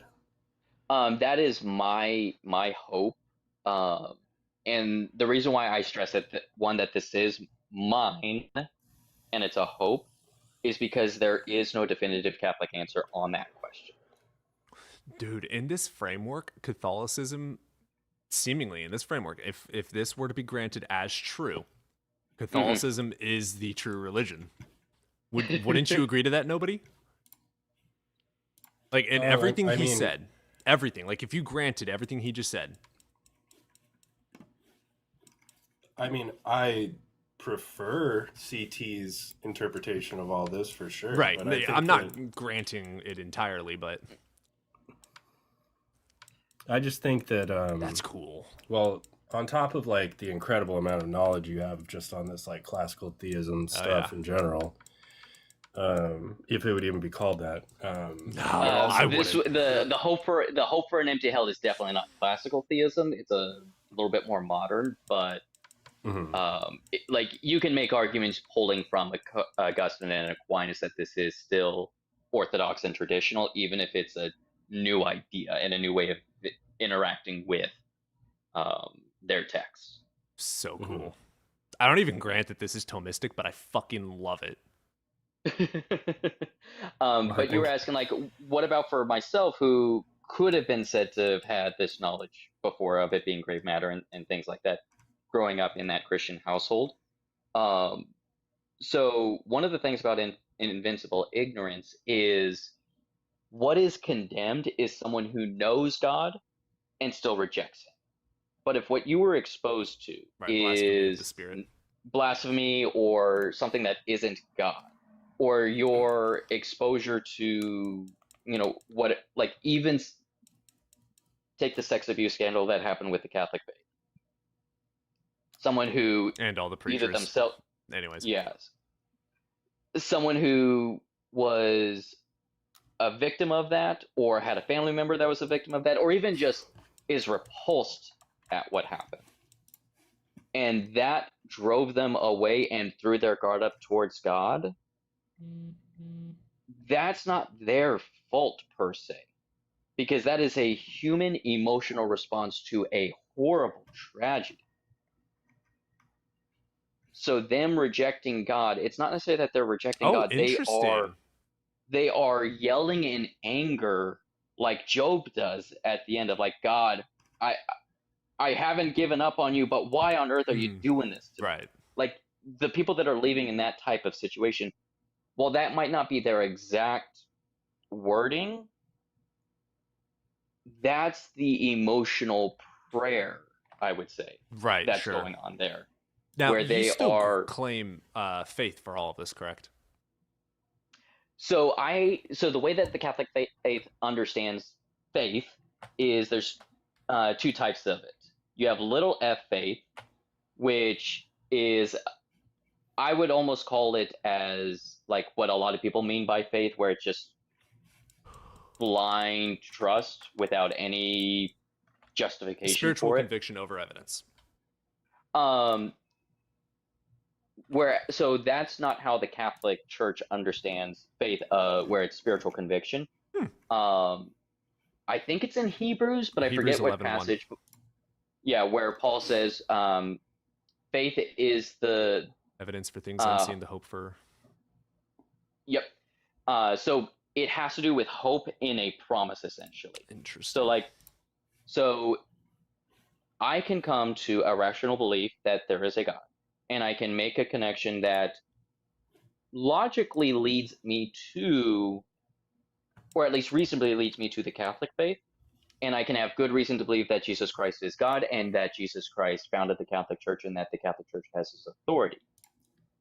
And because of that, when Jesus Christ founded says, it. so yeah, if you trace the apostles, you can trace the Bear in mind, each I'm a bishop. mythicist. Gotcha. Okay, so that's going to be a whole different conversation then. I have not agreed to any of this, but I do fucking love it. So I still want to hear you. Just keep in mind that I am that. Yeah, and that's fine. So, for the sake of conversation, Jesus Christ existed, and if you look at the text, he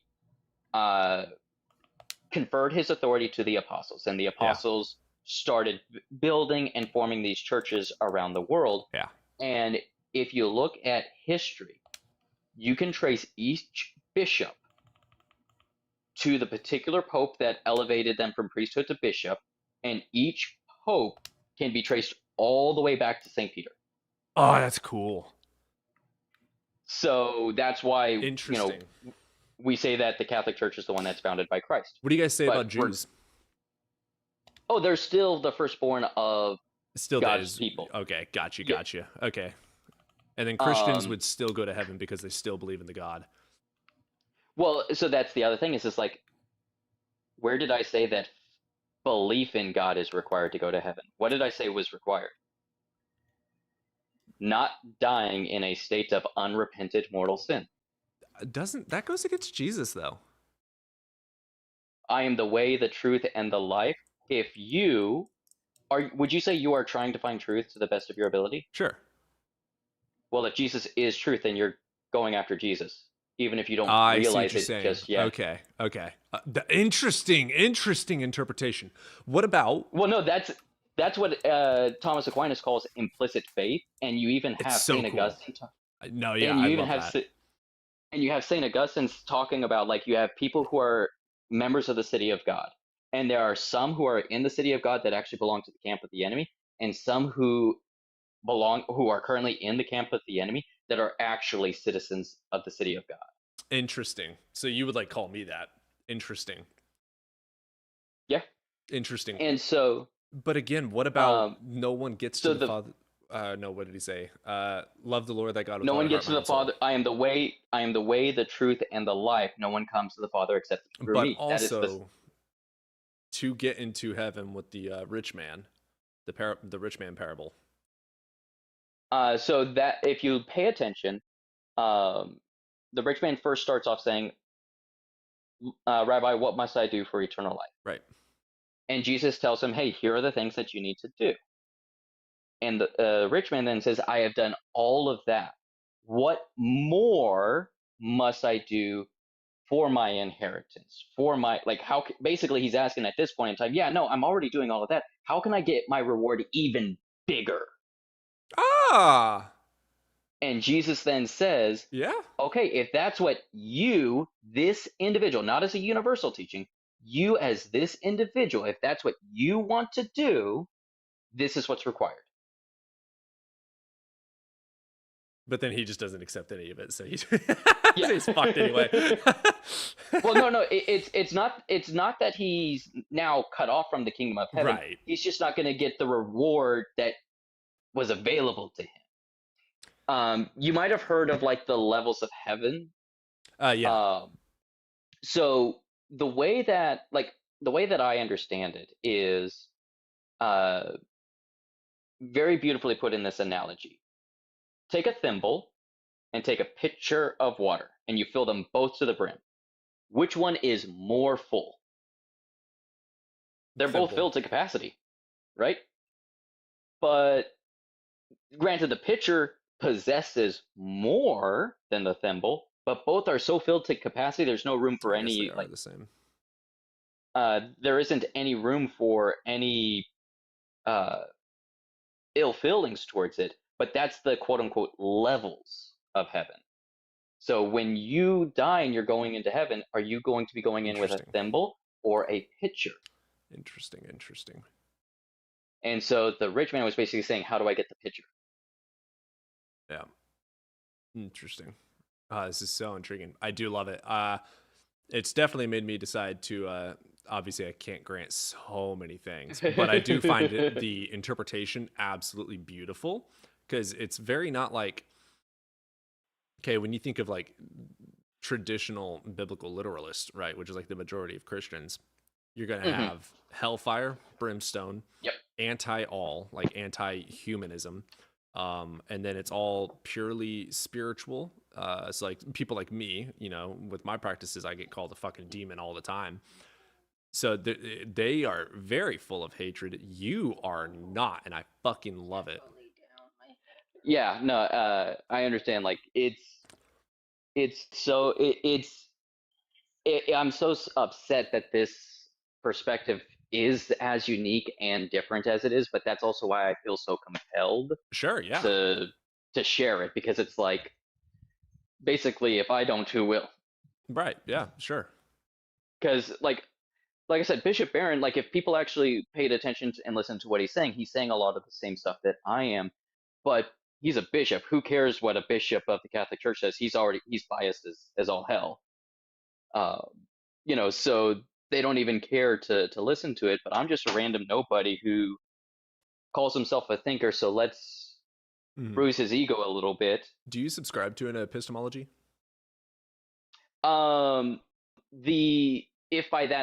If I'm understanding the question correctly, the one that I just subscribe to is moderate realism. Okay. Let me get into that. Learn real quick. It was the answer to Plato, but the idea is that like things don't have an essence in the sense of like it's this metaphysical substance that exists on its own. Like you don't have an essence that is right. It goes being back shared to with you, and Yep. But what it is that what essence is I can look at you and I can see, hey, you've got these traits, and it's similar to this other thing over here that also has similar traits, even if they're slightly different. And the quote unquote essence is just me abstracting from that experience of all of the similarities to then get to this abstract understanding of what it means to be human. I'm still kind of surprised you don't fully partake in Spinozan. You're like right on par. Well, that's partially because of my study of history. It very well also could be, like I said, like I don't shy away from the fact that I grew up in the Catholic faith, and so it very well could be the case that all of my research has been done through this Catholic bias. I love the self-reflection. So cool. And it could be the case that it's all just me leading myself by the nose, but the fact that every time I've had a question and when I've dug into the faith, there's always been an answer, and I can see this path where even like, hey, if I take off my Catholic hat for a moment, I can see how this path can get here. I don't know. It's so compelling to me, and I wish and I want to share that, and that's why I'm wanting to write this book, because I want to share that path with people and just be like, hey, look, like there's more to this than I think people give it credit for. Very fair, very valid. I love hearing it. I find it very fun to hear and learn your perspective on it. We're feeling how mainstream interpretations miss the mark. Yeah, no, so the people in chat that don't agree. So like, I'm not granting everything, but under the framework, it's a lot of it makes a million times more sense. Yeah. So it's very nice more of like, hey, if Christianity is true, I'd much rather it be this version than this other one. Literally. Yep. That's exactly, because I mean, I've said it over and over and over. I can't grant certain things because it is grounded in some sort of however you want to semantic it, faith, Mhm. and I just can't. But I do So, love it. because we didn't finish. So, like, to get back on that question, like, because I was like, wait a minute, how did I get to the like Jesus being, the founding of the Catholic Church, and then like, what Sure. was the point that I was trying to get there?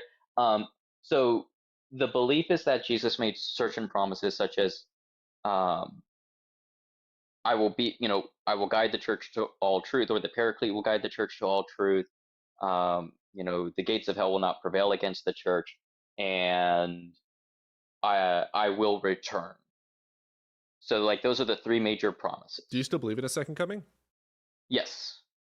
So if Jesus is indeed God, which I believe I have good reason to believe that, and God is this being that I've reasoned towards, and I can make arguments as to why this God couldn't do deception, because if it is existence, then what it does is existence, and truth is just propositions of things that exist. So it would literally be impossible for this thing to lie, because now it's bringing into existence a non-existence. Okay. Interesting. Oh, that's very much under Islam as well. That's interesting. Well, I mean, we do. All three of us do believe in an Abrahamic God, and Yeah. classical theism actually was, until some political bullshit happened in Islam. There was a lot of communication between Judaism, Islam, and Catholicism in the realm of classical theism. But regardless, if Jesus is God, then he has the ability to fulfill those promises. And so when the Catholic Church makes a declaration, a proclamation of a dogma of faith, like say the Immaculate Conception, I have faith in that declaration, not because it's unevidenced or unverified. Like, I can show in scripture how it could be, support for it. So there's still like evidence for it. But because of my reason to believe that Jesus is God, and because of what he said about the Catholic Church, I can have faith in those declarations, even if I don't have direct evidence other than that. It would be like, say, for example, actually, the Dr. Blitz example is kind of a good one, where you're like, hey, I don't know this much about like the relation of B theory, whether past being actualized and the future still is not actualized. You don't know Dr. Blitz from the way that you reacted. You don't know who he is. You don't even know if he's got a PhD. But if you have good reason to trust me when I say, hey, you should listen to this guy, when he tells you, even if you don't go out and re-verify what he says and you accept it, that's the kind of faith that the Catholic Church is talking about, Right. where because of the justified reasons you have to accept, let's say Nobody on Fire or whoever you want, and they tell you should listen to this other person, you listen to that other person without quote unquote justification, but the justification is by proxy of the other individual. Sure. I don't grant that, but I do like that. But that's how the Catholic Church understands and sure. means Yeah, by that I faith. can understand. I can comprehend that. Yeah, I definitely don't grant it though, because like, for instance, I mean, me and Nobody have debated certain things against each other as well. Like, so even if Nobody, someone, or even you now, I guess I could suppose they're two people I highly respect. Just because Einstein says something doesn't make it true, right? So if Nobody tells me to go listen to X, Y, and Z, I'm gonna go listen to them, but I'm still I'm not gonna have a justified reason to believe them at all. Yeah, no, and that's fine. Like, people are like, different people are going to have different standards, so to speak. Mine are way too fucking high. But the point that I was getting at is faith in and of itself is not necessarily a bad thing. It's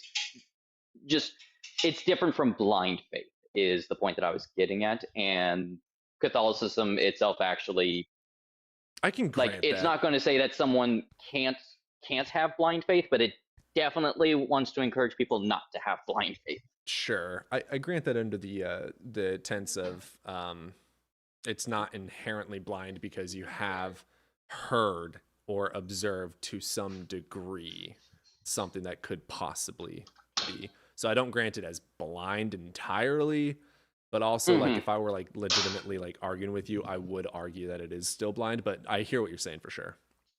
Yeah.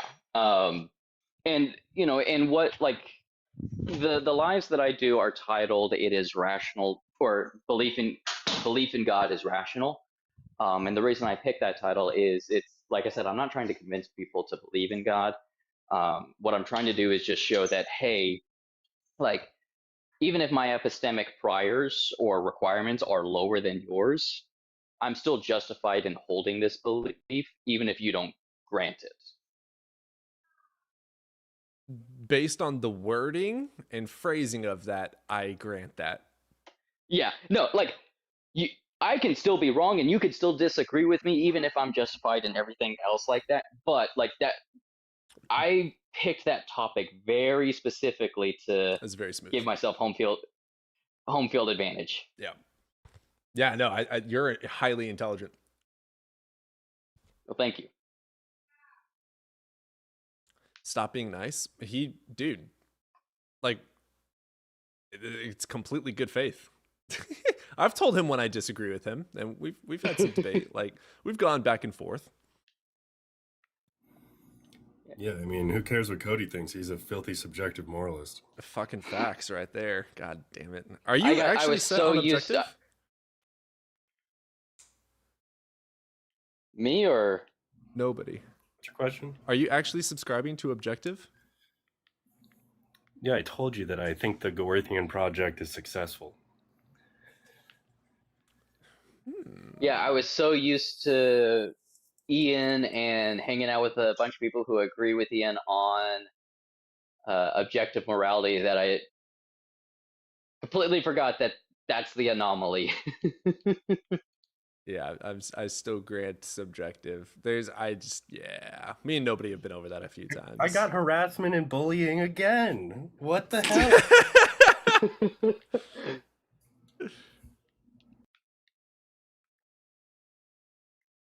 Yeah, no, he's not a Philbro tread. Yeah, no.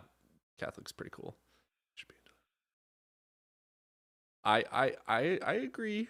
I agree, Chixie. I do agree.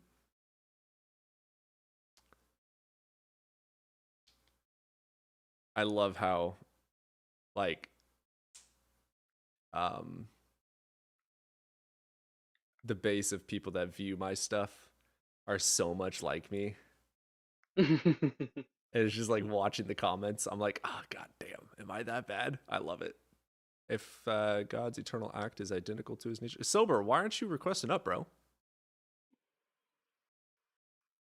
Oh, yeah, in divine simplicity, his eternal, like his act and his like that's what divine simplicity is, and that's why, like, if you try to understand God from this divine simplicity, and why most people just kind of throw their hands up and just go back to the simplistic, as you put it, almost Protestant phrasing of it.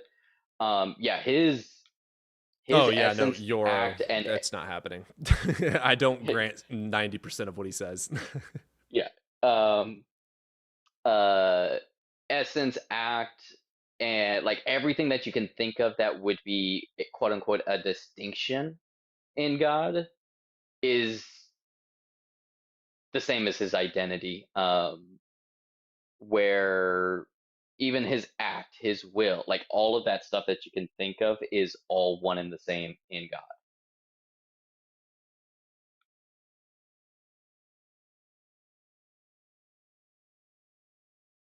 I do gotta verbally yes, state you do understand that like quite a lot of this is unsubstantiated. Oh, I understand that Okay. completely. That like that's why I'm not saying it. Like you'll notice, I always say in this Right. framework. Right. That's why I'm not because- attacking. Now, if you said that this is true, I'm gonna be like, oh yeah, let's fucking talk Yeah. about that. Like I said, I've been doing this for a while, so I know how to to phrase my stuff to keep myself out of trouble. But yes, I'm sober. I do believe that the universe eternally exists alongside that eternal act, even if it had a first moment.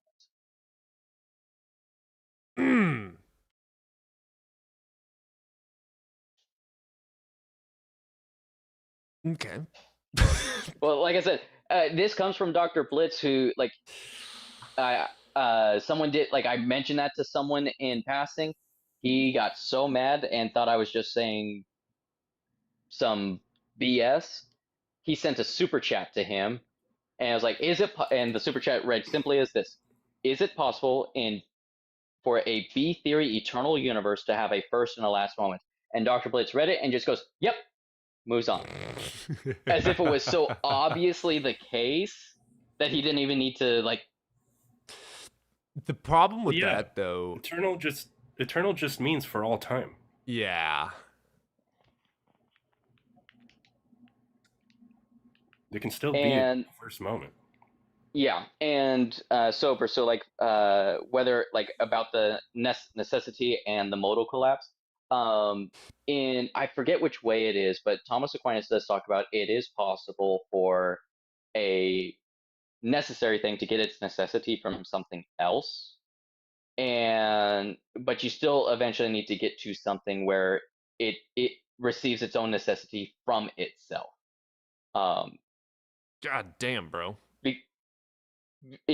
And so if you were to tell him, hey, well then this just collapses until everything's necessary, he just kind of look at you and go shrug and say, so?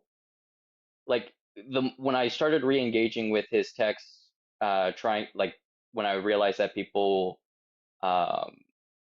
use contingency and necessary differently than the classical thinkers, because the classical thinkers used necessary and contingent in the terms of dependency. Whereas nowadays people use it as able to be different. I mean, yeah, you got the two different types of contingency, but so that's what I was getting at. Sober is in modal logic, necessary does not mean independent. Necessary in modal logic just simply means impossible to be different. So something can be dependent on something else, and because what it's dependent, that's what the modal collapse is that if the contingent thing, something that could be different, is dependent on something that can't be different, well, now that thing that could have been different now can't be different, therefore it's necessary, even though it's still dependent. Yeah, I don't usually grant modal unless it's like something that... Oh, I hate modal logic, so I don't hate it. It's just one of those tools that's very precise, dependent on the concept. Yeah. Well, that's part of it, is like I'm not familiar with it, and then I got told, no, that's not what necessary means. It means this, and I'm like, all right, you know what? Screw you. You don't have to grant S5 though. So like. Mm-hmm. Well, no, I'm more of upset at the language. Like it used the same terms, necessary and contingent, and used it in a completely different terminology. Dependent. That's more of where my irritation came from. But so like in a context of like, you can use modal in oh man, I can't think of one off the top of my head. Oh, like it's a fine logic system. Like it's not the one that I'm used to, and it's not one that I tend to use. Yeah, it's definitely deep. Yeah, well, that's more of what I was getting at. S5 is just a combination of other modal axioms. Like it's the combination of like transitivity and reflexivity or something. It's just like when you're talking about things like S5, S4, K, D, or T, you're just talking about which worlds in this, like in whatever, like, what's the word I'm looking for? In whatever system you're invoking, you're limiting or widening which worlds you consider to be accessible from a certain world, like our world. And S5 is just like full Euclidean access, and it's almost like it propagates everywhere. But I that's probably too simple of a description. I think that's a pretty solid explanation.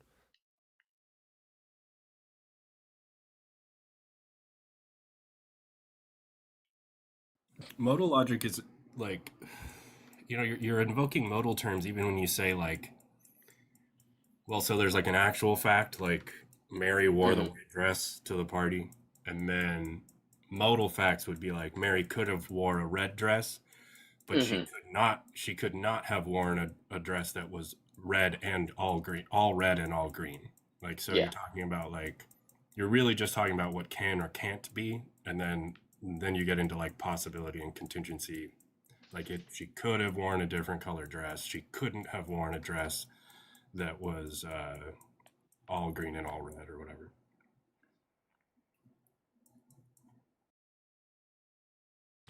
It's very in depth. Yes. I'm ignorant. Oh man. Well, Sober, I know you're not able to come up, but it is time for me to go eat. So we're gonna call it a day or a night. It's been almost 4.5 hours. El host, I will suckle your toe. I did put in the Discord and tagged you the link to the PDF of Aquinas' On Being in Essence.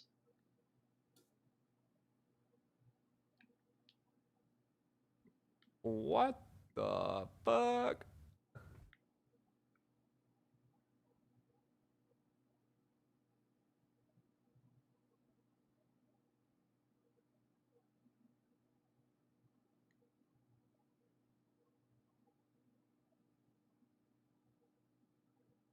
They're making stickers and gifs of me in the Discord. Yeah, okay, I see you. Yeah, there you are. Oh, that's hilarious.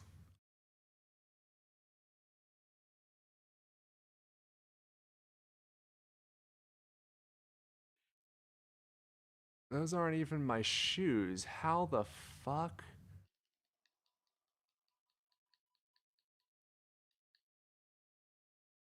Aha! Oh, it's a hilarious image. Oh, I love that. Oh, it's amazing. Okay. Oh, that's awesome. All right, yeah, I gotta end it. I'm ready to go eat, and then I got some videos I gotta get edited. So, but nobody in Catholic, I appreciate you guys being up here, man. Absolutely. After I'm glad you came up, Catholic. You're goated. Yeah. Well, thank you. Just it was like I literally was scrolling through, saw nobody was modding. I was like, oh, hi, nobody. And then I noticed Sober was up, and I was like, wait a minute, wasn't Sober in my live the other day? And then he was like, oh my gosh, that's the guy I got the argument from. I was like, wait, what? So I was like, I did want to come up and answer questions you may have had after watching the video and whatnot, but Yeah.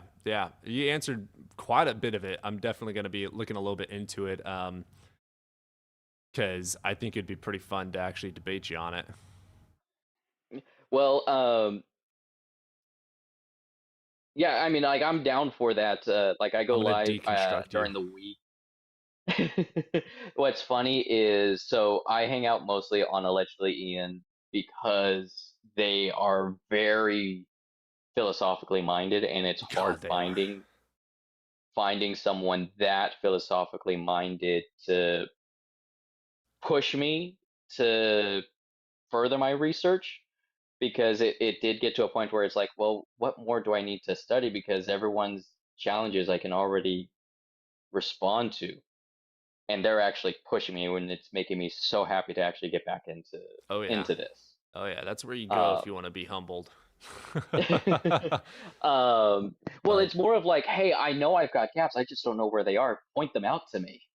And but it's funny, is someone who helps mod on his live, she and I got to talking, and she's like, I hate Catholics, so I don't know why I like you. Yeah. But she was like, You need to do a live yourself, and I started doing it, but she, would bring it up like once or twice a week or so. Um, but it Yeah, was I'll basically, join in and have a chat, but I do got to get going. I appreciate you guys being yeah, here. absolutely. You guys have a good night. You too. GG. All right, chat. I love you, YouTube. Appreciate you guys being patient with that. I obviously didn't grant like hardly anything he said, but I just thought it was a really cool framework to look at that God. It's pretty awesome to see. So appreciate you guys being here today, and I'll see you guys tomorrow.